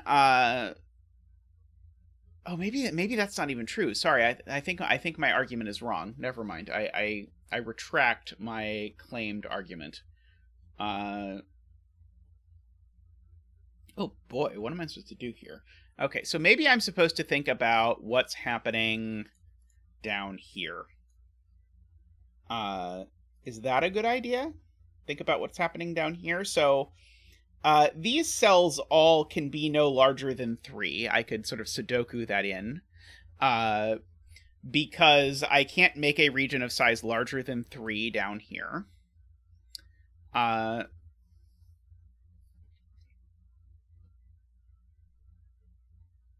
I mean, that doesn't tell me a lot, I don't feel like.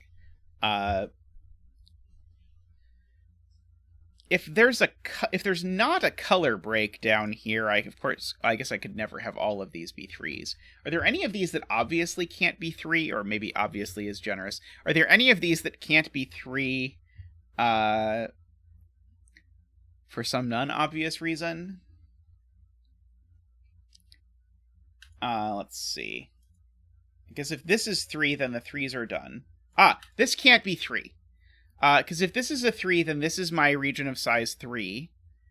And now what am I doing with... Oh, no, that would work. I could do that of size 3, that of size 1, and that of size 2. I don't see any reason why that wouldn't work. I'm picturing... I'm just going to draw this in just to see if there's some reason it doesn't work. I was picturing that. Oh, that doesn't work, does it? This doesn't work because there's no way to color it, I don't think. Right? Because if I make this purple, what color is this now? Oh, no, it does work. I could just do it that way. No, that's fine. Darn it. Darn it, Phistomefel, and your puzzles being difficult. I still don't see it. Yeah. Sorry, I don't think I am seeing the right thing. What about up here? What are these? So these are also 1, 2, or 3, but also 5 or 6. That's a lot. Does there have to be a color change here? That's a reasonable question. Is it possible to avoid a color change in here? So if I wanted to avoid a color change, I could make, say, okay, let me try and avoid a color change. I'm not claiming I'm proving anything. By the way, I'm going to make this the thick version because people like that better. It shows up better on screen, all that sort of stuff. I think the avoid the color change version looks like this, where I do something like, this is my purple, and then... Oh, no, sorry, this is not avoiding a color change at all. Never mind, I am... Yeah, so,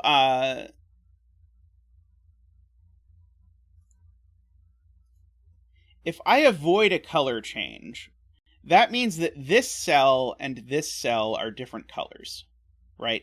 If I avoid a color change, it has to look like this, because if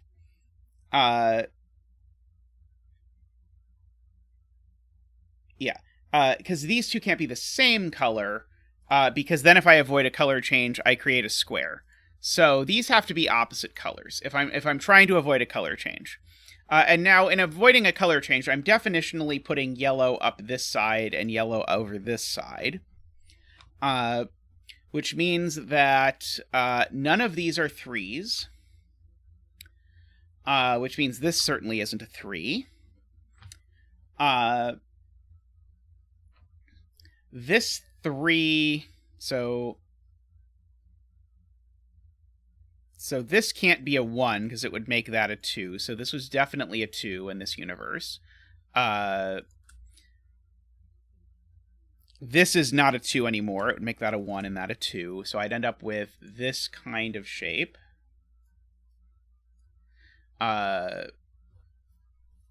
The 3 here has to go up because these 3s can't touch because they're different colors. So that would look like this.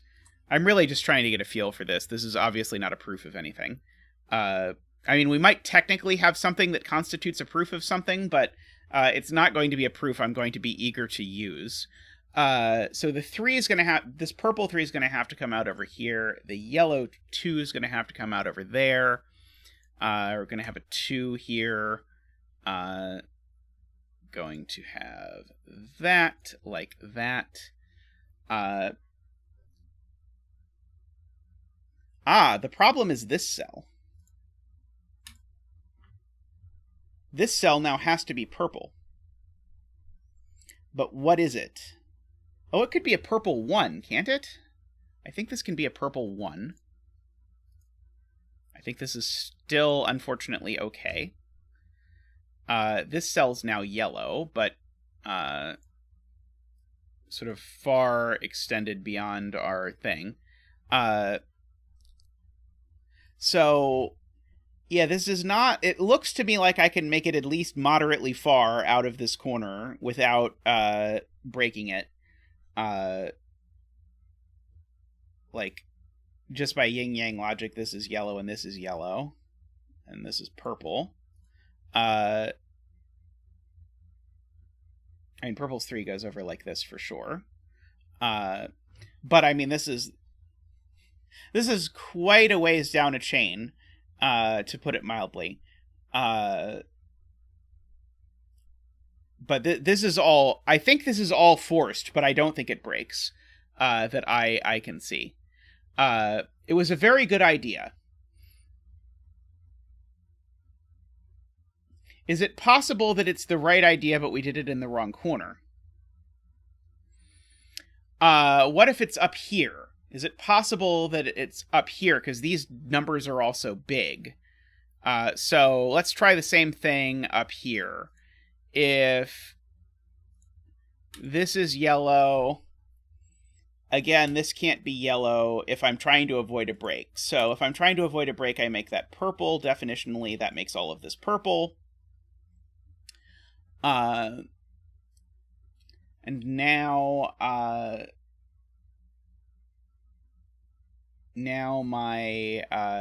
yellow 5 has to come here. My purple 5 has to come here. What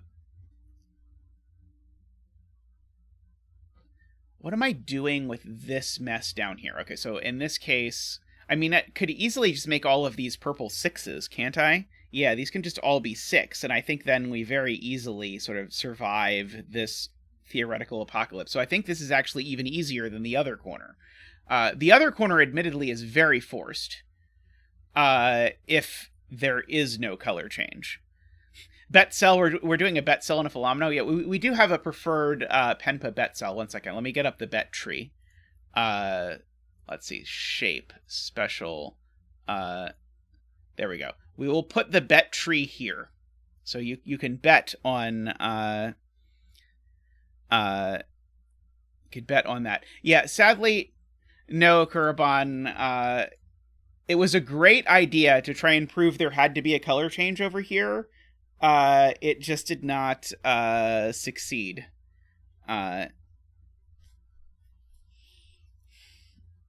Yeah, Sven really needs to get on the betting tree technology on the CTC app, because I feel like the betting tree is just is one of the areas in which Penpa far exceeds other options.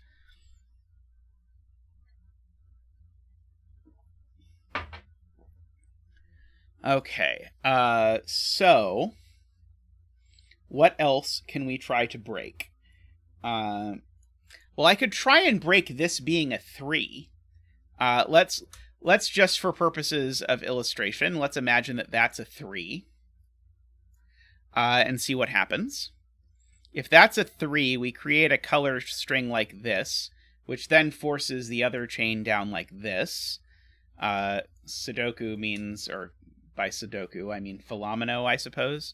Fillomino tells us these aren't 3s, so that can't be a 3 either. So this would have to go 2, 2, 1, 2. But again, I don't even see a problem with this. I'm mostly just like grabbing things to try because I think it will help build my intuition for what's going on here. But so far, it's not working.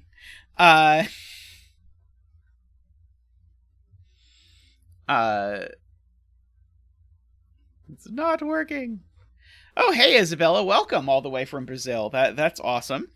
I hope you're having a good day. And a good winter. I know we have an Australian in chat, too, so the Southern Hemisphere is at least somewhat represented. I do feel like Sudoku leans Northern Hemisphere, but we've got some good representation from the Southern Hemisphere. Okay, so I can't see breaking that. Oops, sorry, I need to redo. I need to put the betting tree back. We have the betting tree. Okay, so this 8.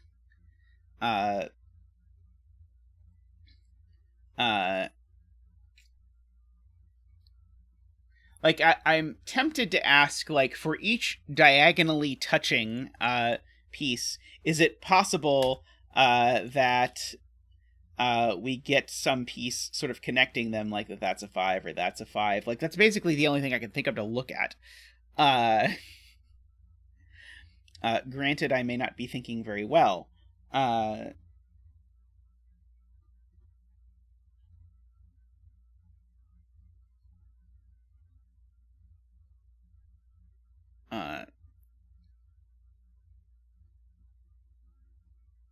The 8 and the 5, that's a good point. Okay, so if I don't escape out of these two sort of outlets, I think Jay is right. So there's a sort of wall down here. I'm going to make it in green.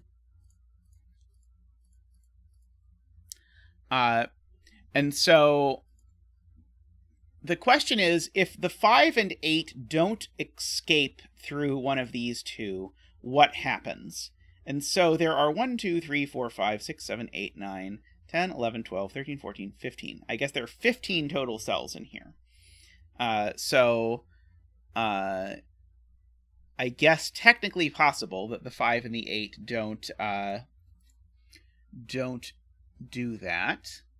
I really thought that was going to instantly provide something, but it has not successfully instantly provided something. But I do think it's worth elaborating on.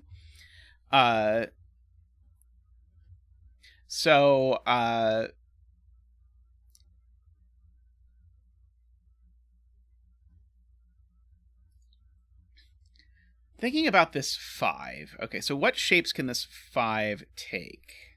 I don't know. This 8 always ends up back, or does it? Maybe the 8 can do something really dumb like this. I guess even that is ending up backwards, but the 8 could do...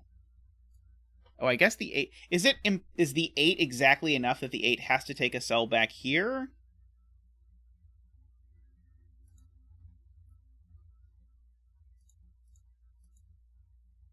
Yeah, I guess that's a good question. Is it possible the 5 and the 8 are different colors? Or sorry, are the same color?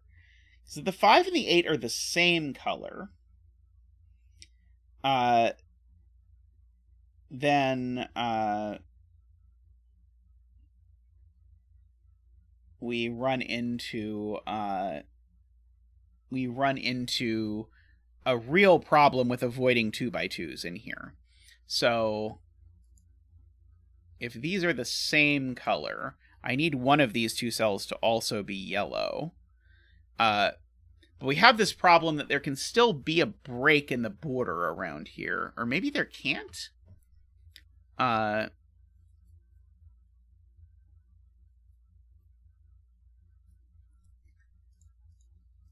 Is it possible this 5 and this 6 are the same color? Maybe that's a good question. Is if this 5 and this 6 are the same color...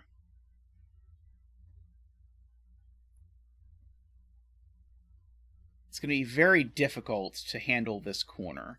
Oh, excellent. Totally normal cat is going to save us.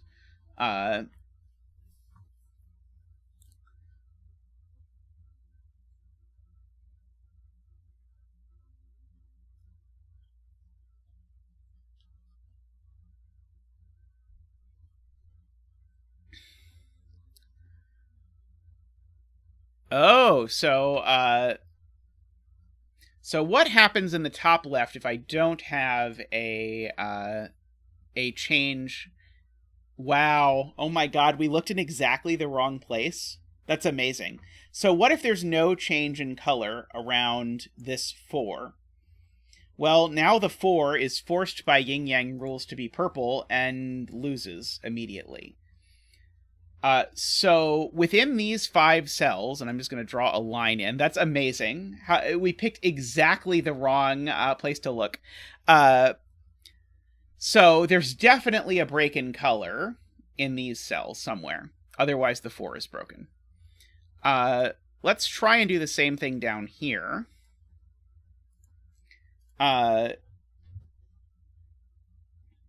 If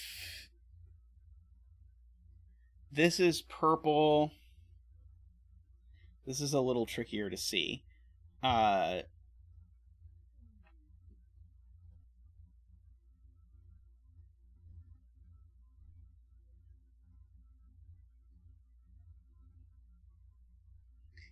if this is broken, it's much more difficult for me to see what's going on. The 5 and the 8 in this universe can't both be yellow.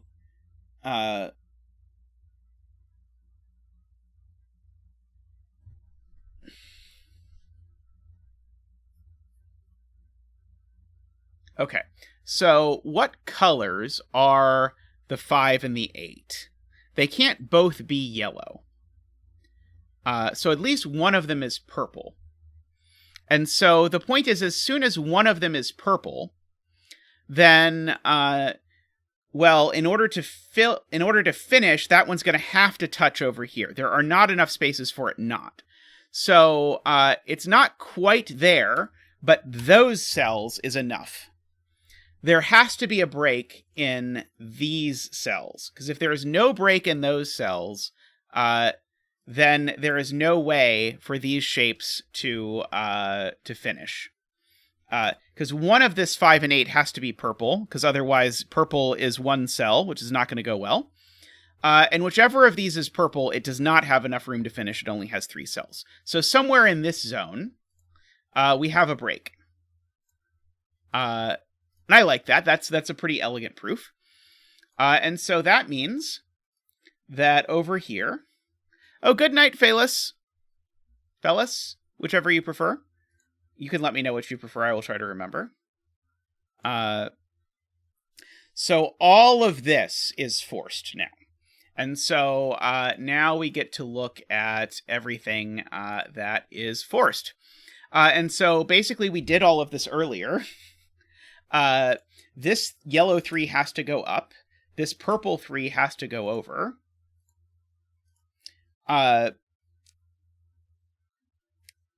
This can't be a 3. Sorry, can't be a 3. The yellow 3 now has to finish here.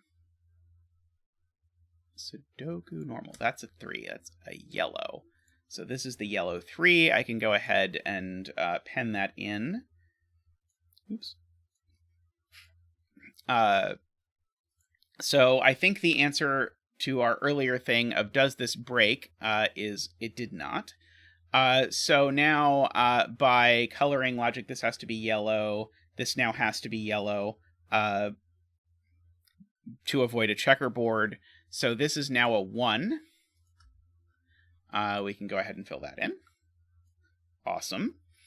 Let's see. These are all not 3. That's not a 3. Oops. Sorry. That's not a 3. So that's not a 3. If this is a 1, it makes this a 2 and creates too many things. So this is a 2. And so its 2 friend is there. And so this is a 1. And that's the 2 for the 2. So we get this shape. Like that. Purple pops out like that. We can do in the boundary like that.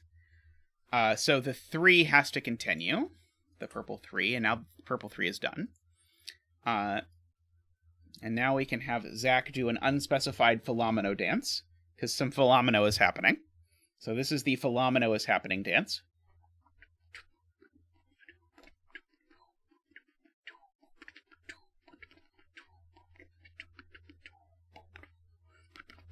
Woo! Thank you, Zach, for your Fillomino is happening dance of the day. Let's see. Okay. On the bright side, we've chosen a good betting tree. Okay, so this 5 I know ends here. This 5, of course, ends in both of those directions. That 5 ends there. This 5 doesn't go here. Okay, so this 5 continues over here and then bends up. So let's start filling that in. So that goes 5, 5. This is purple. So this is yellow by phenomenology. So this is purple because the 5's not done yet. So we can put a 5 there. This is the yellow 5. This is the yellow 5.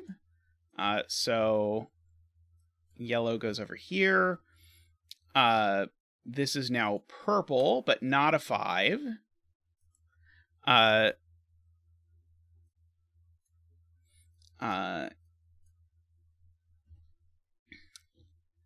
Okay, so the 5... Oh, no, maybe I don't know which way the 5 goes yet. Okay, this is now yellow. For sure. So at the very least, this is a 6. This is a yellow 1. Right, this is a yellow 1. So this purple is not a 1. So whatever it is, it's not a 1 or a 5. It comes out. Oops, sorry. Good spot, Carl. And so that means the yellow 5 does come out, and then the yellow 5 has to turn like that. And so that finishes the yellow 5.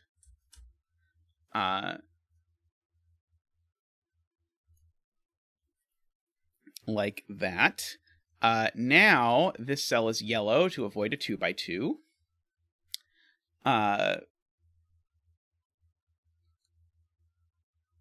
And so this is a 2, therefore. So we can go ahead and fill in those are 2s. So we get that like that. So now the tree is yellow to avoid a checkerboard. So if you bet the tree would be yellow, you bet correctly. And so we know that the tree is not a 5. Also, this purple 5 I can finish, and so that's purple. I can edge all of this in. Okay, this yellow has to get out. And that yellow getting out forces this 6 to continue over this direction. Forces this 6 to continue over this direction. So that is purple.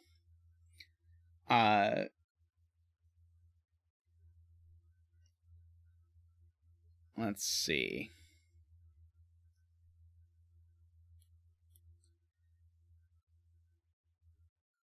This yellow 5 could easily be part of this yellow 5. Where are things almost broken?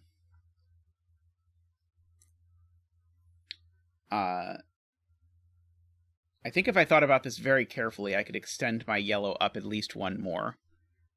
Oh, there's a column 2 one. Thank you. Yes, this needs to be purple to avoid a 2x2. So that means that this is a yellow 5. And so no matter which way this 5 goes, it always touches this, so this 5 is always yellow. Which means that this cell is purple to avoid a 2x2.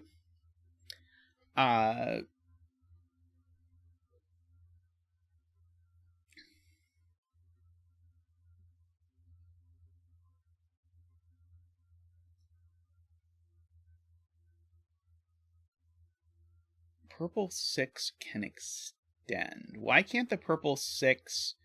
I can't in my head see why the purple 6 can't just drop down and grab this 6, but I'm sure there's a good reason why. But I do not see it immediately. Oh, and so that means that the 5 does that. For sure. Oh, the other purple 6. Right, the other purple 6. Okay, the other purple 6, yeah. The other purple 6 only can get 3 cells over here. It needs at least 6, so those are definitely purple 6s.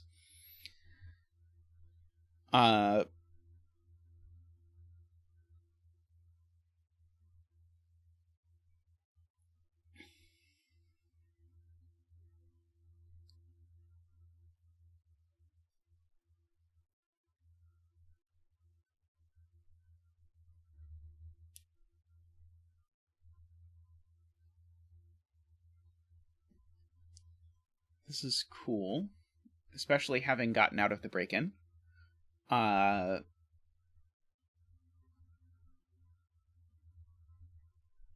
Yeah, so I guess the other option, if the 6 doesn't go down and take this, the other option is that the 6... Well, if the 6 doesn't take this cell, then the 6 is forced to go across exactly like this.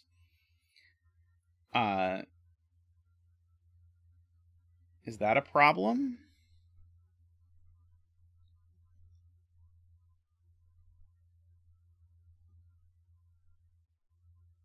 So then yellow has to end up looking like that or something. It's a little tricky for me to imagine sort of what all of the possibilities look like in that universe. I'm going to be honest. Now, the key thing is if there's no color change... Yeah, so if this cell is still purple, then... right. Then this... Okay, so if this cell is purple, we're already broken. If this cell is purple, now the yellow 4 has only one... This 4 is yellow and has only one way to fill in, which is this sort of S tetromino, except that S tetromino makes a yellow 2x2. So purple can't extend this far. So at least these two are yellow. Which makes this purple.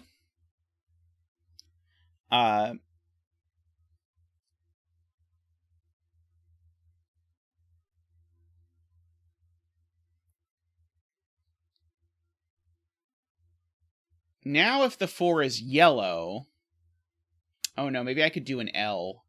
I might be able to do an L.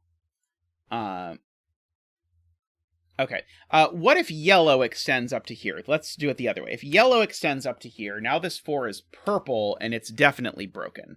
So purple can at least creep one more cell forward.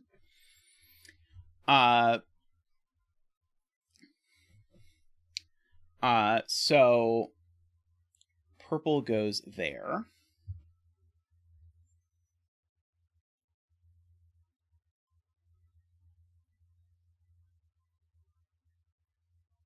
If this 4 is purple now, the world is broken, I think. Oh no, if this 4 is purple, maybe purple just maybe the 4 is just an L. No, that doesn't work. Okay. If this 4 is purple, where is it going? Its only cells that it can possibly access are these. And so it's always going to have to access this cell, which is going to cut off the 6, forcing the 6 to come that way. And now the 4 is going to have to finish like that, except I've created a 2x2. So the 4 is not purple. The 4 is yellow.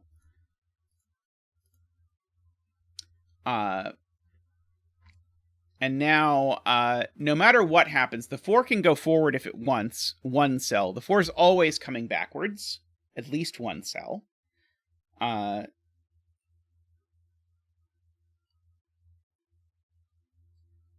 The purple now here has to get out, so that's going to have to be purple.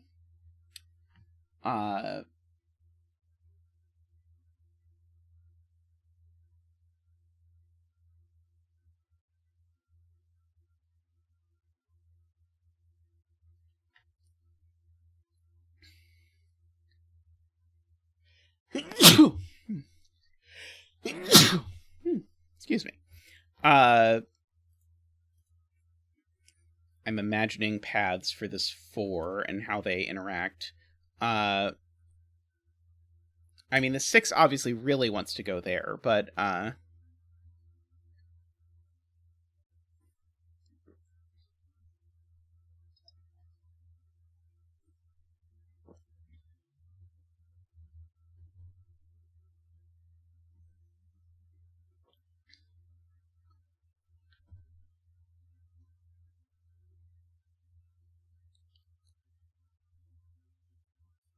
so what's wrong with the 4 doing this and the 6 coming down and doing that?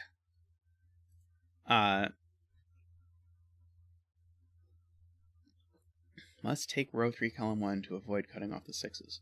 What's wrong with the 6s just coming down like this? Or the 4 going over and doing that. And then the 6s finishing across the top. It feels to me like there's still a couple ways for this to work. We are about 5 hours in, Mormogli.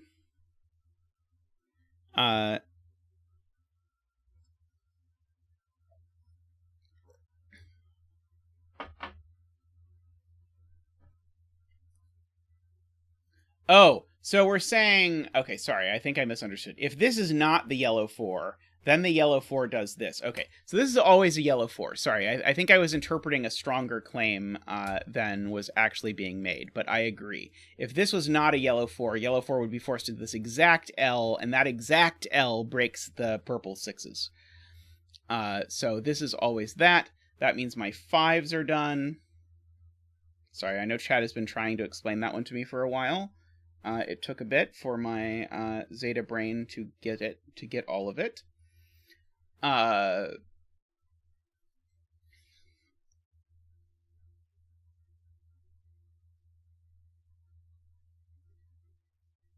see, if this 8 is purple, that's going to have a really hard time avoiding creating 2x2s. Yeah, I don't think this 8 can be purple, because if this 8 is purple, it has to go down. But now the purple 6s are forced to join.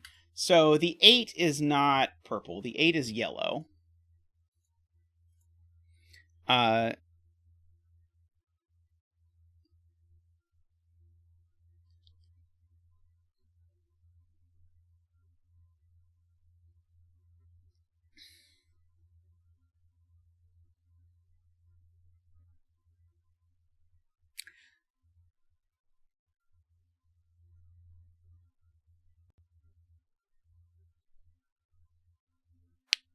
Ah, right. Okay, so the Carl has a good point, which is, suppose this 6 doesn't connect there, then how many cells is it?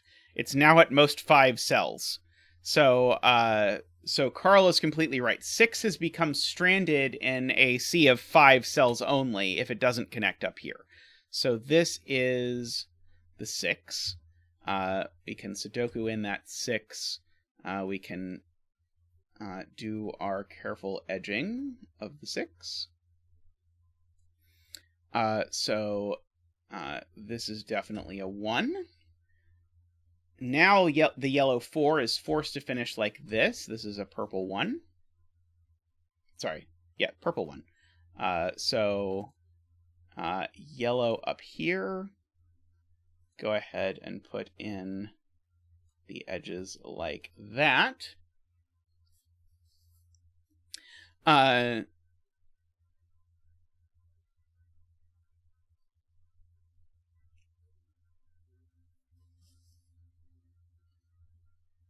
let's see. It's hilarious that, like, the very first thing we did in this puzzle was fill in, like, this whole corner of the grid trying to break it, and it did not.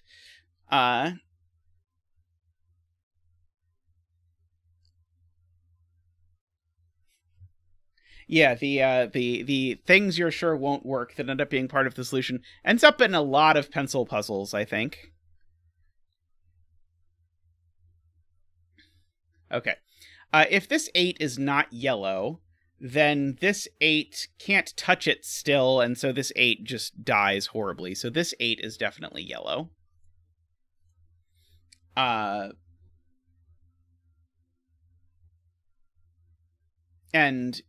the same is true of this 8. If this 8 is not yellow, then now I have to get this 8 out of here somewhere.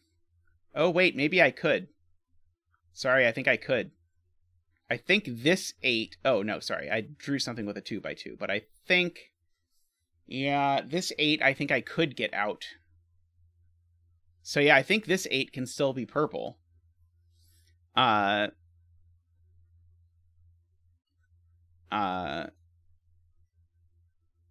least as best I can see.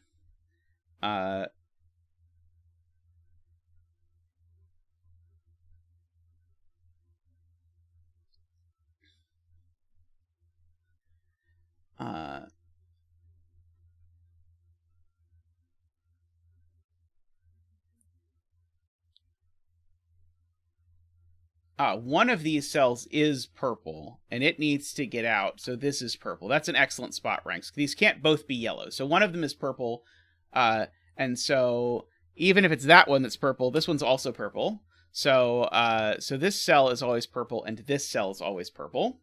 But then, actually, that tells us, because now yellow has to get out. Oh, it doesn't need to get out. Right. It doesn't necessarily need to get out. Sorry. It doesn't, because if this is the cell that's purple, purple can get out that way. Dagnammit. It sounded so good, too. Yeah,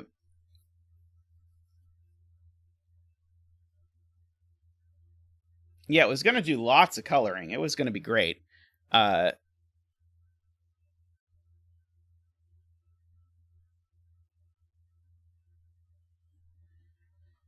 Let's see.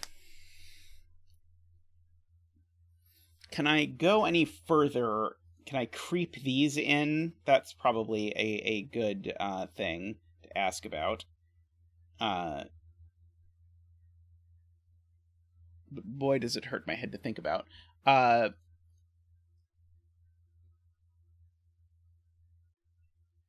So if this 4 goes this way, it's purple. If it goes this way, it's probably yellow.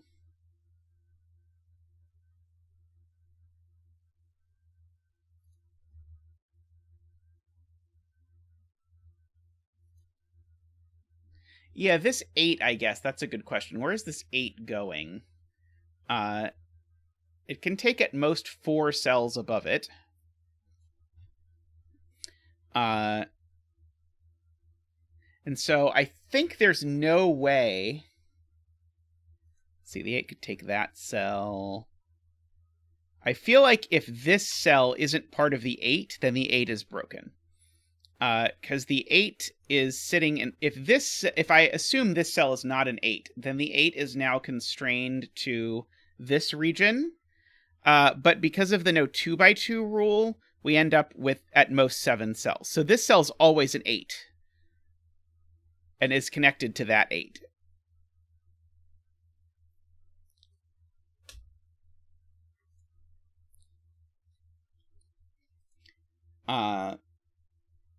And so I guess that 8 either connects like this, or just connects straight down. Is there a reason why that's not possible?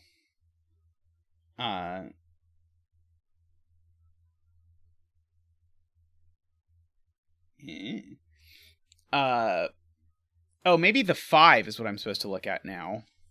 Now the 5... maybe not. Let's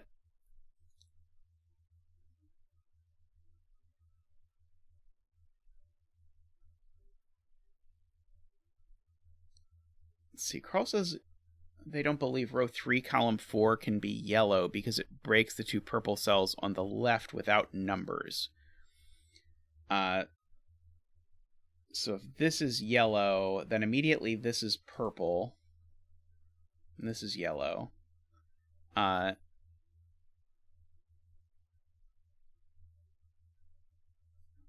mean, the color in the corner could be a 5. Oh, sorry. This, you're saying if 8 does this, what happens? And so then this, if 8 does this, then this cell is the other color, unless it's a 1. Could be a 1. But these 2 cells are definitely the other color. Because otherwise I'd make a 2 by 2. Okay. I am going to try what Carl is suggesting, which is to see what happens in the world where this cell is yellow, which forces immediately all of this.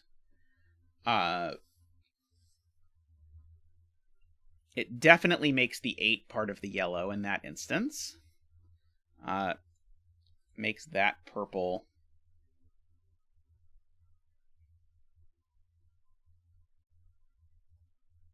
I don't yet see what the problem is with this. Did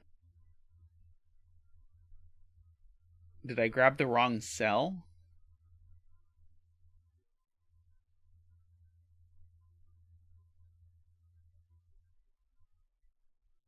Oh, these purples. These 2 purples have to get out. So these purples have to get out like that. Ah, okay, got it. Okay. Oops. That is real.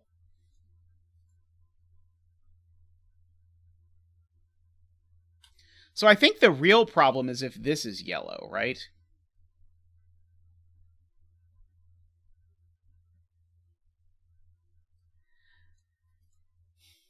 The world in which this is yellow gets very specific. So let's see. Okay, let's just try making this 8 yellow, because that's going to force a lot.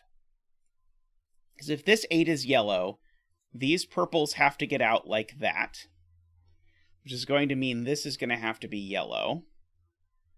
Oh, oops, I deleted an 8 that I added. Yeah, I don't think I can quite force that. Yeah, sorry, poor 8. Yeah,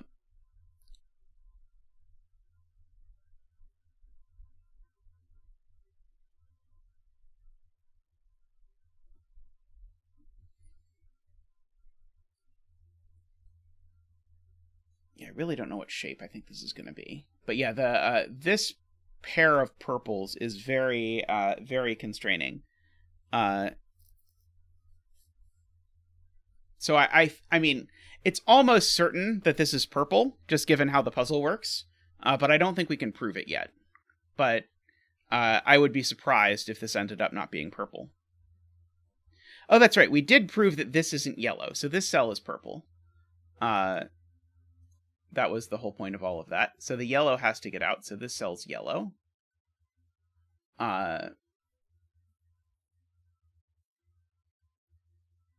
So we can Sudoku in some 8s. That's an 8 and that's an 8.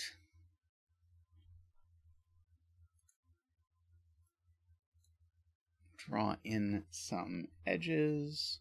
Sadly, none of these things that are interesting touch 1s.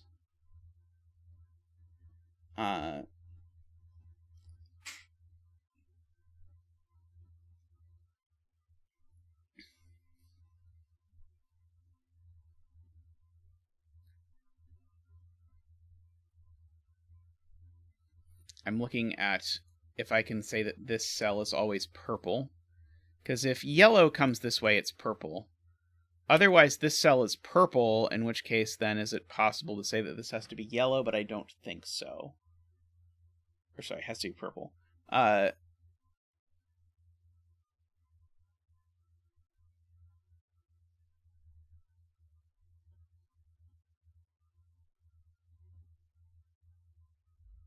If row 5...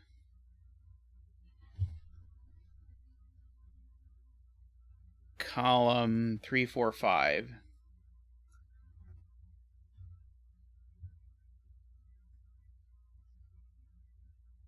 So, let's see. So, Carl is asking if this way of finishing the 8 is broken.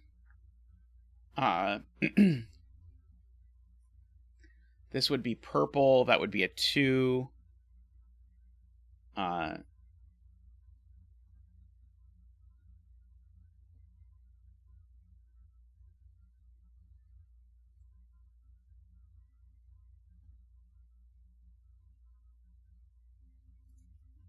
I don't know. I mean, this cell's certainly a 1, a 2, or an 8. Oh, and it's not an 8. It's only a 1 or a 2. Because if it were an 8, it would be in an 8 touching an 8. That's not allowed. So it's only a 1 or a 2. But it can't be any bigger than that, because it would have to get out, and it can't.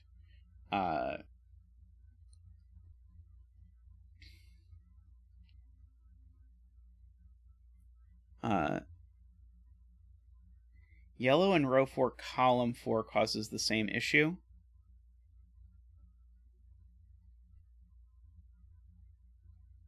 Okay, so let's look at this. So if this cell is yellow, it makes this a 1, which means this isn't a 1, which means it's an 8. Which means that this 8 is also yellow. Which forces this to come out this way, which then creates this cell, which is unfillable. So yes, so this cell is never yellow, it's purple. Oops. I agree with that.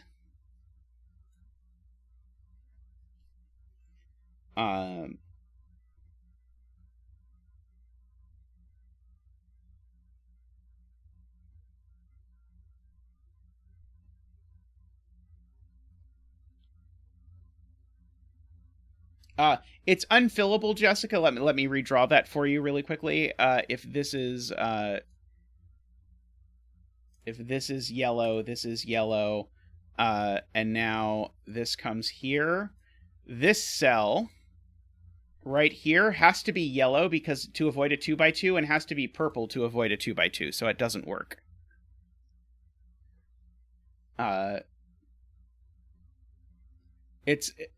It's slightly complicated to see. The only reason why I saw it was because we did it earlier.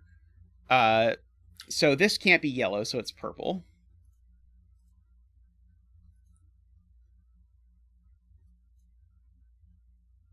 Yeah, this because this can't be an 8, it now is forced to be a 1 or a 2. But if it's a 1, then that's also a 1, and that's not going to work. So this is forced to be double 2. Finishing off that block.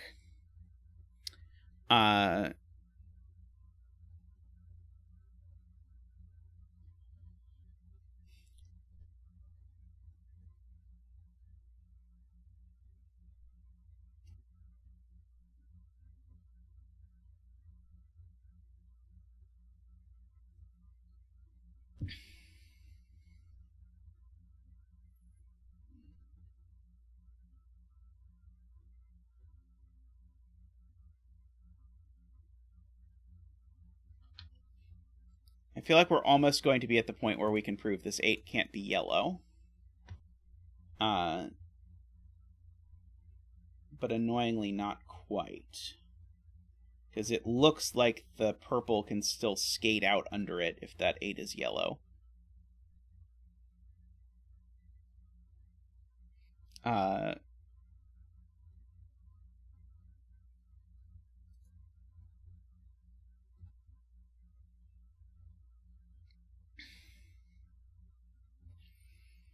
I liked the line of thought about what happens if these 8s are all one color to this column. Earlier that we were sort of ducking on, and then we came back up here. It might be forced that the 8 has to do that, which would be interesting. Did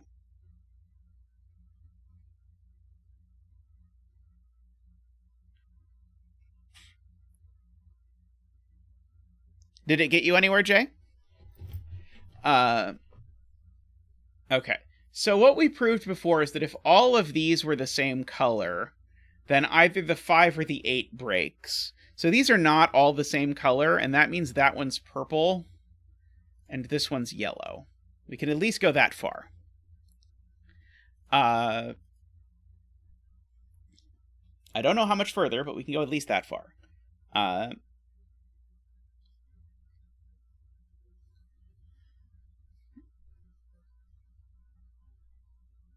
The 4 on the right must be purple. Well, that would be huge. Okay, so if the 4 was yellow... Ah, right, okay. Perfect. That's the key point. Kuraban has it. If this 4 is yellow, it can only go this way, and then it gets stuck, because if it goes this way, it makes a 2x2. So the 4 is purple. Which makes this cell yellow.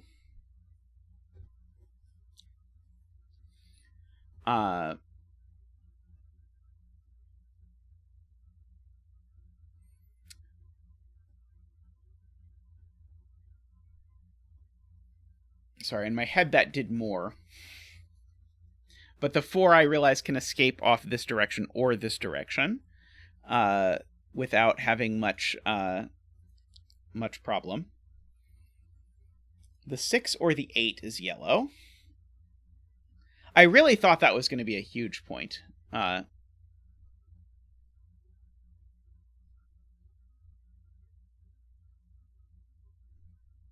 see. Chameleon says this purple can't be a 5.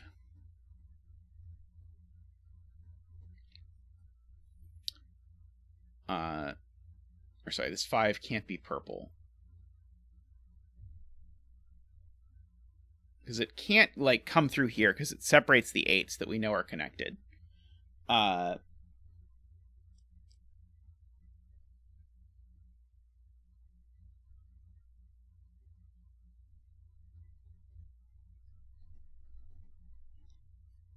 the 5... If the 5 is purple, it looks exactly like this, right? I think that's forced. If the 5 is purple, it looks exactly like this. And now the 8... No, the 8's not broken. The 8 is yellow.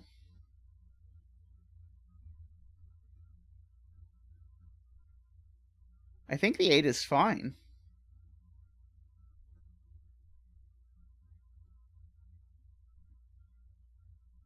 Oh, no, the 8's not fine because it can't get out through here because this cell is part of the 5. Okay.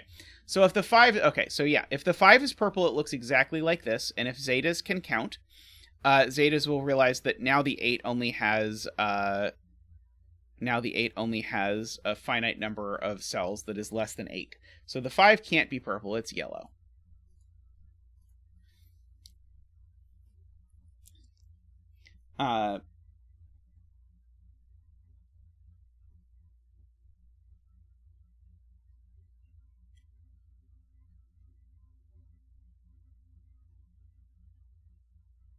I feel like this means the 8 has to be purple, but I don't immediately see it. I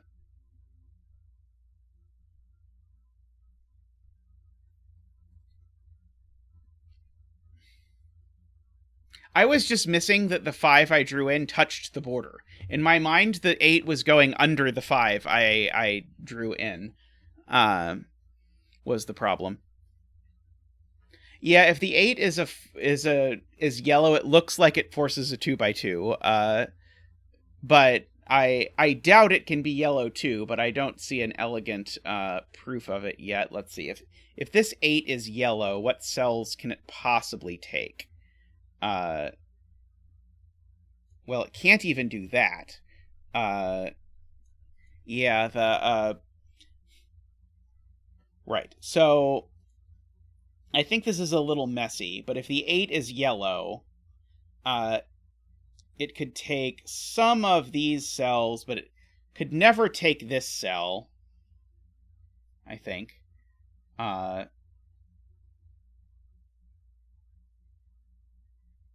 uh,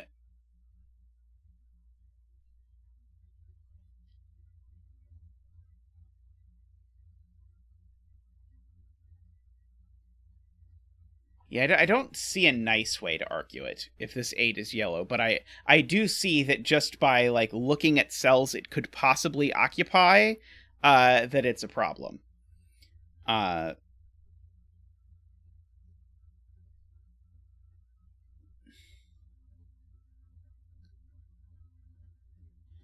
uh,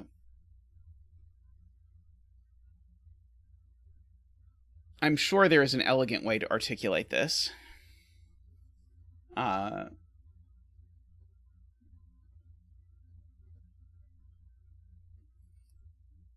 mean, I guess the question is something like,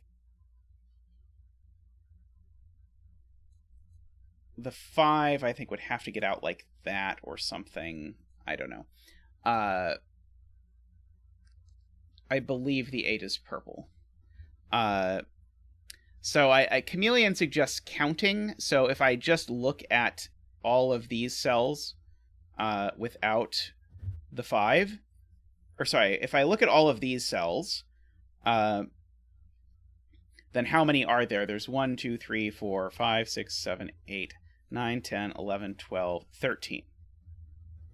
And so if I wanted to make the 8 and the 5 both yellow, they'd have to occupy all of those cells, or the 5 would have to come here, or the 8 would have to come here.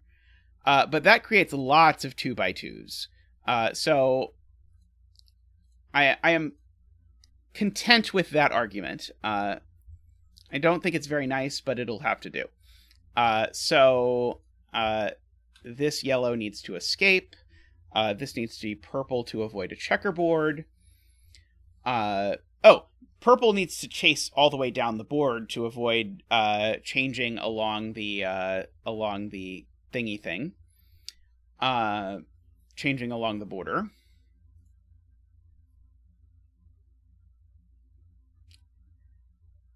Yeah, I got there just as you did, Jay. This has to be yellow because otherwise 2x2.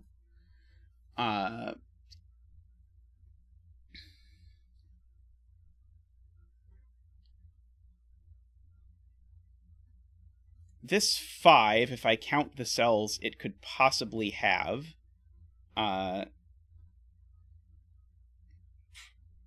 annoyingly it can get to 5 either with these or this.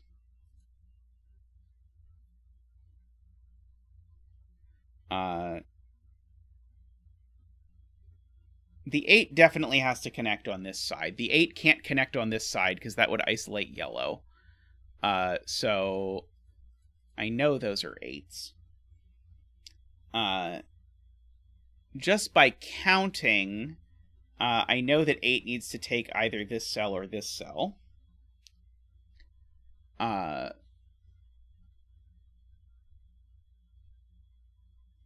Yeah, the purple 4 certainly needs to come out at least 1.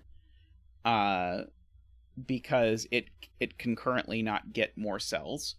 So this purple needs to go out at least 1. I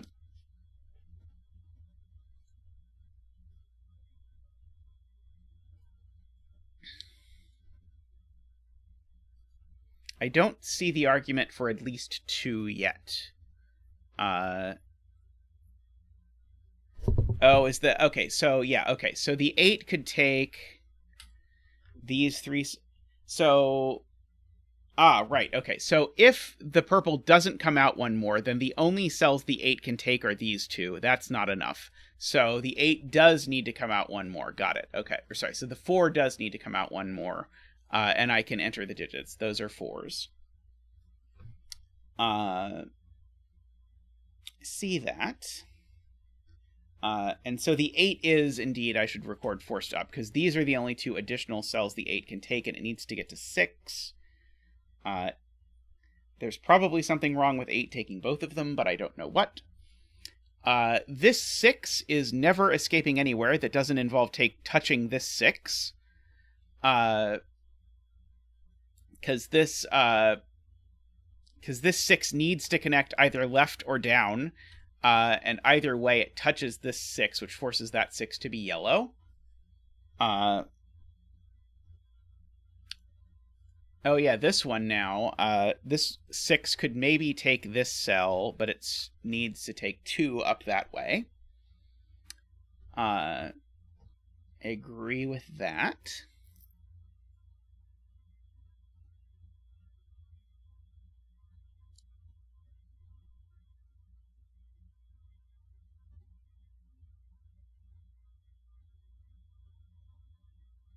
Let's see. If this 9 is yellow, things look awfully ugly, because the 9, if it's yellow, has to go straight up. Oh yeah, that doesn't work. Yeah, if this 9 is yellow, the world breaks instantly. If this 9 is yellow, it can't go right, it can't go left, so it goes up. But that makes this cell have to be purple in order to avoid a 2x2. So that cell would be isolated, so the 9 is purple.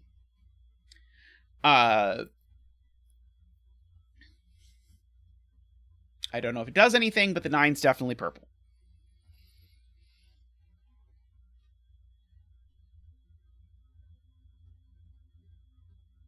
This yellow has 2 outlets. Oh no, this could be purple if yellow does that, I guess. Never mind.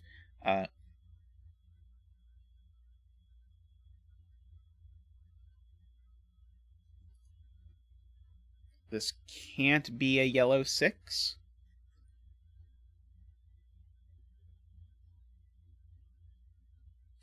This was a yellow 6. I don't immediately see it.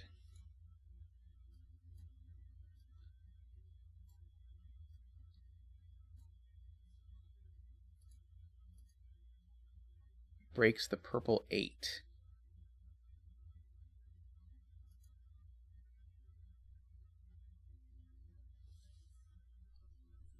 All I need is for one of these to be 8, right?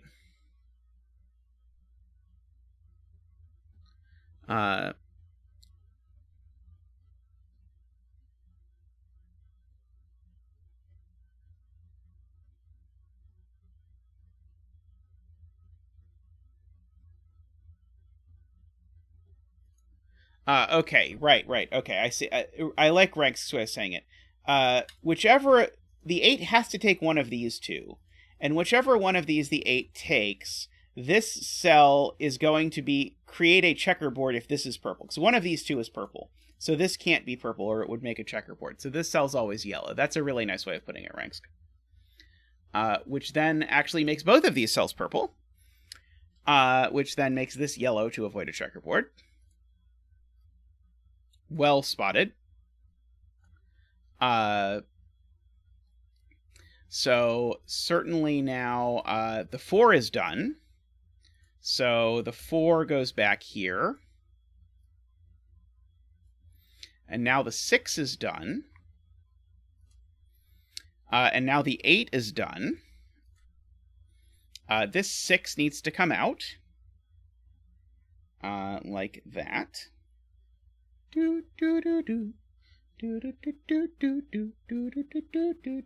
This 5 has to do a lot of growing, so it could take that cell, but it still needs that cell and that cell no matter what. In particular, this 6 is not part of the 5.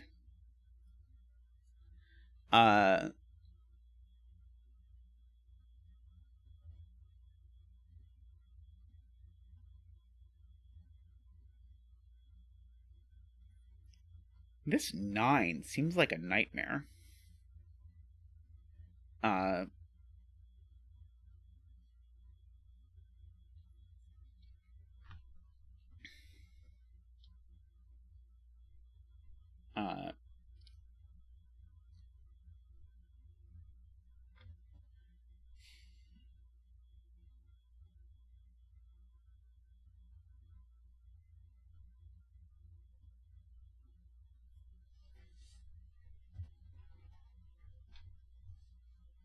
6 has to grow at least 2 more.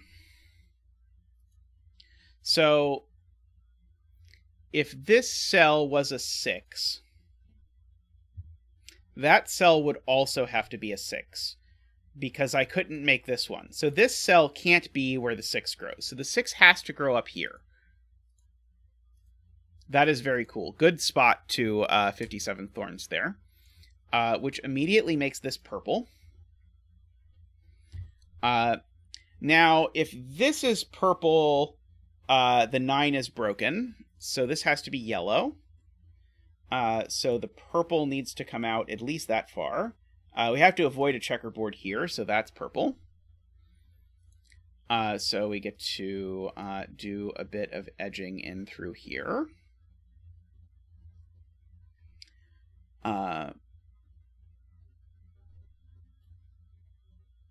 In no circumstances is this not a 5, because if it's not a 5, then this would be a 2, and I'd have 2s touching. So this is a 5. One of these ends, I suppose, has a 1. The 9 is escaping at least this far.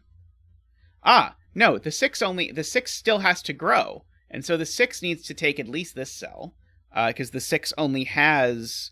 That's the only cell it can take as its next cell. So we get that edge in there, because 6 is not 3, fun fact. Oh, and now both ends have to be 1. Sorry, I miscounted my 5. Thank you, Malcolm. Both of these are 1.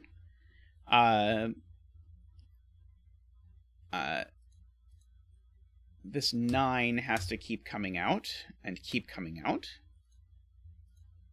9 and 9.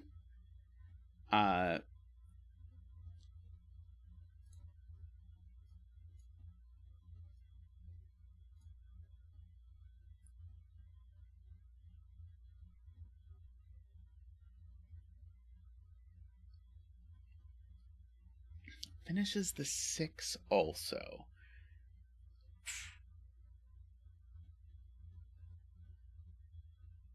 Yeah, 3 has got to go somewhere.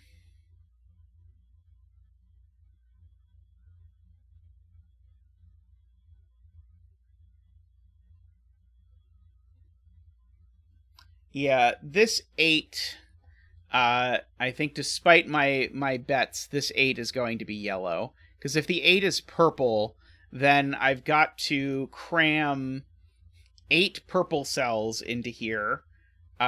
Plus, I've got to still finish the 9, so that's still 3 more purple 9s.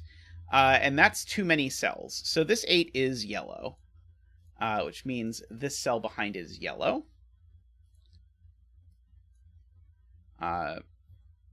So means, for the same counting reason, this has to be an 8. I can't possibly be making another 8. Now I have to avoid a checkerboard. So this is yellow to avoid a checkerboard. This purple has to get out.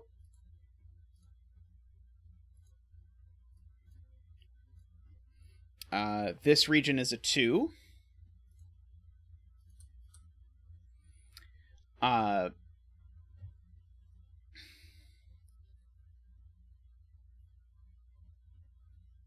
Yeah, this whole purple region is still isolated. So the purple needs to go through here to touch its friends. And now, as foretold, the 6 region's done. So that's a 6. The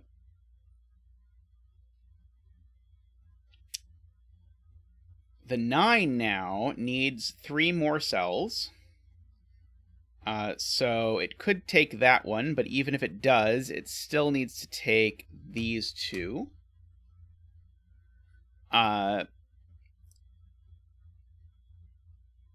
3 can't grow straight up, but needs to grow up at least 1 more.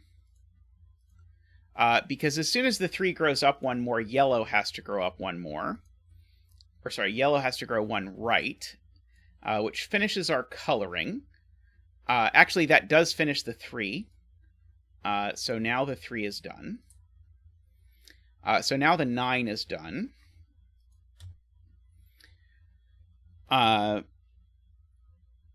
So now we look at other things, presumably.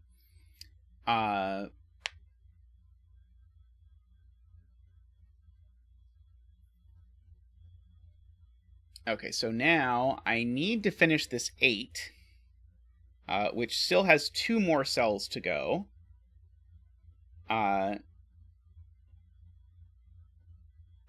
The point is, this cell can't be a 2. And if this cell can't be a 2, that means something. Yeah, it can't be 2 or 3, right?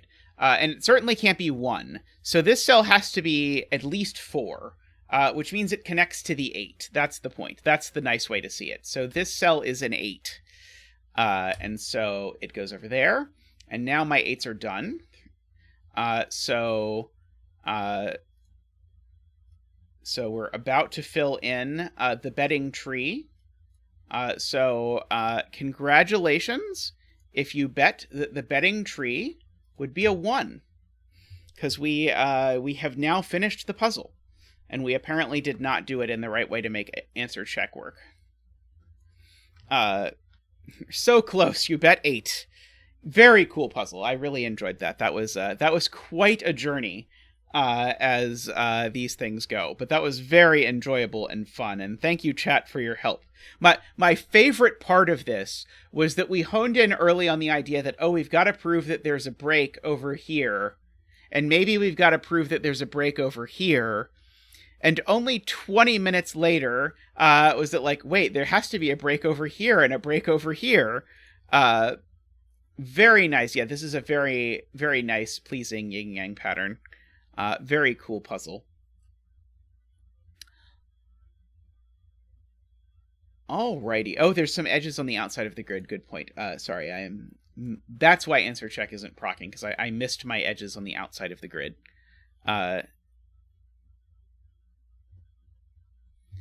There we go. Ranks would like me to move the given 8 so that he can have had the correct bet.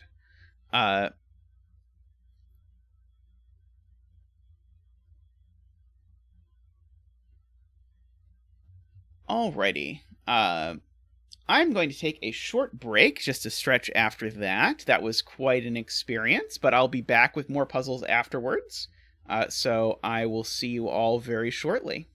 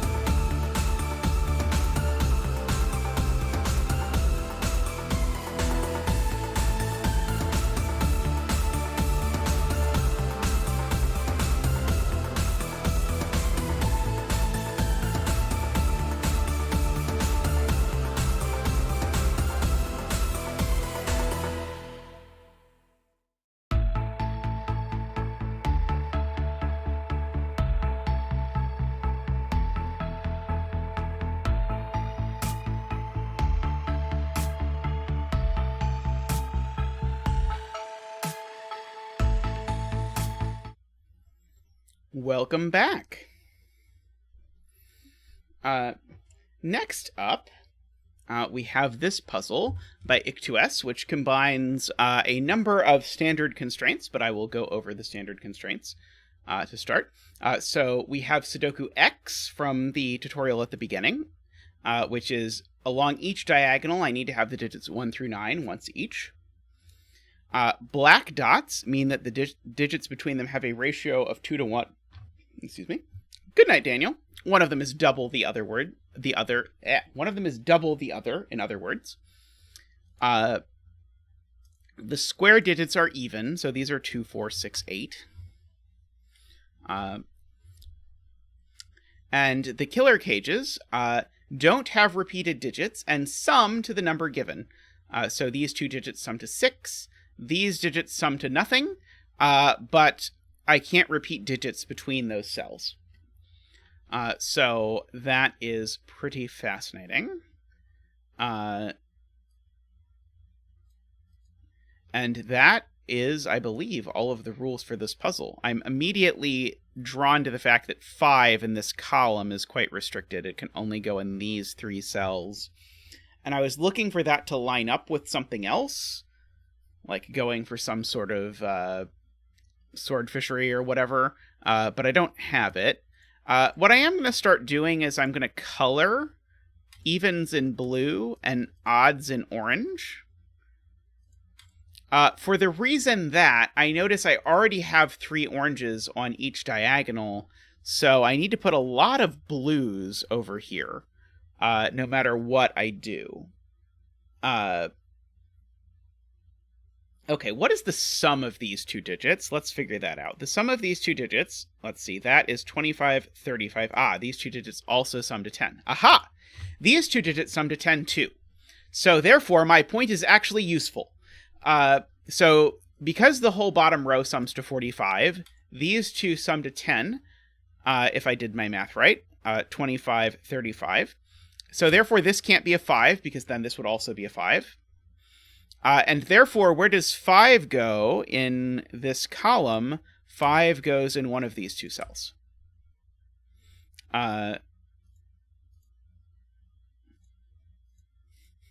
Isabella also figured out that because of the secret on row 9, 5 couldn't go there, so we got a 5 up there. I mean, I have absolutely no idea if it does anything at all, but could do that. Okay. So the 16 is always going to be 7, 9. I probably should have noticed that right away. That's the only way you can get to 16 in 2 digits. So now what about 12? It's not 3, 9. It could be 4, 8. It's not 5, 7. And it's not 6, 6. So actually this is always 4, 8. Oh, that's cool. This is always 4, 8. And so because this is always 4, 8, I know what this digit is. Because if this was an 8, this would have to be a third 4 for the box. So this is a 4, an 8, and a 2. And we have our plethora of digit stance.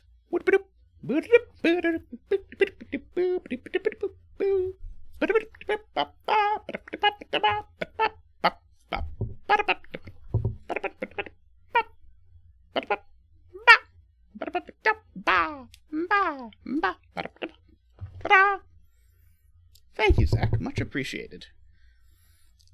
So that is going to zap out those 8s. This isn't a 2 or a 4. One of these is an 8.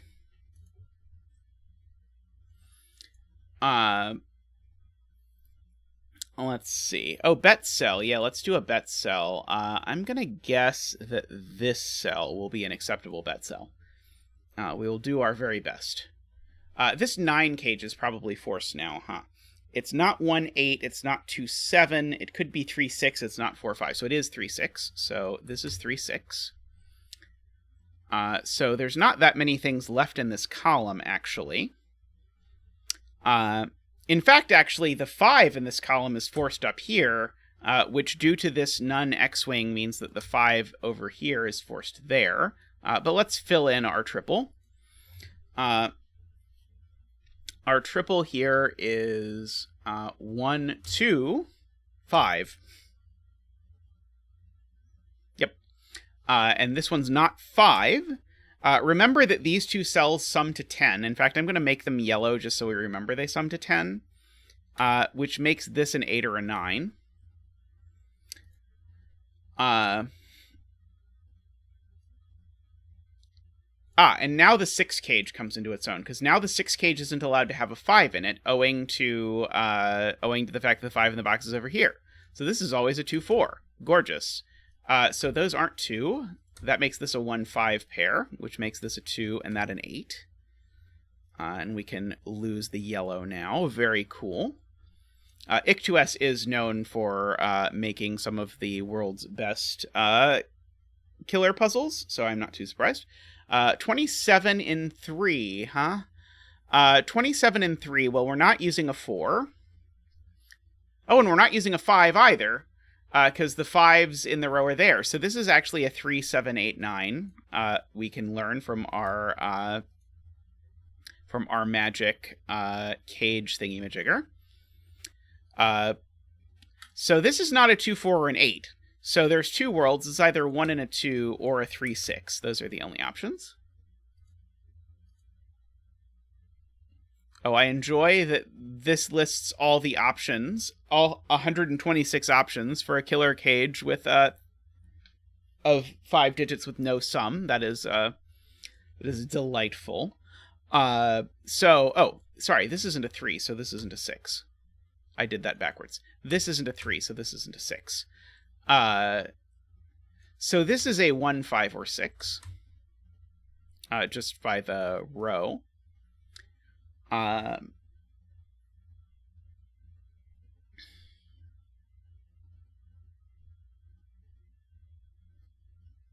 That is a clutch question, Corporate Commander. So, Corporate Commander asks, where is 2 in this column? And so 2 would go with 8 if it were in a 10 cage, and the 8 is already gone. So the only place for 2 in column 9 is actually here. That is a gorgeous spot. So that gives us all kinds of stuff. Just out of the kindness of Corporate Commander's heart there.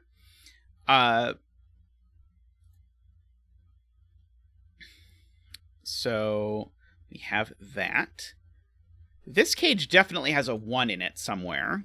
I know that much because it doesn't have a 2. This doesn't have an 8. This doesn't have an 8. One of these 2 is a 3. Okay, let's do that. One of those is a 3, so one of these is a 3. I need to make sure I'm actually paying attention to the diagonal. So, for example, one of these 2 is a 5, because 5 can't repeat on the diagonal. I think probably this coloring is not actually going to help me in this puzzle. That is my secret belief at this point. As sad as that is, this can't be an 8 because of the central blocks. So this is a 7 or a 9. It's a shame. I could have just colored it. 3 in this column. 3 in column 2 has to go down here, for whatever that's worth, by KG Woobly Woo Nonsense. This is not a 3 by KG Woobly Woo Nonsense.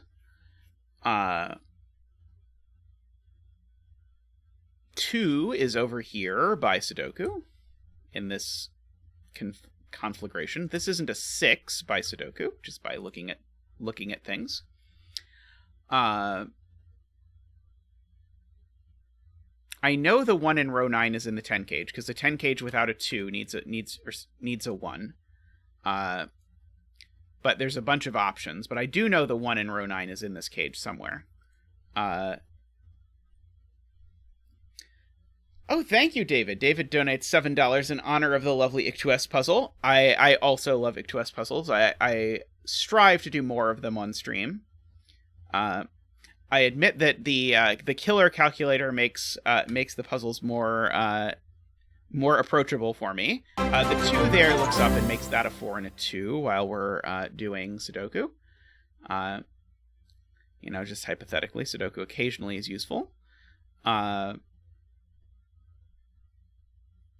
let's see. What else can we do? I've got almost all my evens gone in this box. So... yeah, I mean, I guess I'm just putting lots of evens down.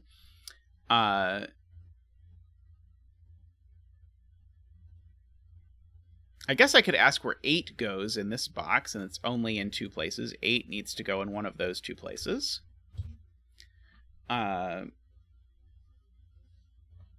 Which interestingly means this isn't an 8.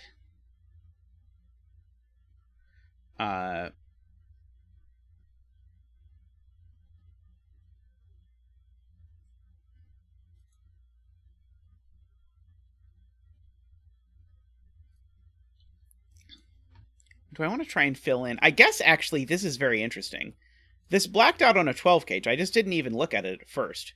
But actually, there's several things that can't work here. So this could never be 5-7 or 6-6. So this is either 4-8, which it's not, or it's 3-9. And so actually, the only way, immediately from... I guess I needed this 8 first, but almost immediately, this was forced because of the 12 cage with the black dot business that I just was not paying attention to. So that's not a 6. So that's a 2-4 pair. So that's not a 2 or a 4. Oops. That's not... I can get rid of those. So the 2 and 4 in this box are over here. That one's not a 2. But that means there is a 2 or a 4 on this black dot, which means that this black dot, because it has a 2 or a 4 on it, it's from 1, 2, 4, 8. This one's not 2 or 8, though. So this is 1 or 4. And so if that's 1 or 4, then this is 2 or 8. For sure.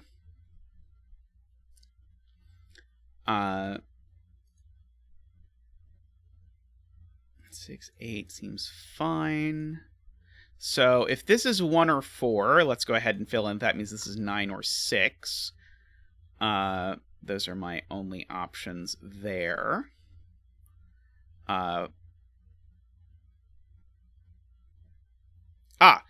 does the... oh, no, sorry. The 4-6 cage could be here. No, darn it. Okay, what about this 13 cage? Well, it's not 4-9, it's not 5-8, so it's 6-7. That's the only option left, as you can see if you look at your little calculator. This doesn't have a 3 in it anymore, and so this is whatever's left over. This is a 1, not a 2, not a 3, a 4, a 5, not a 6, 7, 8, or 9. 1, 4, 5. And 1, 4, 5 conveniently does add up to 10. That one's not a 4. It's a 1 or a 5. Don't see any other Sudoku implications. Where is 6 in... oh, no, I was going to ask where 6 is in this column, but unfortunately it could be up here, problematically. Or down here, whichever one you are sad about. Okay. But where is 6 in this box? There... I don't know if this is going to do anything either, actually.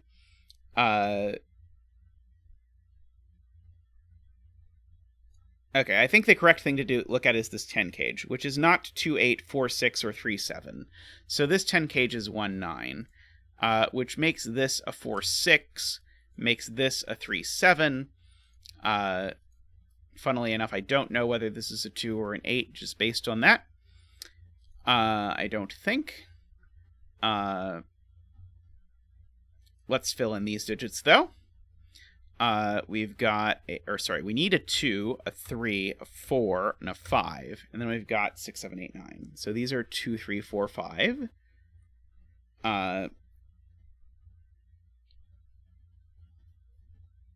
Interesting.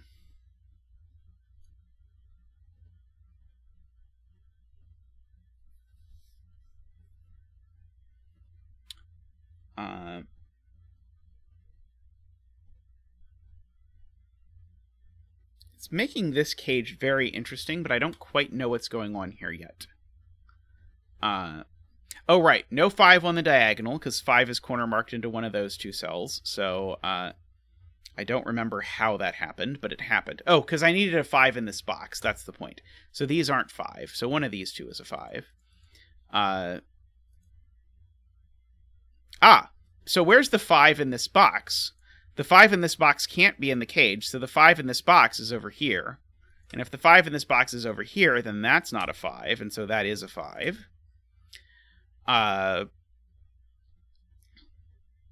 Gorgeous. Okay, so now where's the 5 in this box? The 5 in this box now is not in any of these places, so the 5 in this box is in one of these two cells. So that looks up and says that's not a 5 and that's not a 5, and that is a 5. Which now looks up and says that's not a 5, so that's a 5. I now have a little pseudo X-wing on 2s between boxes 2 and 5. Or if you prefer it, you could ask where is 2 in column 5, and the answer is it's in one of these two cells only. If it's here, because of the way this weird cage works, if it's here, it's here. And if it's here, it is in the cage. 9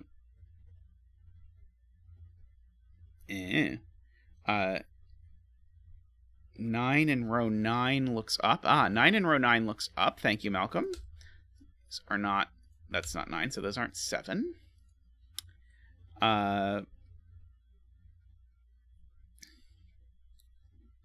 This isn't 5, I am learning now for the first time. In box 9, it is 2 and 4 on the diagonal. Good point. Okay. So yeah, so 2 and 4 need to go on this diagonal, and we have actually a hidden pair, because 2 and 4 can't come from this box and can't come from this box. That is a great spot to Tony. So these are a 2-4 pair, so that is a 3. So that's not a 3, and so that's a 3.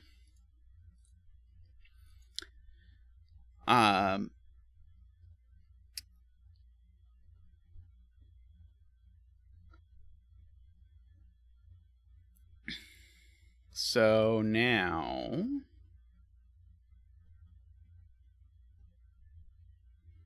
that 3 looks over at this pencil mark, and so that's a 3.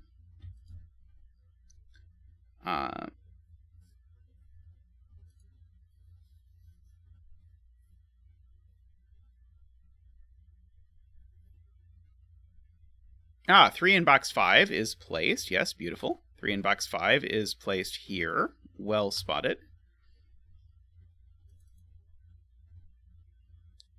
I'm being told that perhaps with enough purse capacity we could finish the 3s. This 3 looks over. It gives me a 7 and a 3. It's going to take a lot of purse capacity, but we'll get there. One of these two's a 3. One of these two's a 3. Maybe we can't finish this last little X-wing on 3s, because one of these two's a 3, but I don't... Oh, no, we can resolve it because of the diagonal. The 3 sees that 3 on the diagonal, so that's not a 3, and so that is a 3, and that's a 3, and that's a 6. And so that's an 8 and a 6. And that 8 sees over that that's a 2.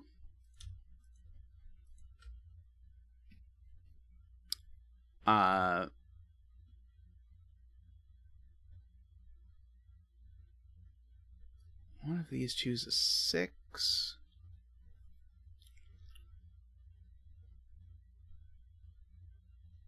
Alrighty. These 3 cells I'm going to go ahead and fill in. They are a 1, 7, and 9. This one's not a 1, because the diagonal already has a 1. These I don't know yet. I should fill in the rest of this diagonal, actually, because I've got almost all of it. I've got the 1, 2, 3, 4, 5. So I just need 6, 7, and 9 on this diagonal. That one's not a 6. Aha! So that's a 7, 9 pair on the diagonal, which makes that a 6.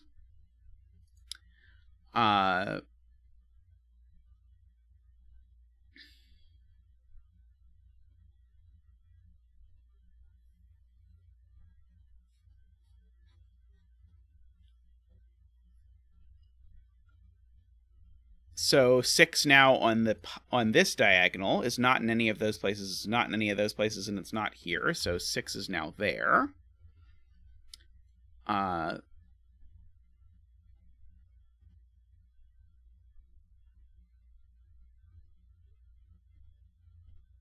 know one of these two is a 1, so I should mark that.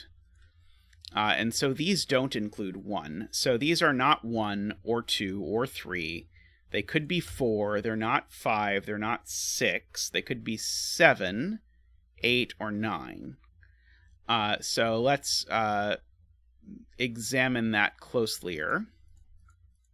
I maybe don't know anything about those. I know this one's not a 4, or a 7, or a 9. So this one's an 8, just by writing in stuff.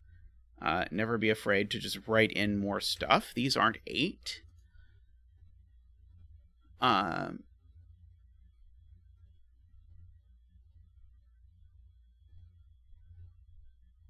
This column. Let's write in this column. 1, 2, 3, 4, 5, 6, 7, 8, 9. These are from 1, 2, 4. This one's not a 2. I think these I actually don't know anything about yet.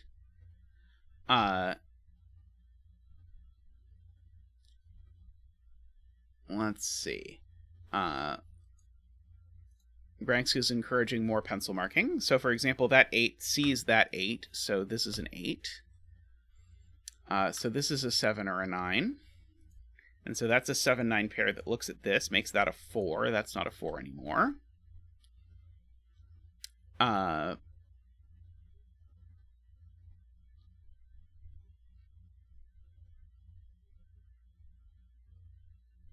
These digits. 1, we've got 2, 3, 4. We need a 5. We've got a 6. We need a 7. We've got an 8. And we need a 9. Well, I know that one's not a 7. I'll go that far. This 4 gives me this 2 and this 4 on this diagonal. Thank you, Tony.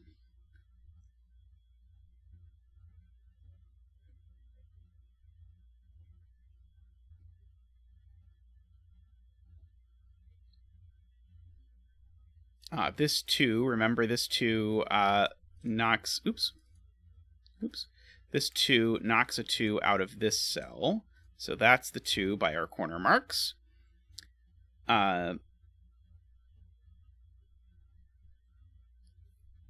So these digits could be 1...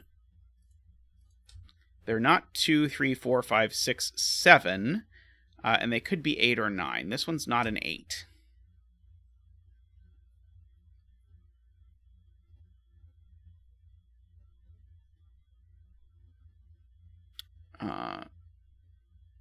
Two and 3s are good.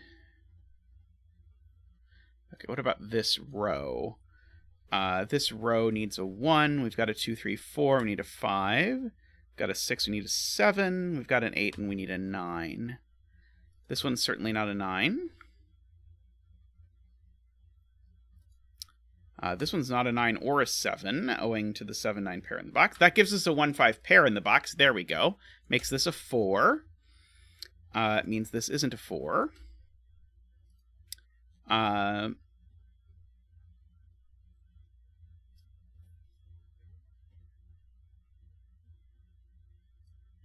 about these cells? Let's see. We need a 1. We've got a 2, 3, 4. We need a 5. We've got a 6. We need a 7. We've got an 8. We need a 9. This one's not a 7. This one's not a 5.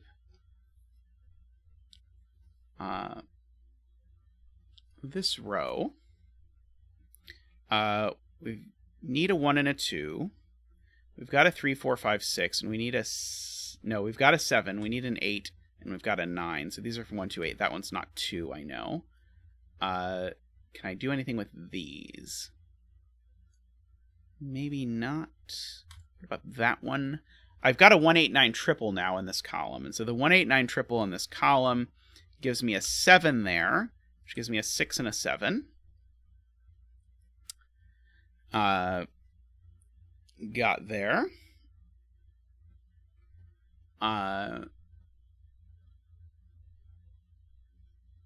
Okay, so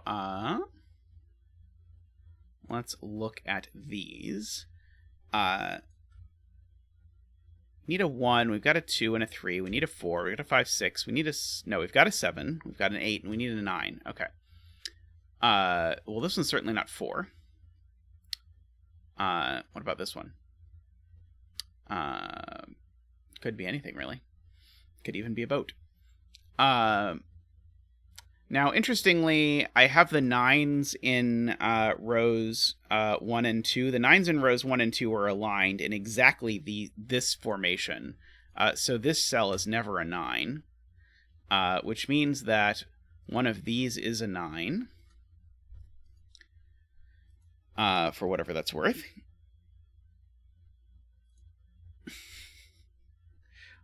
I do know how much we've always wanted a boat.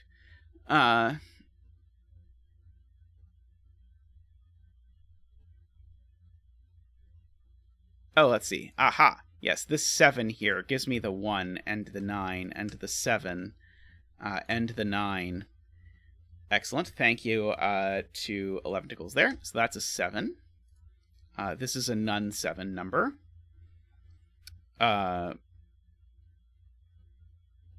This is a 7 number for lots of reasons.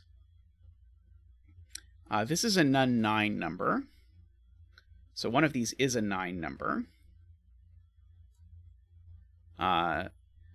We have a 1, 5, 9 triple in row 5, and so that makes this not a 5, which makes this a 5. Makes this a none 5, none 1 number, so that is a 9 number. This is not a 9 number. So this is a 1, 5 pair, pointing over here, giving me a 9. This isn't a 9. This digit is now thingy. Now naked, theoretically. 1, 2, 3, 4, 5. It's a 6. This is a 1 or an 8. I don't think I know which one it is yet, but I suspect I will in time.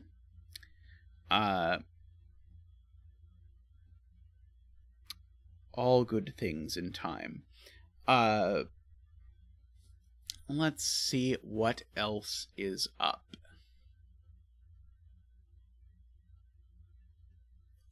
Okay. These can't both be 1. Is there any chance that that's useful? I think it's very unlikely. The 7, looking down column 4, is useful. Thank you, Corporate Commander. Yes, Corporate Commander. So that's a 1, 5 pair. Looking up, that's not a 1. It's only a 2 or an 8. This is not a 1 either, because there's a 1 literally right there. So that's a 2, 8 pair, which is going to resolve this whole nonsense with the 9s.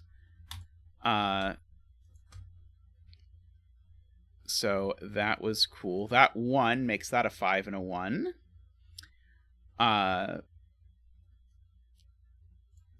Don't think I get anything out of that just yet. Is there a 1, 8 pair? Don't think I get anything out of that just yet. This 1, 5 looks over here and gives me a 9 and a 1. Makes that a 4. That 9 makes that a 7 and a 9. That 1 looks down and gives me a 5 and a 1 and a 1 and a 5. Let's see. I probably should be able to sort out this mess, right? That 8 looks down and gives me a 1 and an 8 and a 1. And now, regrettably, I'm going to have to fill in the bet cell, aren't I? So, what's left? 2, 3, 4, 5, 6, 7, 8. That's too many. 7 and 8. These are 7 and 8. That's the point. And so that 7 tells me that that is an 8 and a 2 and an 8 and a 4 and a 2, and the bet cell is a 7. Lucky number 7, as it so often is. Congratulations to anyone who bet 7. Very nice puzzle. Yeah, I enjoyed that one a lot. Alrighty, let me dig up something else. And I will... no winners. I'm sorry to hear that no one won this time, but there will be winners soon. Let me dig up another puzzle, and we'll be back with more puzzles.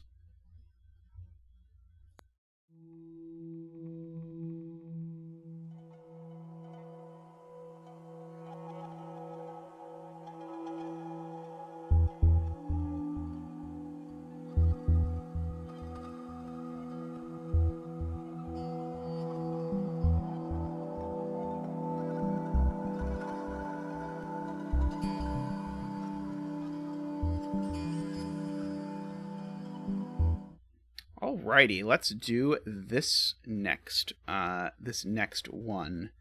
Oh wow, there's still UK people around. It's getting late in the UK, I guess. I did successfully find a puzzle. So what do we have here? So we have our friends, the arrows. So this digit is the sum of these two digits. So that would be a valid way to fill in this arrow. And these are palindromes. So whatever this digit is that too. Whatever digit that is that too. Whatever digit that is that too.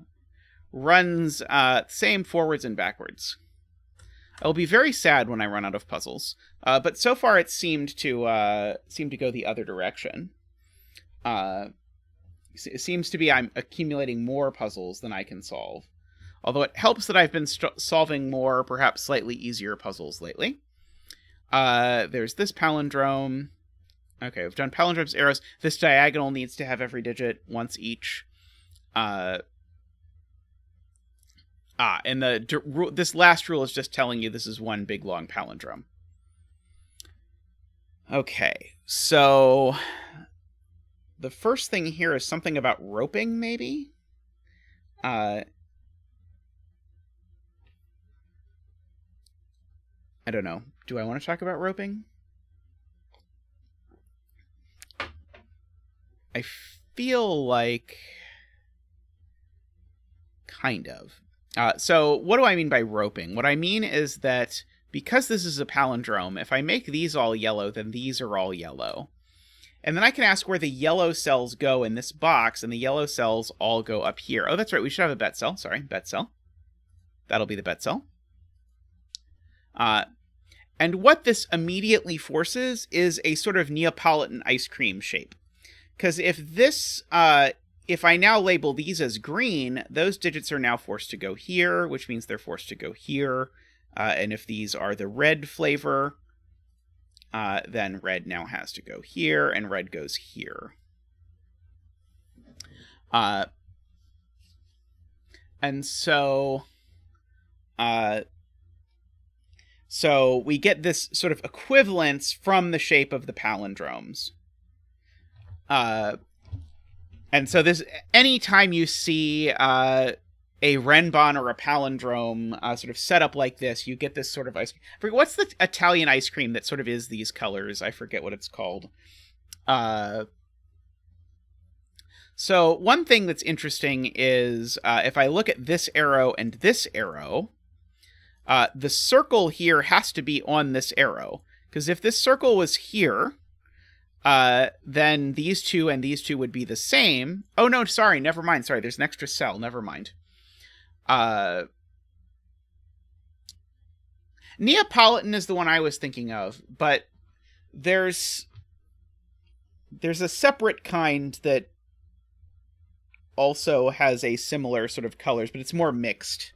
Spumoni, that's the one I'm thinking of. Thank you, Math Pesto. Spumoni is the one I am thinking of. So there's also roping vertically, but that does not seem to help. So I don't know. This might be a giant red herring, but it is a thing to keep in mind. So here's the thing, actually. No, there's only... I was looking at how many arrow cells there were on this diagonal. but it's not enough. Like, this cell is there, but who knows?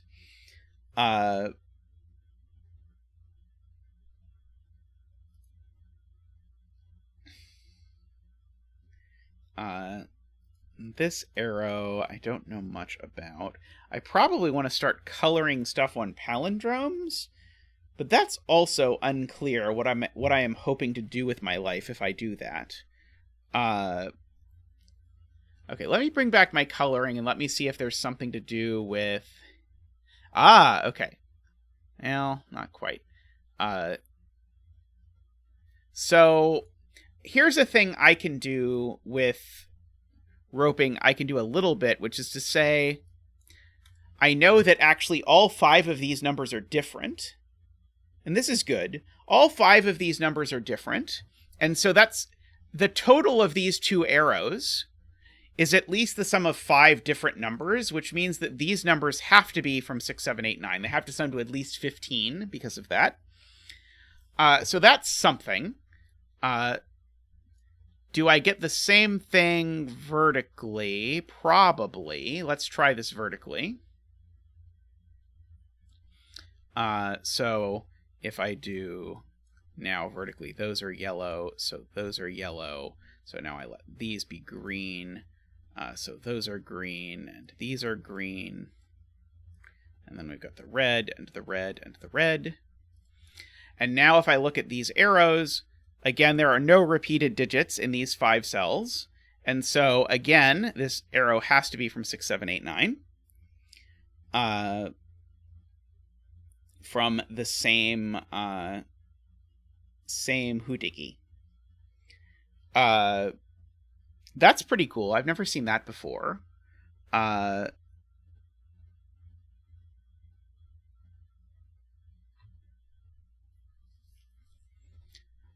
Okay, so...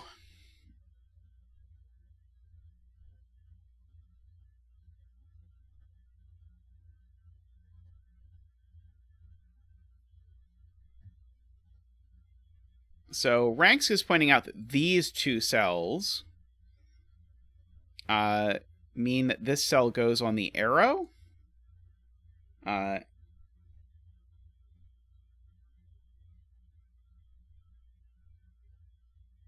Does that...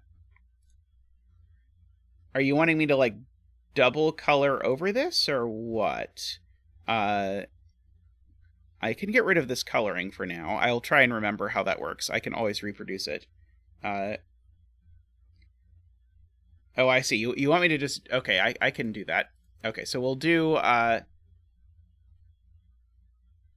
that. So these 2 cells are the same. And where does that cell go in this row? So let's try and do this with more colors. So if these are purple, these are all purple. If these are black, then these are all black. And these are all black. And then these are orange, and these are orange, and these are orange. And so Ranks' point here is this cell is the same thing, but it is green and black, and so it has to be exactly there. And so if we make this a yellow X, say, we can have these 2 digits are the same. And they're the same as that digit.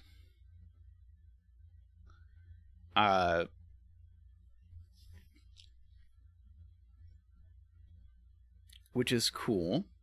And I wonder if we should do anything meaningful with that. So let me go back to thinking about the arrows. Does that tell me something about the arrows? Because in the column, I said these all sum to at most 17. And in the rows, I said these all sum to at most 17. So... Oh, Lord. Okay. So I want to know how many different digits I actually have here. So is it possible that this is actually just 5 different digits? I don't think so. So this is the digit that's included in both sums. But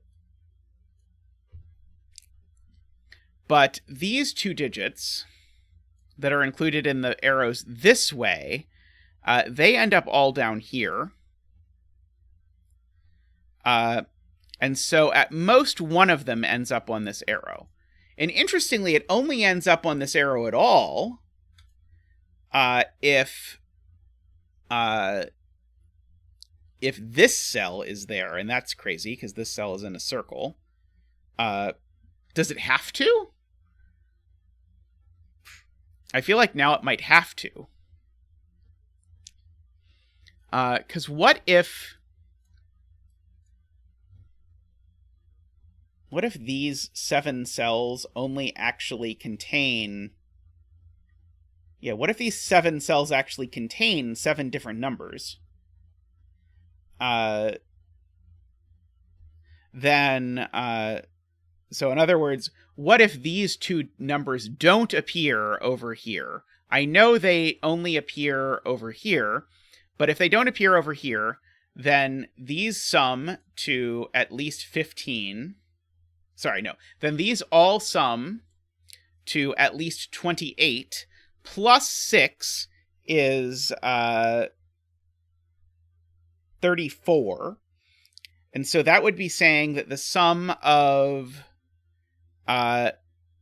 these 2 circles plus this circle twice is at least 34. Is that possible? So this circle twice could be double 9 is 18, plus... say double 8, 18. That unfortunately works out exactly. That works out exactly right, I believe. Because I think double 9 plus double 8 is 34. Yeah, double 9 plus double 8 is 34. And I think summing 4 numbers, I think that works out. Oh, but I don't need to include this one twice, do I? I don't need to include this one twice. Sorry. Okay, I can do this smarter. I can only sum every arrow once. And so now the sum of the 3 arrows is at least 28. 1 plus 2 plus 3 plus 7. So count each one once. And on the other hand, we would have at most double 9 plus 8 is 26, is the maximum sum these could be. And that does not work. Right. Okay. So what that means is there is a repeated digit between these 2 cells and these 5 cells. And so that repeated digit is not over here. So that repeated digit is here. So this circle, whatever it is actually on both of these arrows. It's on red and it's on orange. So we're going to do my least favorite thing, which is we're going to enable the letter tool. We're going to make this an A. Oops, sorry. We're going to make this an A. And what we've learned is there is an A on both of these arrows. And then we're going to hope we never have to use the letter tool again. But that is the summary of what we have learned. Okay. A is at least 3. I don't know that that really tells us anything. A is not this thing. I don't know that that really tells us anything, but I feel like I probably have to keep this coloring if I am going to look at this puzzle for now.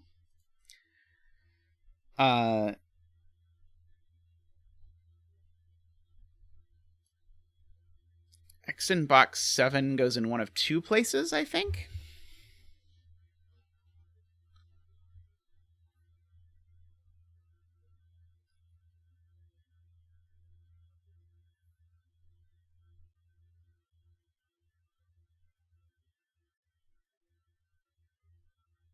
A can't be on the arrow bulbs. Because the thing was, we argued that there had to be a repeated digit in this set of 7 cells, and the only place that that digit could be repeated by the roping was on here.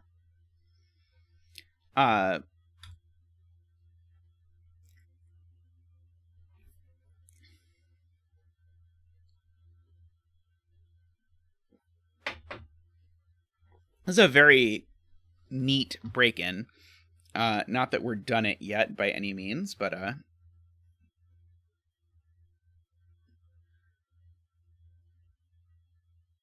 let's see. These are not the same sum.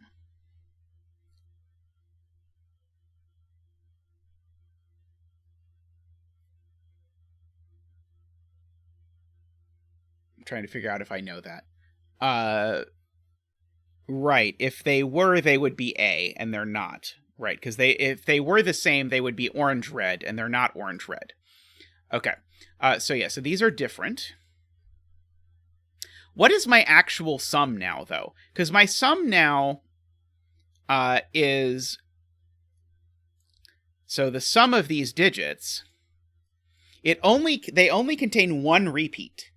And so the minimum sum is 21 plus A. And A is at least 3, so the sum of these 3 arrows is at least 24. And if the sum of these is at least 24, they have to be 7, 8, 9, because there are no repeats. So these are exactly 7, 8, 9. It's the only way that this works, because the minimum sum is 24. And so the sum is exactly 24, and so that means A is 3, right? Because I have 21 plus A is 24, right? So so A has to be 3. Okay. And so our horrible time of using the letter tool is over. These are not A anymore. One of those is 3. This is a 1-2 pair. And we get to have a 3 dance. Woohoo!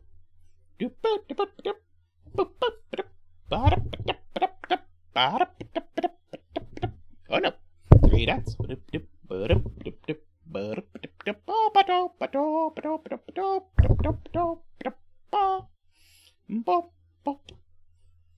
Well, yes, Frank, so you like the letter tool, but you also sometimes delete the coloring before the puzzle is over. So, we may have slightly different tastes in these things.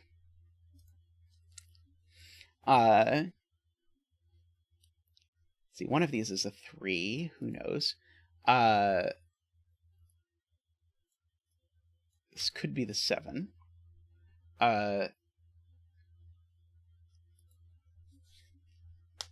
Was that too snarky? I can de-snarkify that. Let's see. Now the arrow in box 7 is 4, 5, summing to 9. Ah, yes, gorgeous spot. Gorgeous spot, right. These 2 digits now can't be 1, 2, or 3, and they've got to be on an arrow, so they have to be 4, 5, summing to 9. Great spot to Isabella. And so if those are 4, 5, now this digit has to be a 6. Because now this digit is at most a 6, but it's also at least a 6. So X is 6. Which makes this a 9, makes these a 1-2 pair. I can get rid of my X's.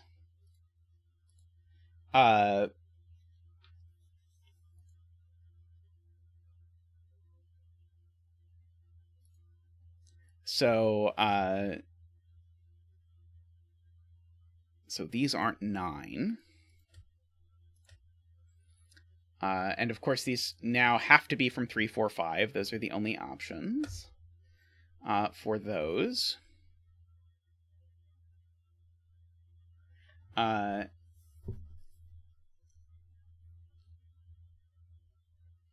Yes, we can pencil mark the rest of the diagonal, because there's not much diagonal left. So the rest of the diagonal is 7, 8. This palindrome is worthless, but this one gets reflected up here, so this is a 7, 8. These two are the same 7, 8.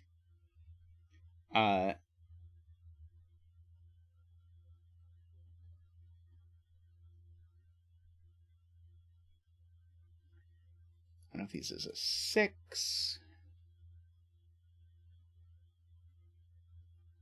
Could this be a 1-2? I guess is the question. Where is 6 in box 7? 6 in box 7 is placed. Excellent. Good point. 6 in box 7 is placed.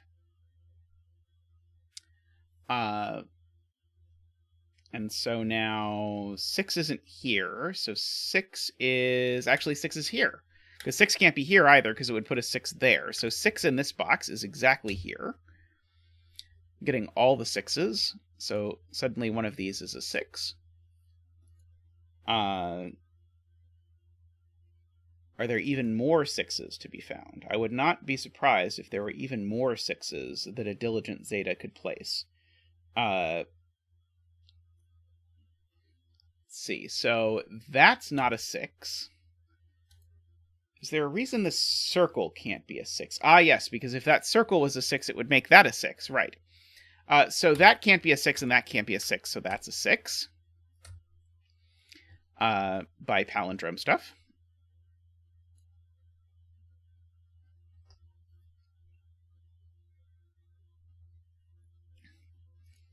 I'm glad I have you to mentally place the hearts. This is an important part of the puzzling process. 9. I guess I already knew 9 was in purple, but 9 is in purple. 9 is in one of these. This is stream 69. It's true. If ever there was a time to have someone giving out hearts, it was today.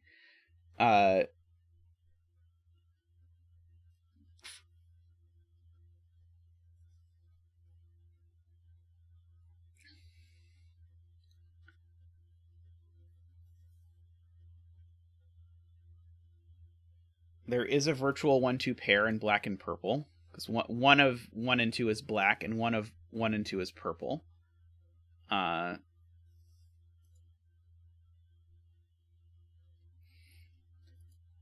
see. I could just fill in candidates for what this digit could be. It's not 7 or 8. Okay, so let's write it in. It could be 1, 2, or 3, I think. It can't be 4 or 5, because they see the 4-5 pair. It can't be 6, 7, 8. And it can't be 9. So these are only from 1, 2, 3, for what it's worth. I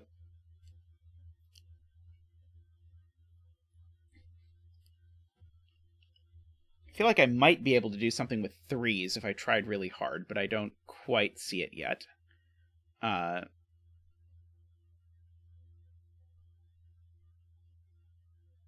Let's see. That digit in this box is going in one of these 2 cells. Row 9, column 3 is also from 1, 2, 3. Let's see. It sees 4, 5, 6. It sees that 7, 8. Oh, yeah, this can't be a 7 or 8. Right, this can't be a 7, 8 because it's on an arrow. Even though it's bent across the box, I still can't put double 1 there. So, yeah. So, this is 1, 2, 3, not 4, 5, 6, not 7, 8, or 9. So, this is only from 1, 2, 3 as well. Good spot to Ambrose. They might be the same digit, of course. Who knows?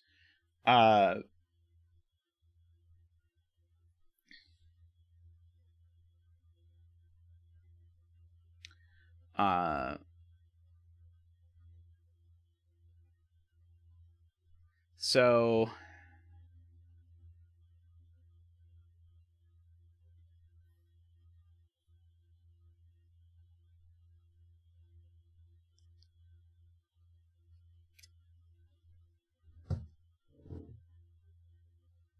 I'm trying to look at this roping thing and thinking, where does the 4-5 go over here? Is the 4-5 there or there? And do I know?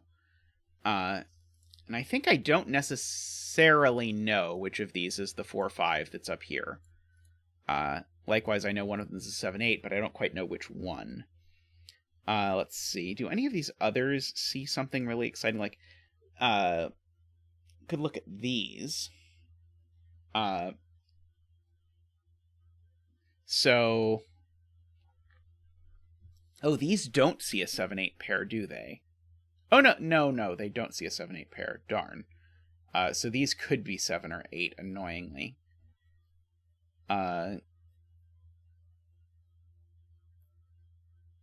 Yeah, I know one of these is 1 or 2, but I don't know which.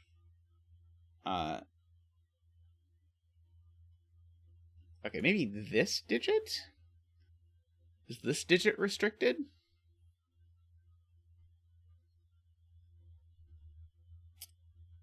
I fear not.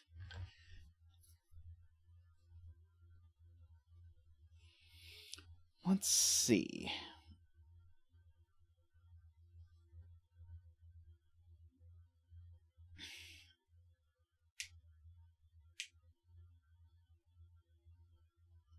Coloring the 7/8 helps. That's probably a good idea. So, let's make these 7/8 blue circles.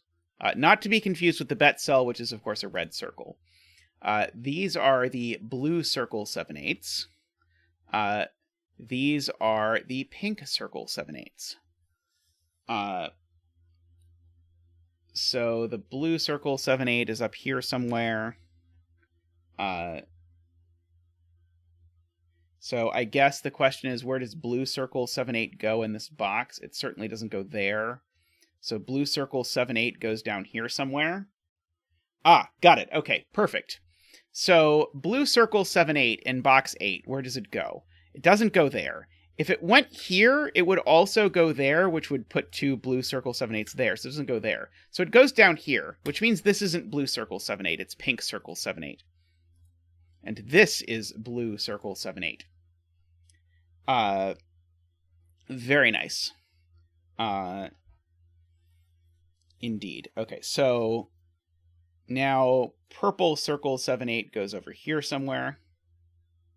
Colored circles come for free in the newest version of Sudoku Pad.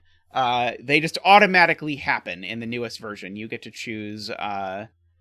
You get to choose all of this. I don't know what this center. Oh, okay, there we go. I do know what that does. That's cool.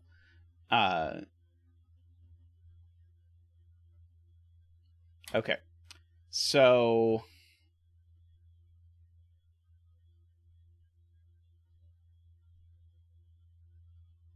see, I know. Oh, wait.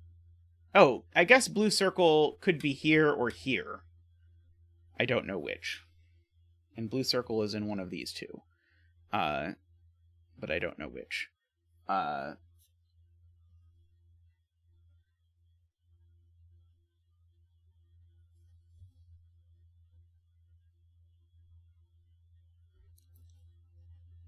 But yeah, so there's the sort of like the up-to-date CTC app, and then there's Sudoku Pad, which has the latest features in it, I believe. And then you get all the stuff. Okay, I probably should just fill these in, because they are a quad. So they're 1, 2, 3, 4, 5, 6, 7, 8.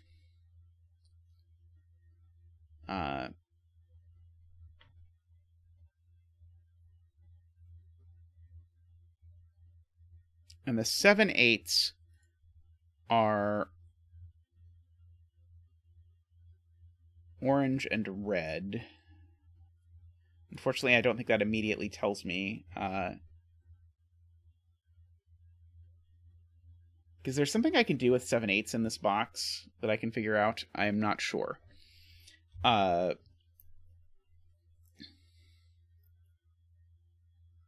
Sadly, I still don't think I know that this isn't 7/8, and I don't know that this isn't 7/8. I don't think. Because I think these could both be purple 7/8, and I don't think that breaks anything.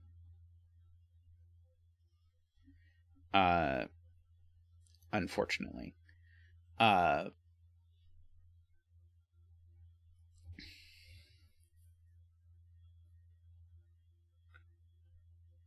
One of these two is a 6. Row 9, column 2 is from 1, 2, 3. Okay, so this sees 4,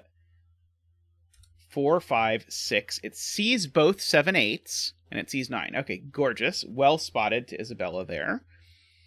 So this is also from 1, 2, 3.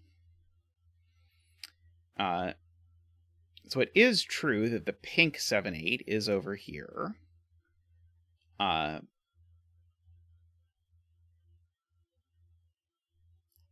Yeah, I wish I knew this couldn't be pink 7/8, but I don't think I do.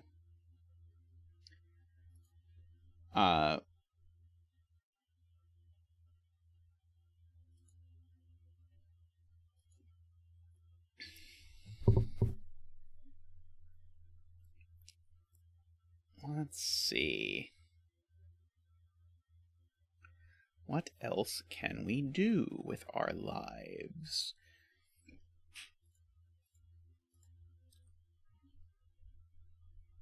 I wish this digit would see, like, both of these 1-2s or something like that. That would be very useful. But sadly, this digit is being grumpy.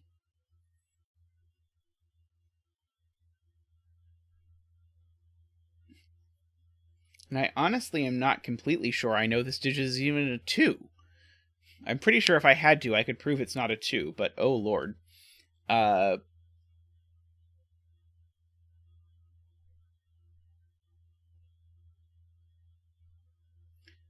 Let's see.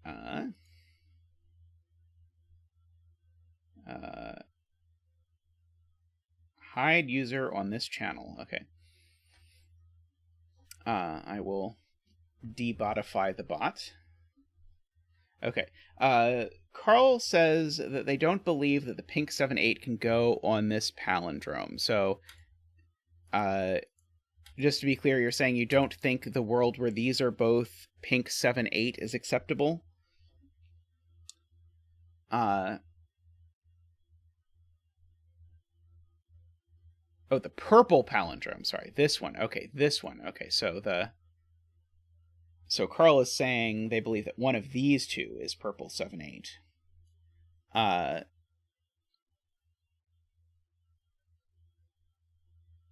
So if 7/8 were in purple, if purple 7/8 were in purple, then it would end up going exactly there. Of course, it wouldn't be here or here. Oh, and it wouldn't be here either. It would be exactly here, in fact, because I know that the purple 7/8 is in one of these two cells. So purple 7/8 would be in exactly these two cells. And now the claim is that box 4 is devoid of places I can put a purple 7/8, because I can't put it on the arrow circle because that would rule it out of that cell. I can't put it there because it would mirror there and it would be there. Okay, yep, I agree. Okay, so weird but true. The purple 7/8 is in one of these two cells. And if the purple 7/8 is in one of these two cells, that means this cell's not a 7/8.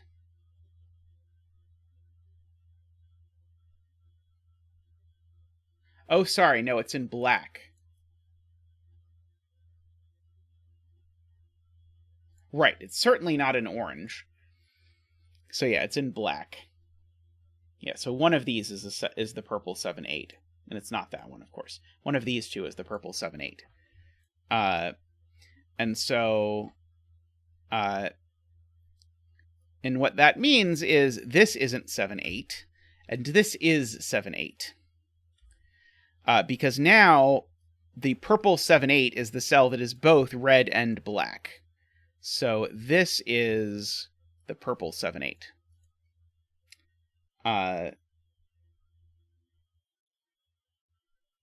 Okay. Cool. And so now we look to place it in box 1. And so we probably need to argue that that can't be purple 7/8.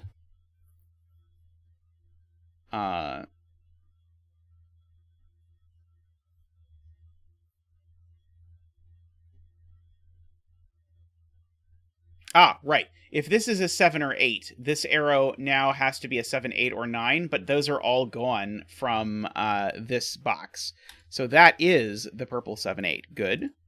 I got there eventually.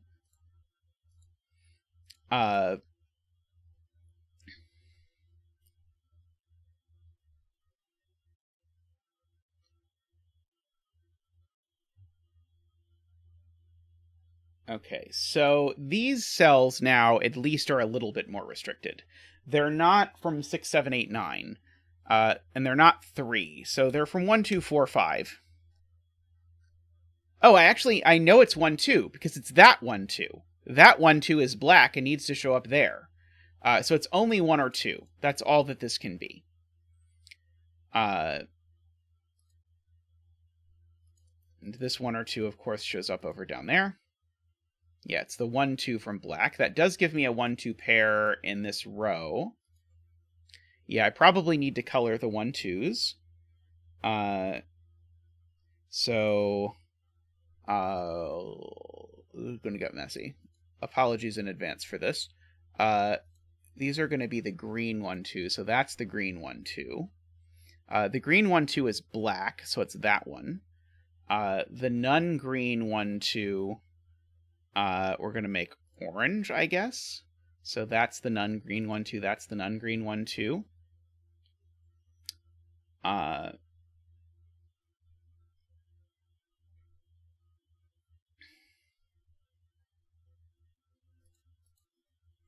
It makes a pair in row 1 in black.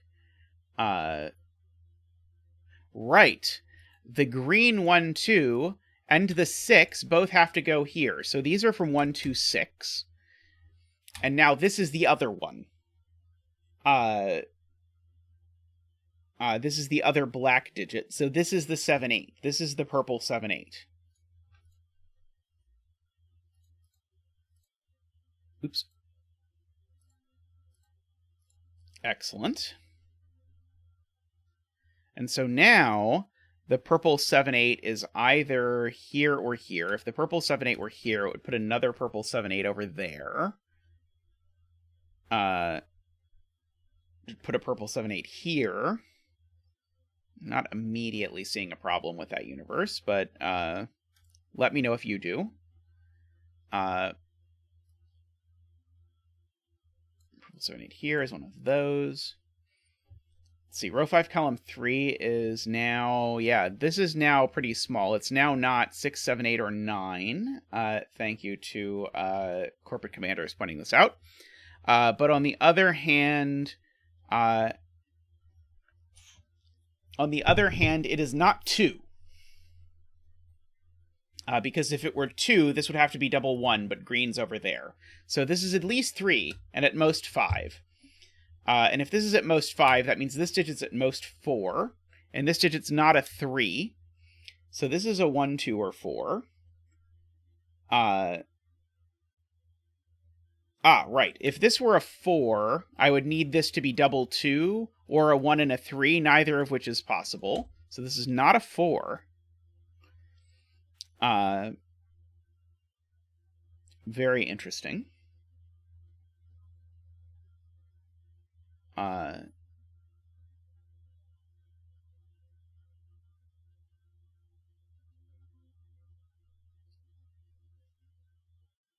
Yeah, the arrow digits can't repeat.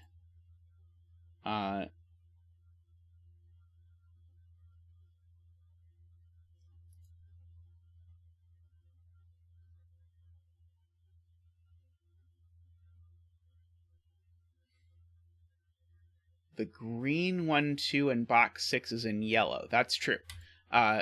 Green 1, 2 is yellow, which means it's here.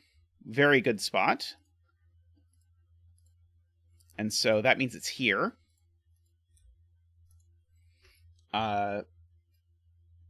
So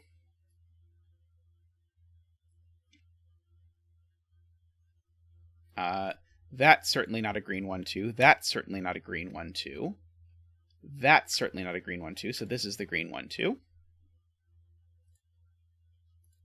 And now this is the green 1, 2.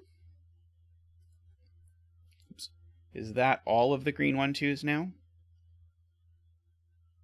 No. We have yet to place... That's the 6, and that's the green 1, 2.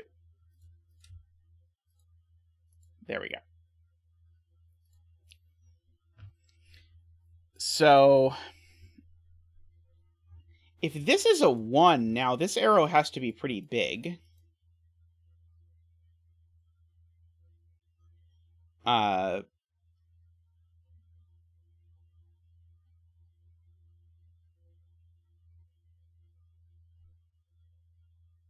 even if this is a 2, actually, if this is a 2, it still makes this minimum 4, plus 1 is 5.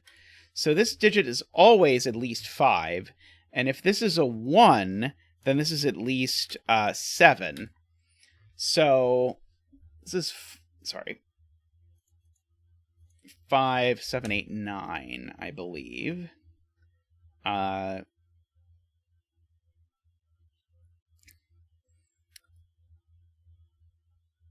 Let's see, people are talking about purple 7/8.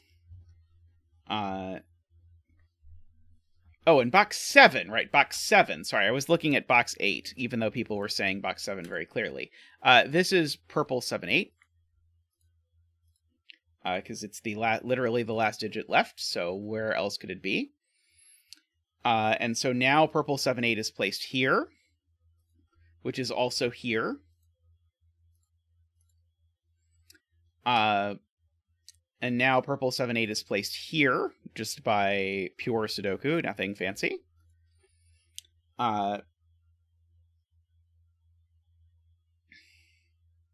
This digit, by the way, is a 3 or a 5, just by being mirrored across that palindrome. This digit is a 1, 2, or a 4, by virtue of being mirrored across that palindrome. This is a 1, 2, 3 triple, interestingly. Let's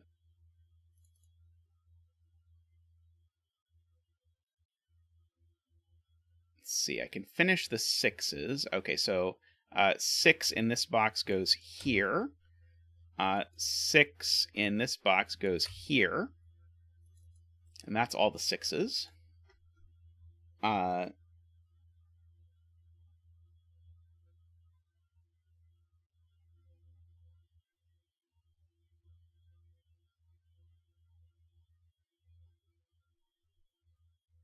Okay, so this cell can't be 1, 2, 3, which is why I believe Ambrose is saying this can't be 5.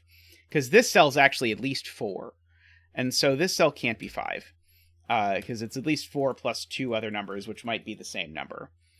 But now, what if this is not 4 or 5? If this is not 4 or 5, then it's at least 7, and that's not going to work. So this is a 4, 5. So that gives me a 4, 5 pair in the row, together with those. That makes this the other 7, 8. So this is the blue 7, 8. This is a gorgeous puzzle, by the way. Excellent setting to krangune. Which I fear sounds like something I would eat, but maybe that's because I have not eaten in too long. Oh, maybe 117 is possible. Sorry. Sorry, I think you're right. I think 117 is possible. Never mind. Yeah, I think 1, I think these can be the same. All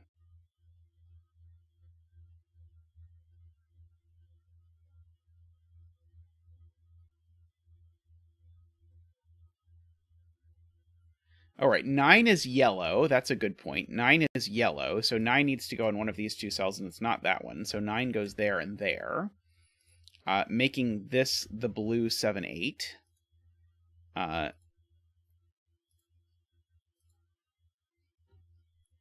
So this is certainly not the blue 7, 8. This is a 4 or a 5. I think I was about to get lucky and do the right thing even, or get the right answer even through problematicalness.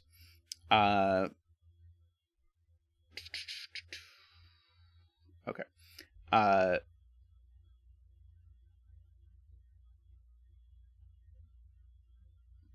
see. Mehdi says row 5, column 3.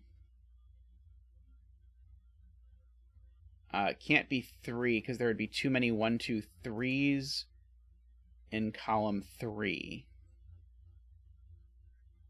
See, if this is a 3, this is a 1, 2, 3, that's a 1, 2, 3. And then that's a 1, 2, 3, and that's too many. Yes, okay.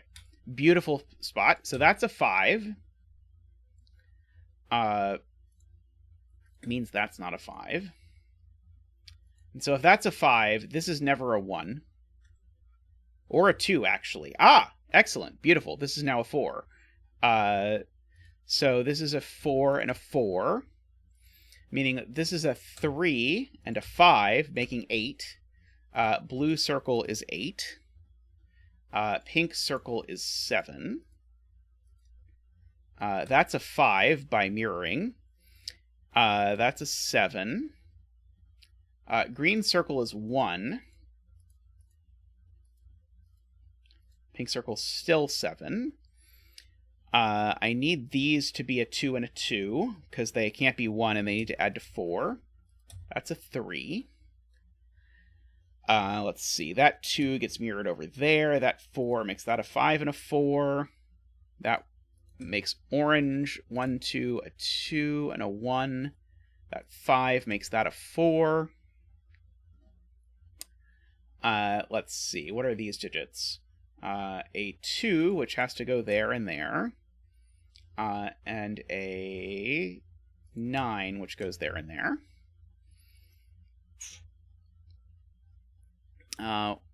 What is this digit?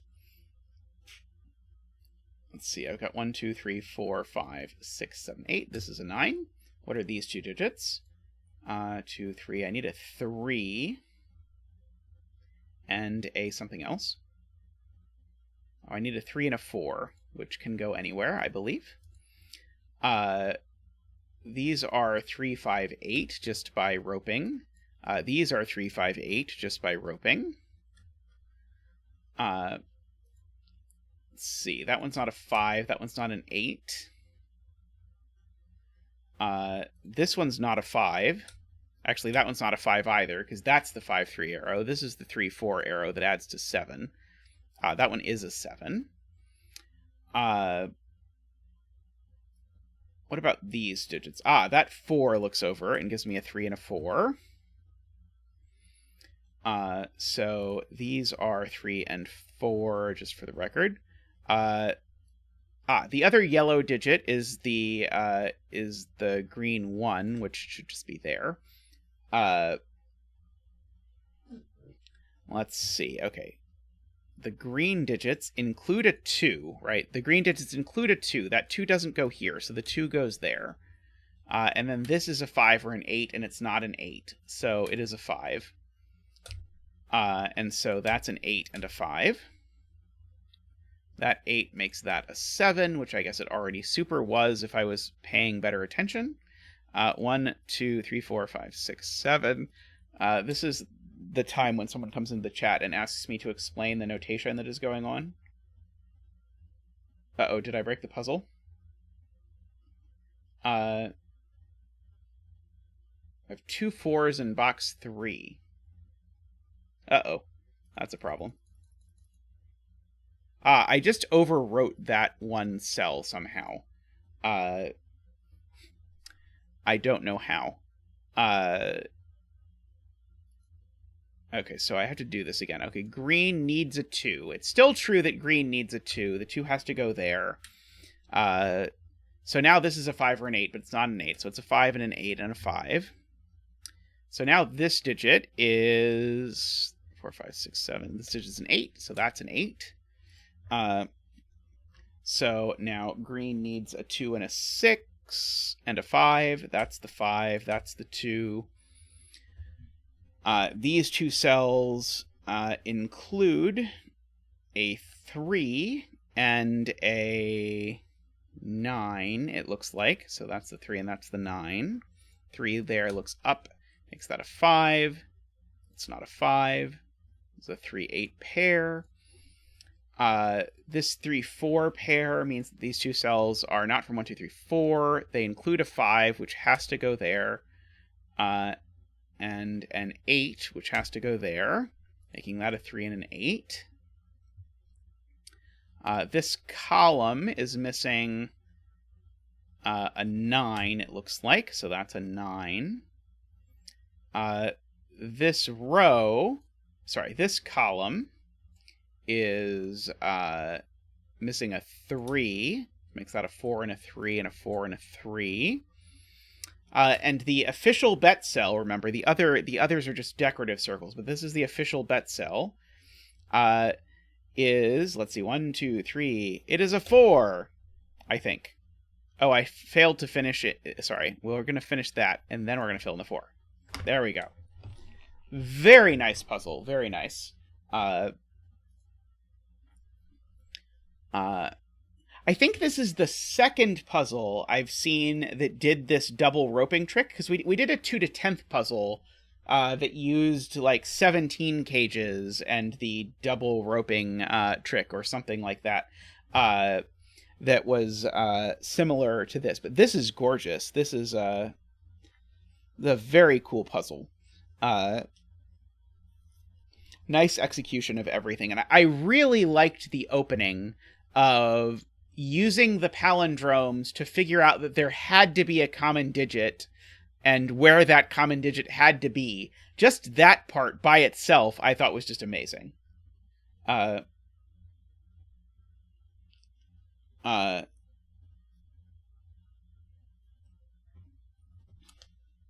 Alrighty, I'm going to find a short puzzle, and we'll do one more puzzle. And then I will call it a day. But I will be back with another puzzle that will be short-ish. I'll be right back.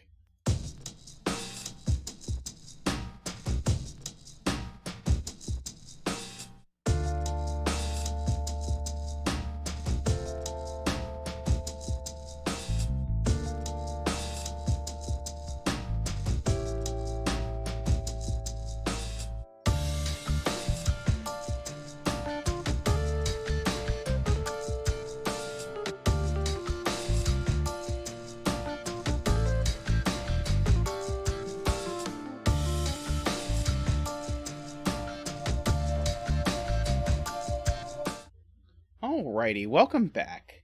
We're going to do an X sums puzzle as our wrap up for today. So the way an X sums puzzle works is that for each of these clues, it's telling you the sum of some collection of digits. For example, if this 16, I look at the first digit, and that tells me how many digits I'm looking for. And so if this digit's a 3, it's telling me that if I look at the first 3 digits in this direction, the sum of those is 16. So, for example, this could be 7 and 6. Okay. So the first digit in from the clue is telling you how life is working. Okay. So let's look at what possible digits this could be. So it can't be a 2. Because if it were a 2, I would need this to be a 14, so that's not possible. I just showed you it could be a 3. It could be a 4. It actually can't be a 5 either, which is not obvious at first. At least if you're used to doing lots of killer puzzles, when you see this, it looks like this could be a 5.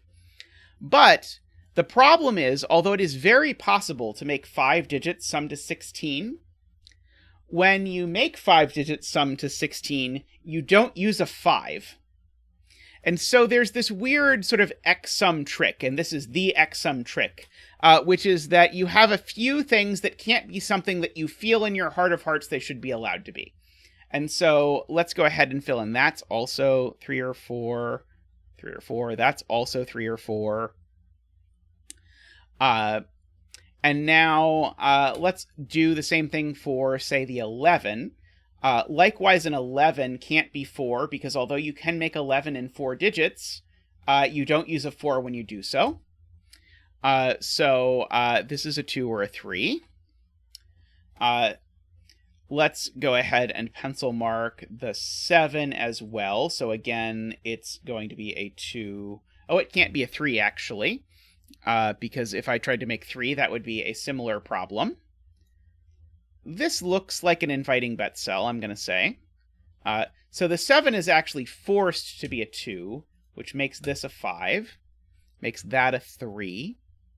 We've got some digits. Woo-hoo, some digits. Boop, boop, doop, boop, boop, some digits. Boop, boop, doop, doop, doop, doop, some digits.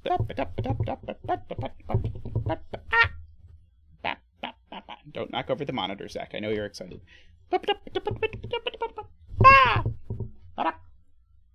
Thank you, Zach.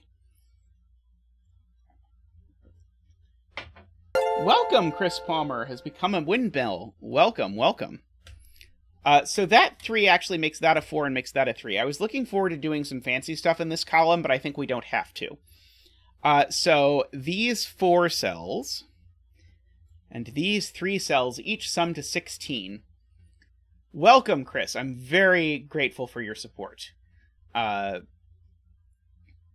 So we can do maths now. In honor of your support, which we greatly appreciate, I'm going to do math. Hey,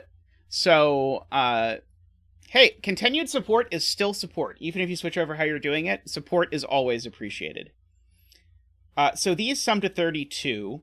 So that means these need to sum to 13, which makes this digit an 8.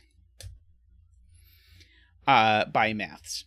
Okay, so now I need these 2 to sum to 13 as well. And so how am I summing to 13 if I'm not using 4, 9 or 5, 8? I'd better be using 6, 7. That is the only way that's going to work. And so that means these digits are something else. They are a 1, a 2, so you've got a 3, 4, 5, a 6, 7, 8, and a 9. That one's not a 2, it's a 1 or a 9. Okay. Spoiler, this can't be a 9. If this was a 9, it would make the 11 say that I'm summing these and I'm getting 11, even though 3 plus 9 is already too many, so that's not that. So in fact, what do these 2 cells sum to? Because I can go ahead and I can give this a color too. These 2 cells need to sum to 8. So it's either 1, 7 or 2, 6. I don't know which yet, but we will get there in time, probably. All right. So what about the 17? Let's see. So can I get to 17? Well, I can't do it in 3. I can't do it in 2. So this has got to be at least 4. Could I do it in 5? I think I could do it in 5. The only circumstance in which I could do it in 5 is if I took 1, 2, 3, 5, and 6. I think that would work out okay. Okay, what about this 34? How many digits do I need to get to a 34? I need to get a whole bunch of them, because 9, 8, 7, 6 is only 30. So this has to be at least a 5. And so it can be 5, 6, 7. Can't be 8. 8 is too many. So this is from 5, 6, or 7. Carl points out, I was wondering in my head, and I figured someone would tell me, you cannot, in fact, make 34 and 5 with a 5. Because if you want to make 34 and 5, you are obligated to do 6, 7, 8, 9, and 4. So yeah, actually this cannot be a 5. Let's see, 19, again, 2 is not enough, so this could be 3, it can't be 4, it could be 5. 6 is too many, 6 is always going to get you to at least 21. The 15 could be 3, 4, or 5, depending on how you do it. I don't think any of those immediately break this cell that I can see. 29 is going to be... Oh, these 29s are actually very interesting, because the 29s are opposite each other, and I wasn't really looking at that. You're not going to get there in fewer than 4, and 4 is taken. So this has got to be 5, 6, or 7, I want to say. 8 is too many. Actually, I can't do 7 either. Because if I did 7, I would need the outies to add to 16, and they would need to be a 7. So these are actually a 5, 6 pair. Fascinatingly enough. It's the same problem in a different guise. If I use a 7, I need to make the 2 cells I don't use include a 7. There's a 2-cell overlap here in this column. And you can figure out the sum of the 2 digits in that 2-cell overlap. The sum of the digits in that 2-cell overlap is 29 plus 29 minus 45. which sounds like 58 minus 45, which sounds like 13. So the two cells that overlap in this column need to sum to 13, which is a surprisingly large amount. I did figure out you can't make 29 and 7 with a 7, as it happens. Now, I think you can with a 4, so I think this one is a 4, 5, or 6. Well, it's not a 5. I think it's a 4 or 6. Would 4 work? If this were a 4, I would need these 3 cells to add to 25. Oh, I can't do that. That's too much. Or that's too much. Yeah, this can't be a 4. If this was a 4, I would need these to add to 24. Sorry, to 25, and the maximum they can add to is 24. So actually, this is a 6. So that means these 3 cells now sum to 16 to finish off the row. That's not very exciting, unfortunately. I know there is a 6 up here somewhere. That's exciting.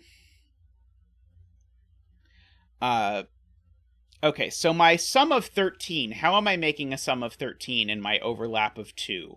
It's not 6, 7, and it's not 5, 8, so it has to be 4, 9. And so this cell is guaranteed to be in the overlap, and it's a 4, 9. The other cell that's in the overlap is either this one or this one. So the 4 and 9 in this box are here. Sorry. In particular, this is not a 4, it's a 3. This is a great puzzle, by the way. This is just exactly what the brain needs. So if this is a 3, that's saying these 3 add to 16. Let's give them a color. If this was a 3 and a 9, those would sum to 12, and this would be a 4. That's not going to work, so this is not a 9. If these were a 3 and a 4... That's gorgeous. How on earth did you make that work? If this is a 3 and a 4, it doesn't work either, because it makes that a 9. That doesn't work either. So in fact, these are the 4, 9. Oops. So this is the 4, 9. 4, 9. 4, 9. There we go. Got it on the 14th try. Which means that this is the 6 and that's the 5. In order that these be the cells that overlap in these two. It's just delightful. That's amazing. Okay, so now these sum to 13, 18. So these need to sum to 11. How are we making 11? Not as 5, 6. Not as 4, 7. So it's either... Oh, so it is 3, 8, because it can't be 2, 9 either. So these are 3, 8. These are what? These digits are a 1. I know a place that's not a 1. A 2. I know a place that's not a 2, 2. 3, 4, 5, 6, and a 7. Okay, well, these two cells add to 13. So this isn't 1 or 2. This is a 7 and a 6. These aren't 7. So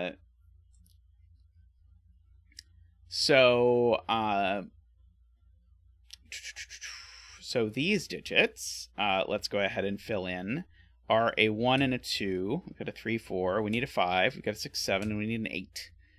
These aren't 8. These aren't 5. At the very least. Okay. This 34 I should probably look at. I did before, and I concluded that 34 had to be 6 or 7. Speaking of things that have to be 6 or 7, this now has to be a 7. Because of that 6. So that means that these two cells sum to 11. I don't love it. I'll look at it later. Okay, this 6 here means that these cells need to sum to... Let's look at that. This 6 means that these 3 cells need to sum to 16. So if this is a 9, that's very possible. If these are a 4, I need these two to sum to 12. That's definitely not happening. So it looks like that. And now I need these two to sum to 6. The only way they're going to make... Sorry, I need these two to sum to 7. Boy, I'm not great at numbers today. Making those a 2 and a 5. These are not 2. Wait, I had a 2-5 pair the whole time? I just did terrible Apparently, I just did terrible pencil marking. These were a 2-5 pair to begin with. Oh, well, whatever. We're just going to go with it and call it goodish, ? Okay. Yeah, that was definitely a Simoning. One of these is a 3. Is it possible to get to 19 if this is a 3 without a 7? It is not. If this was a 3, I would need these to add to 16. They would be 7, 9, but there's a 7 in the box, so that's not going to happen. So that's actually a 5. That means one of these 2 digits is a 5 in this box, which now means this isn't a 5, it's a 4. Now that bounces back. Oh, no, it doesn't. Never mind. Ignore me. So these add to 19. Not great. What about this? I think we decided, this can't be 4 or 5, so this has got to be at least 6. I can do 34 and 6, right? I think this has got to be a 6 or a 7. I think that is what we concluded previously. And this 5, it is being pointed out, looks left and gives me a 4. Thank you, Tony. So looking at this 4 clue now, these 2 add to 6, so therefore these 2 need to add to 13. Without being 4, 9. They could be 5, 8, I believe, which I think they are. And they can't be 6, 7. So these are 5, 8. So that's not a 5, and that's a 5. These digits are now known. They are a 1, a 2, 4, 5, 6, 7, 8, and a 9. This cell I'm now suspicious about, because I'm now looking at this sum. So these 2 digits need to sum to 10. So they are either a 1 with a 9 with a 1, or a 2 with an 8. I guess that's less suspicious than I had hoped for. What about this cell? This cell I don't think I've ever looked at in my entire life. It's not a 2, 3, 4, or 5, so it's at least a 6. So I think it is also a 6 or a 7. It's certainly not an 8. I think this one can be a 7, though. I think it is just small enough. What's the rest of this column got going on? The rest of this column... Well, actually, let's do the rest of the column first. 1, 2, 3, 4, 5, 6... No, not 5, sorry. There's already a 5. There's already a 6. We need a 7. We've already got an 8, and we need a 9. So these are from 1, 7, 9. This one's not a 7. Makes these a 1, 9 pair, actually, which is interesting. It's going to let us pencil mark the row. That's not a 7, so that is a 7. This row is going to be 1, 2, 3, 4, 5, 6, 7, 8, 9. This is not 2, 5, or 8. I did not do that right. Let's try again. This is not 2, 5, or 8. This is a 4. So therefore these are not 4. This is a 1, 2, 9 triple, and this is a 6 because of that 7. And that 6 makes that a 2, makes this a 1 or a 9. So this digit I probably know what it is if I think really hard about it. 1, 2, 3, 4, 5, 6, 7, 8 is the answer. That is an 8. These 2 digits are, let's see, we've got a 1, 2, we need a 3, we've got a 4, 5, 6, we need a 7, and then we've got an 8 and a 9, so these are a 3, 7 pair. Good to know. Let's see. I again know that these 2 cells need to add to 11, which means this one's definitely not a 1, because then this would need to be a 10. So these 2 cells add to 11, owing to the fact that these 7 cells sum to 34. So this is a 2 or a 3 only. that is part of the moral of the story.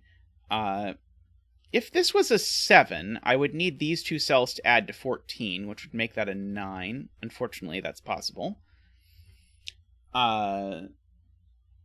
Very sadly. This 15 and 4 is interesting. So these 3 cells need to add to 11.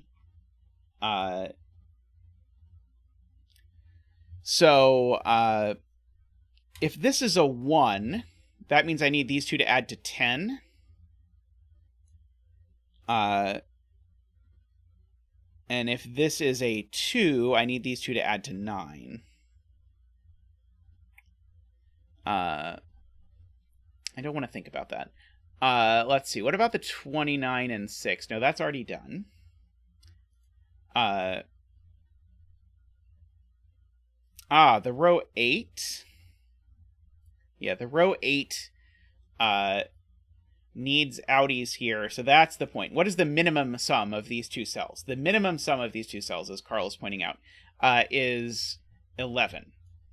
But if this was a 6, I'd need these 3 cells to sum to 11, so it can't be. So it has to be that that's a 7, a 6, and a 5. That's very cool. So that gives me my 11 outies. Makes that a 3 and an 8. Assuredly does something else that I'm not yet seeing, but we'll get there in due course, perhaps. One of these two cells has to be a 7. I don't know which one as of yet. Oh, right. When this couldn't be a 1 anymore, this couldn't be a 9 anymore, because these two need to sum to 10 together. Let's see. Dank Meme says that row 2, column 6 can't be a 9 because of the 19 clue. Let's see. We're looking at where 9 goes in this row, I suppose. Let's see it. This is not a 5. Let's do that.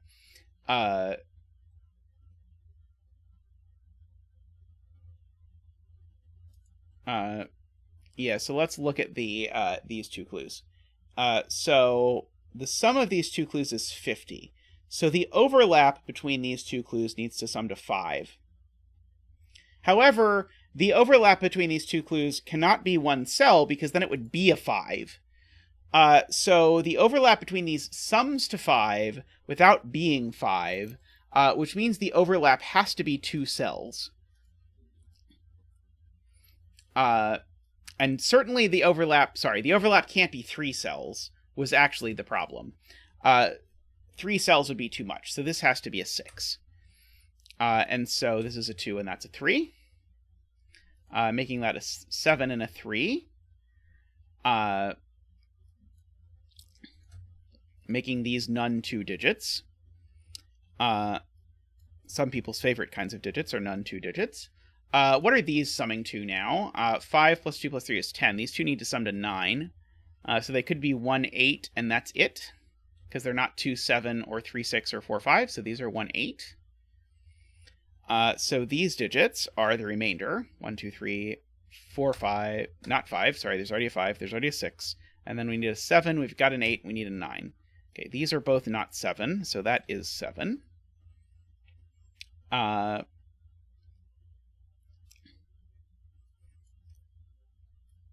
So that 4-9 pair in the box fixes that's an 8 and a 2. Resolves that that's not a 2. Now I need a 9 in one of these two cells over down here, because we have these aligning 9s here. I don't remember how I knew this was a 2 or a 3. What was going on here? Oh, because my outies here needed to add to 11. So this is a 3 because of the outies needing to add to 11. That's the point. So I've got a 3 up here somewhere, and it's not there. So one of those two is a 3. Which is great, because that means this little mini fake X-Wing on 3s guarantees... Oh, no, it doesn't guarantee that there's a 3 in this 15 sum, because the 3 over here would not be in the 15 sum. Is there any universe where this is an 8? If this is an 8, then these sum to 12, and these two need to sum to 3, but there's a 1-2 pair in the box. So this can't be an 8. This is a 1, and an 8, and a 2, and a 1. And the 1 makes that a 9, and a 1, and a 9. And now these sum to 7, which means I need this to be an 8, which makes that a 1 and an 8. Now that dislodged a 3 pencil mark, so that's a 3 and that's a 3. Oops. I'll randomly color this cell, as I am wont to do. That 9 makes that a 1. The digits left in row 1 are a 2, which goes here, 3, 4, 5, 6, 7, 8, and a 9, which goes there. The digits left in box 3 are a 5, which is disappointing, and a 7. Well, I know where the 7 goes, so I know where the 5 goes, so that sorts out the 2 and the 5. This 9 pencil mark got dislodged by that 9, so that's a 9. And by anti-king, wait, no. These two digits, I need to have a 1. I don't know about that. 2, 3, 4, 5. And I need to have a 6. I do know about that. So that's a 6 and a 1. So this digit, 1, 2, 3, 4, this has got to, no, 5, 6, this has got to be 7. These two digits, 1, we need a 2 in there, 3, and a 4. And I think I don't know anything about either of those. I think that's just going to have to hang out for a while and be chill. Let's see. I'm guessing I don't have any clues left that I could use, but that's possibly not true. It may turn out not to be true.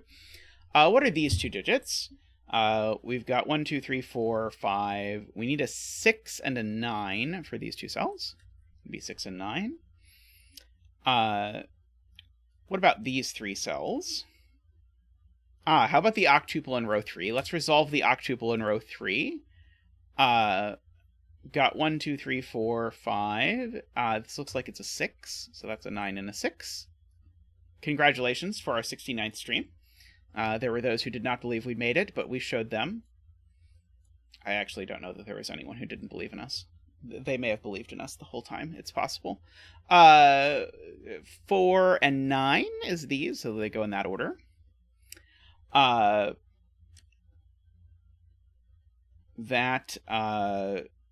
That 8 comes up here and makes that a 5 and an 8. We have to very carefully avoid the bet cell. So these are a 1 and a 2, I think. So that's a 1. That's a 2. So that 2 looks over and makes that a 4 and a 2, a 9 and a 4, a 1 and a 9.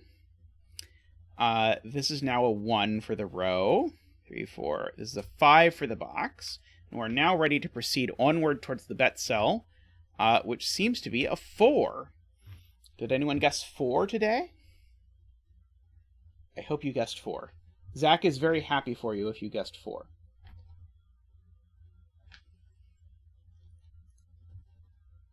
Alrighty, well, thanks everyone for hanging out today. It was a fun day of puzzles. You bet 4 just now. Hooray! Congratulations. It was a fun day of puzzles. If you missed the Snyder notation tutorial at the beginning and you're interested in sort of the beginning of like how to notate your solves of Sudoku, I recommend going back and looking at that, or it will be posted very soon. I don't know what the next week's tutorial will be. I know that most of the people who are regulars don't really need a most of the people who are regulars probably don't really need the tutorial on that, but I know that for a lot of people who are just starting with Sudoku, figuring out how to write stuff down is important. Next week, I'm not sure what I'll do. Send me your 2-star puzzles, and maybe I'll pick an appealing one out of that, and I'll try and sort of turn it into a thing. If you'd like to support the stream more than you do now, please consider subscribing. Please consider liking. And please consider, If you enjoy the stream every week, please consider joining on the Patreon or on YouTube. You can just click the join button down below, get a nice little windmill next to your name, or on the Patreon at patreon.com/zetamath. Both are excellent ways to support the stream, and they get you some perks, like at certain levels you can vote on what puzzle we do. We always do the most voted on puzzle. Today we actually did 3 of the most voted on puzzles. Or at a high enough level, you can even suggest puzzles specifically. So if you're interested in any of that, check it out. All the details are at the links that I just gave you. But thanks for hanging out. Zach, thanks you too. And I will see you all, I hope, very soon. Have a wonderful evening. Bye for now. Oh, I should call out, by the way, the lots of people who do support us. We greatly appreciate it. And I should really call out the people who are our turbines, our people who support us at the highest level, which are David Ratner, Michael O'Connor, Nordy, Franco, and Woofer. Thank you very much. Thank you for the puzzle, by the way, Woofer, today. That was a very cool puzzle. And with that, I will really say thanks for watching, and I'll see you soon. Bye for now.